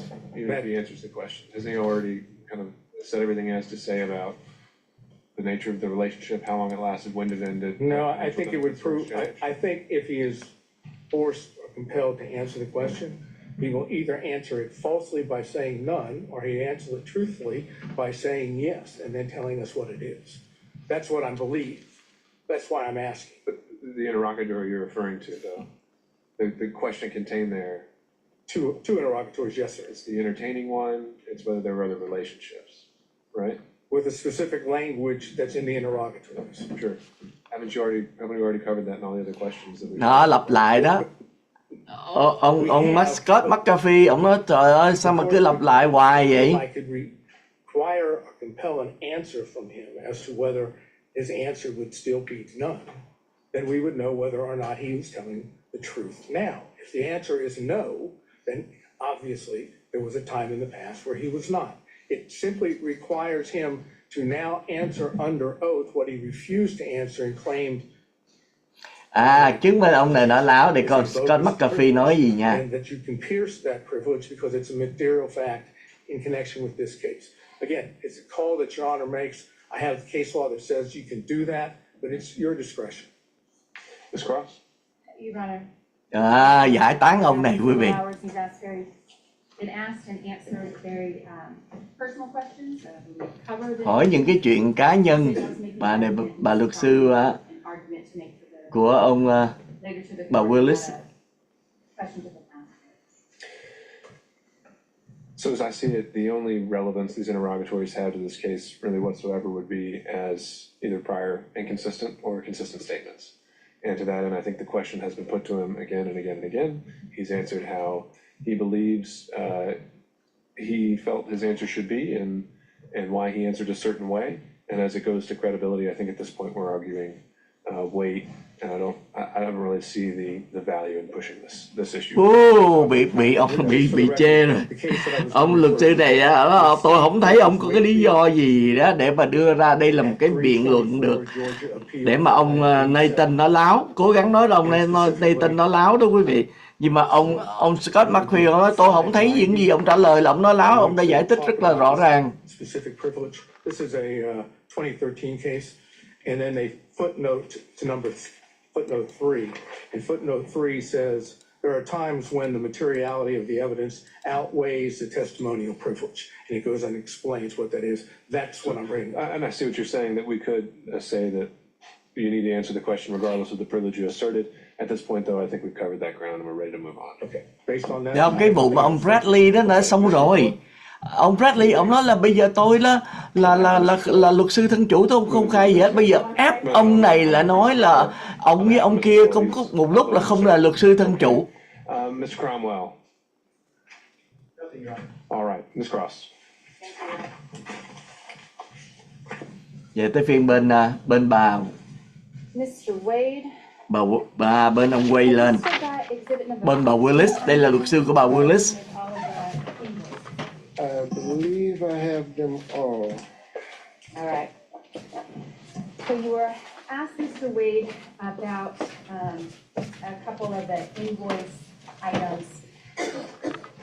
And your testimony, I think, was that the percentage of income post special counsel appointment in November 2021, the percentage of your income roughly after that time was about 50-50. Bà này nhắc lại tiền của ổng trả không phải là tiền chỉ đến từ cái việc ổng làm cho bà Willis, mà 50% tiền lương của ổng là đến từ cái việc làm riêng của ổng.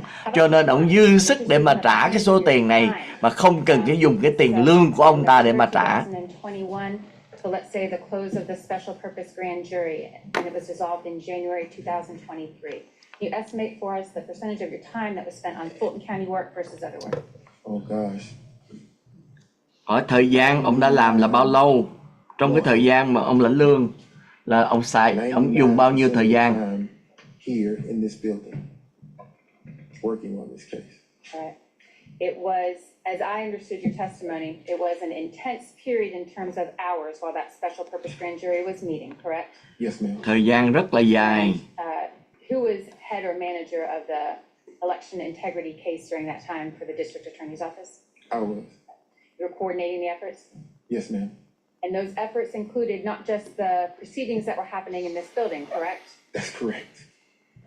You don't need to go all through it, but is your representation that 99.9% of the time, let's restrict it to 2022, 99% of your professional working time was devoted to this case?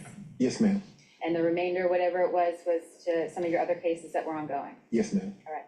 2022, I want to focus on that a little bit because if we are looking at, I believe, the financial affidavits, do you have those in front of you as well? I do. The financial affidavit that was filed in your divorce case in January 2022, you estimated your monthly income at that time was $14,000 a month, right? In 22? January 22. Yes, ma'am. January 23, what'd that number come to? Tôi ghi xuống để tôi tường thực lại cho quý vị nha. 9,000. What about 2024? I don't know. Is that there in front of you? Is that one, that's not one of the ones that's there in front of you? No, ma'am. All right. So as reflected in those financial affidavits, your income decreased as a result of your work in this case, correct? Significant. The structure of your firm, we talked a lot about that, and I don't want to go through it anymore, but than we need to. But 2022, the structure of your firm changed. Is that correct? That's correct. In the early part of 2022, there were three of you.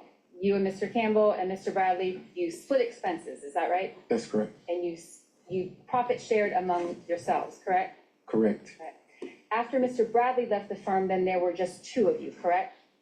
That is the cause of the significant change. Yes, ma'am. So now you have two people bringing in income, correct? Correct. And one of those people, you, is spending almost all of your time devoted to this election integrity case, correct? Yes, ma'am. And your income from this election integrity case is less than what it was the year before. Yes, ma'am.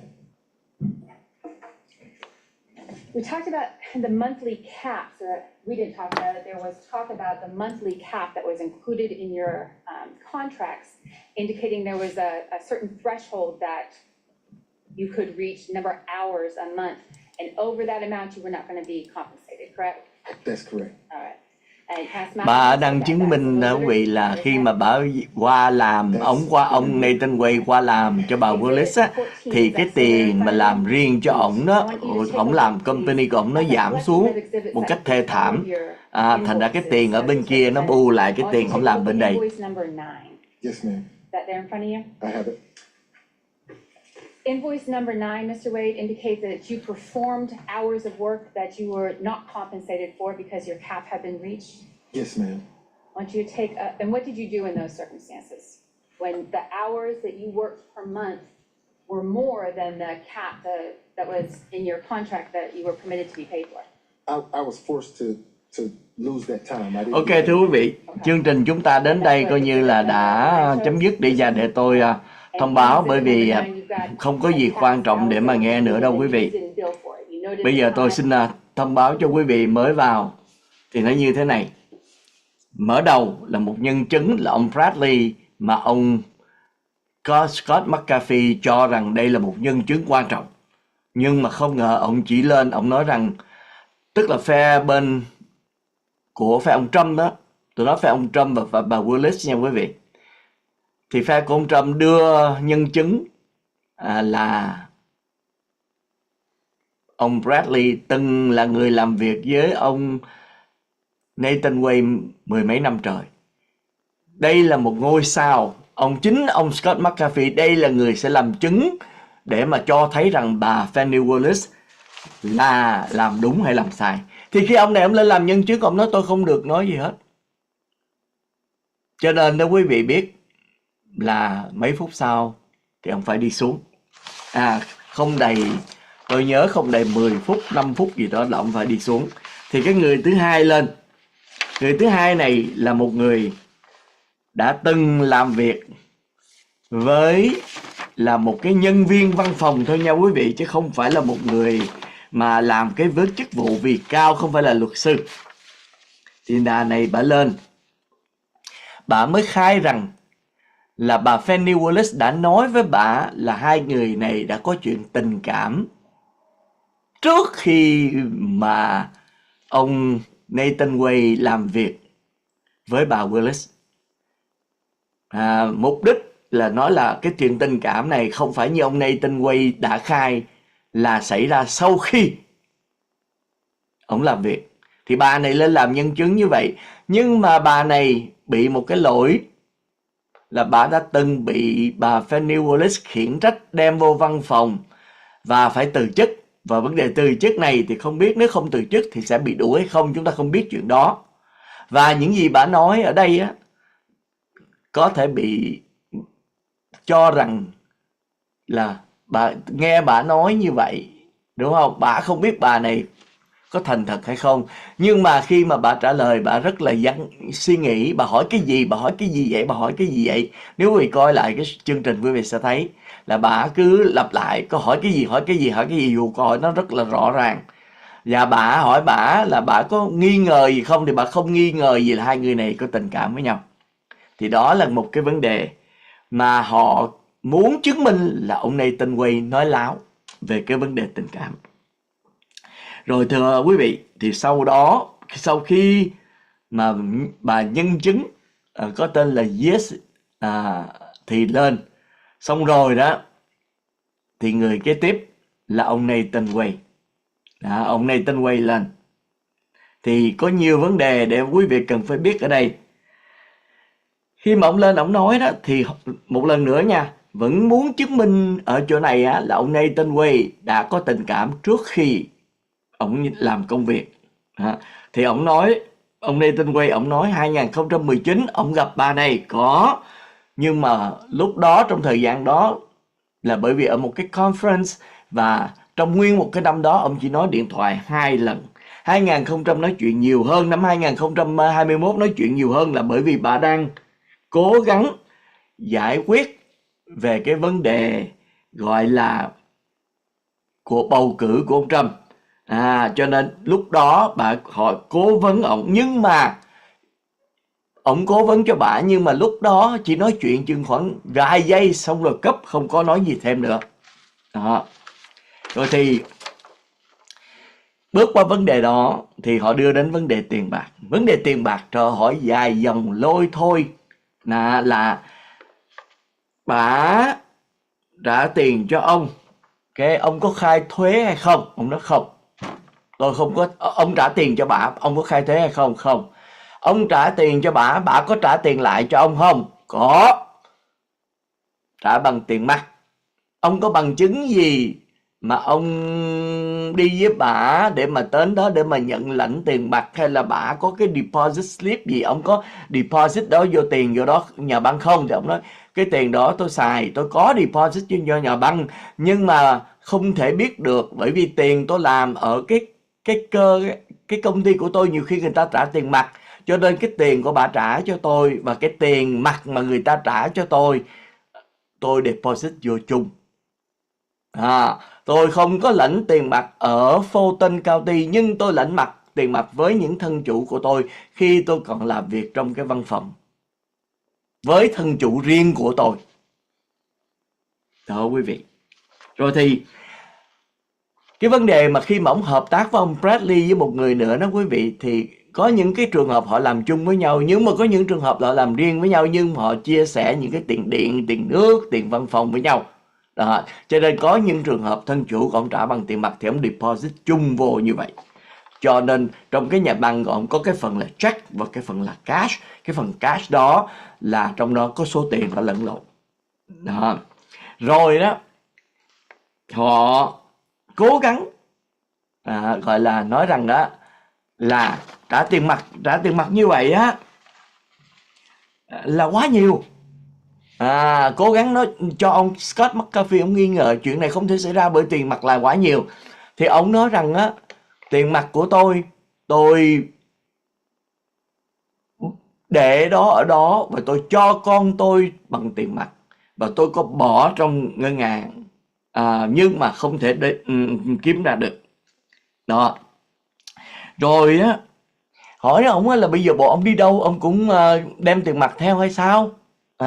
Thì ông mới nói cái vấn đề là đôi khi bà trả tôi trước đó, cho nên tôi giữ đó.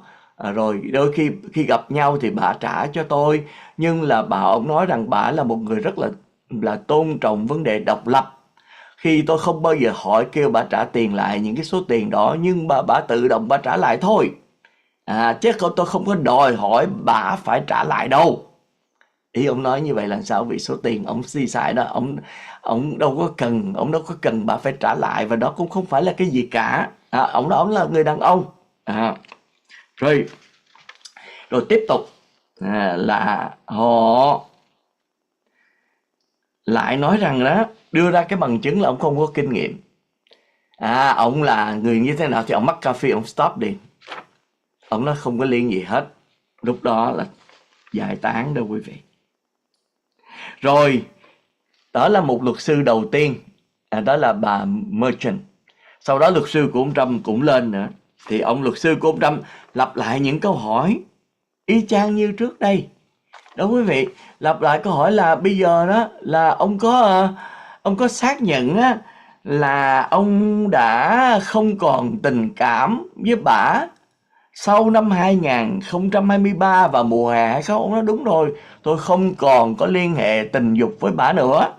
Chúng tôi chỉ là bạn mà thôi, bởi vì chúng tôi có vấn đề. Đó, vậy thì hồi trước khi mà hai người bắt đầu có liên hệ, tại sao ông đi đến cái nơi bà ở? Cái nơi bà ở là cái nơi lúc đó là nhân chứng đã cáo buộc bà là có vấn đề tình cảm ở chung. Hai người ở chung quý vị. Thì tại sao ông đến đó? Thì ông mới nói là tại vì là tôi có nhiều lý do lắm. Có thể tôi đến thăm, có thể tôi đến nói chuyện, có thể tôi đến trình bày một vấn đề gì đó. Rồi ông đến đó bao nhiêu lần? Tôi đến đó nhiều lần. Tại sao ông đến đó nhiều lần? Bởi vì tòa án nó nằm ở ngay thành phố đó, và cái phi trường nó nằm ngay thành phố đó, cho nên tôi đến đó nhiều lần. Rồi trở lại vấn đề tiền mặt. Ông có biết tiền mặt đó bà Fani Willis lấy từ đâu ra hay không? Rồi hỏi tiếp nữa là tại sao mà ông lại ly dị vợ ông một ngày sau khi ông nhậm chức, khi ông được thuê, mà ông không làm trước đó? Thì ông nói không, chúng tôi đã đồng ý từ hồi năm 2015, nhưng mà thôi kệ để đó đi. Chúng ta sau khi con cái nó học hành ra trường, nó trưởng thành rồi, thì chúng ta hãy làm đơn ly dị. Và tôi biết cái chuyện này nhiều người lắm, trong đó có tôi nữa quý vị. Để yên cho con cái nó học hành, đừng có làm cho nó buồn phiền. Thì đúng vậy, từ 2015 rõ ràng là bà và ông đã xác nhận cái chuyện đó. Nhưng mà để yên. Đó. Cho nên sau đó thì tại sao ông làm như vậy? Bởi vì ông nói là bà sau một thời gian bà đi xuống Texas, bà sống ở đó, đi tới đi lui. Thì ông nói tại sao khi bà đi tới đi lui vậy thì không vào đơn ly dị? Tại vì nhiều khi bà đi tới đi lui có một ngày một buổi, còn lần này bà ở lâu hơn.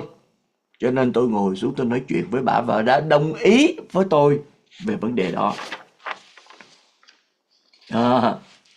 Một vấn đề nữa quý vị là cố gắng là nói ông này là dùng cái tiền ông làm từ Fulton County để mà trả tiền cho những chuyến đi du lịch. Tiền mà ông lãnh lương từ bà Fani Willis. Mặc dù cái này không sai nhưng mà cố gắng ép vô cái đó. Ông nói không có. 50% tiền tôi làm từ Fulton County và 50% tôi làm từ chính cái văn phòng luật sư của tôi. Rồi mới hỏi, trước khi mà ông ký cái hợp đồng mới, tức là sau khi hợp đồng vừa rồi thì ký cái hợp đồng mới, thì ông có đi với bà ta đến cái thành phố nào đó đúng không? Có. Ông có nói về cái hợp đồng không? Không. Và tôi xin nói về một cái hố về tiền lương của ông luật sư của ông Trump. Hỏi đó, có phải là ngày 5 tháng 11 ông khai là ngày hôm đó ông làm việc 24 tiếng đồng hồ không? Ông mới giải thích. Khi mà ông giải thích quý vị, ông này không cho giải thích thì ông McAfee ông nói để ông giải thích chứ sao không cho được. Ông mới nói không phải tôi làm một ngày đó tôi làm 24 tiếng đồng hồ, mà bởi vì trong đó, trong cái lịch trình mà tôi làm việc đó nó không có ghi rõ ràng cái ngày mà tôi được trả tiền là cái ngày trả tiền, chứ không phải nó cái giờ tôi làm việc. Tôi đã làm việc trước đó cả tuần lễ rồi. Rồi cộng lại hết cái số tiền đó nó ra là 24 tiếng đồng hồ. Ép ông này nó đã ý muốn phô cho mọi người thấy, nhất là ông McAfee thấy một ngày mà ông này ông làm 24 tiếng đồng hồ, nhưng mà không. Ông có viết rõ ràng là cái job đã hoàn tất. Như vậy, job completed ngày 5 tháng 11 năm 2021. Đó là 24 tiếng đồng hồ.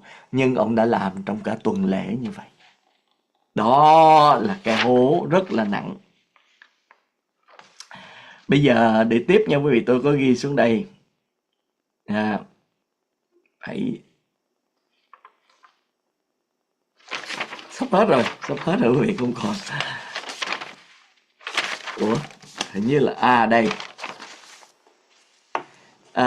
Thì cuối cùng như thế này, ông Scott McAfee quý vị thấy đó, ông rất là nản. Quý vị nản. Nhiều khi người ta nghĩ rằng chúng ta nản bởi vì chúng ta bên phe bà Willis, đúng không? Binh vực cho bà Willis, nhưng không có. Ông Scott McAfee, ông rất là nản, đúng không? Ông nói, ông không cho phép nói. Rồi ông nói làm ơn làm lẹ lẹ đi. 5 tiếng đồng hồ này không có cái kết quả gì hết quý vị. Và không có câu hỏi gì mà liên hệ đến cái vấn đề ông Trump là người đã liên quan đến cái vụ lật đổ cuộc bầu cử năm 2020. Và không có liên quan gì đến 4 người đã nhận tội trước đây. Quý vị thấy không? Cho nên tôi chấm dứt ở đây là như vậy đó quý vị. Nó không có một cái gì để mà chứng minh cho rằng hai người này, thứ nhất muốn chứng minh là ông nói láo về vấn đề tình cảm. Cái ngày tháng nó láo, chứ không phải là có tội như vậy. Nó láo thì cái gì cũng nó láo là hay. Nó láo về vấn đề bà Fani Willis trả tiền lại cho ông. Nó láo về vấn đề ông được trả lương cái số tiền nó nhiều như vậy. Tất cả không có lý luận gì vững chắc. Dù tôi không là luật sư nha vị, nhưng mà tôi là người sống về logic. Trong mọi vấn đề nó phải có lý do, phải có nguyên nhân. Nếu mà quý vị biết, nếu mà tôi thấy bên ông Trump á, mà mạnh á, tôi sẽ nói cho quý vị biết. Nhưng mà không thấy một cái điểm gì hết, giống như quý vị vậy. Tôi không phải là dùng cái cảm xúc ở đây bênh vực bà Fani Willis. Tôi xin chấm dứt chương trình ở đây nha quý vị. Bây giờ thì ngày mai là có một cái tin rất là quan trọng có thể xảy ra đó quý vị. Đó là ông thẩm phán Engoron có thể phán quyết số tiền phạt. Khi mà có thì tôi sẽ lên liền thưa quý vị.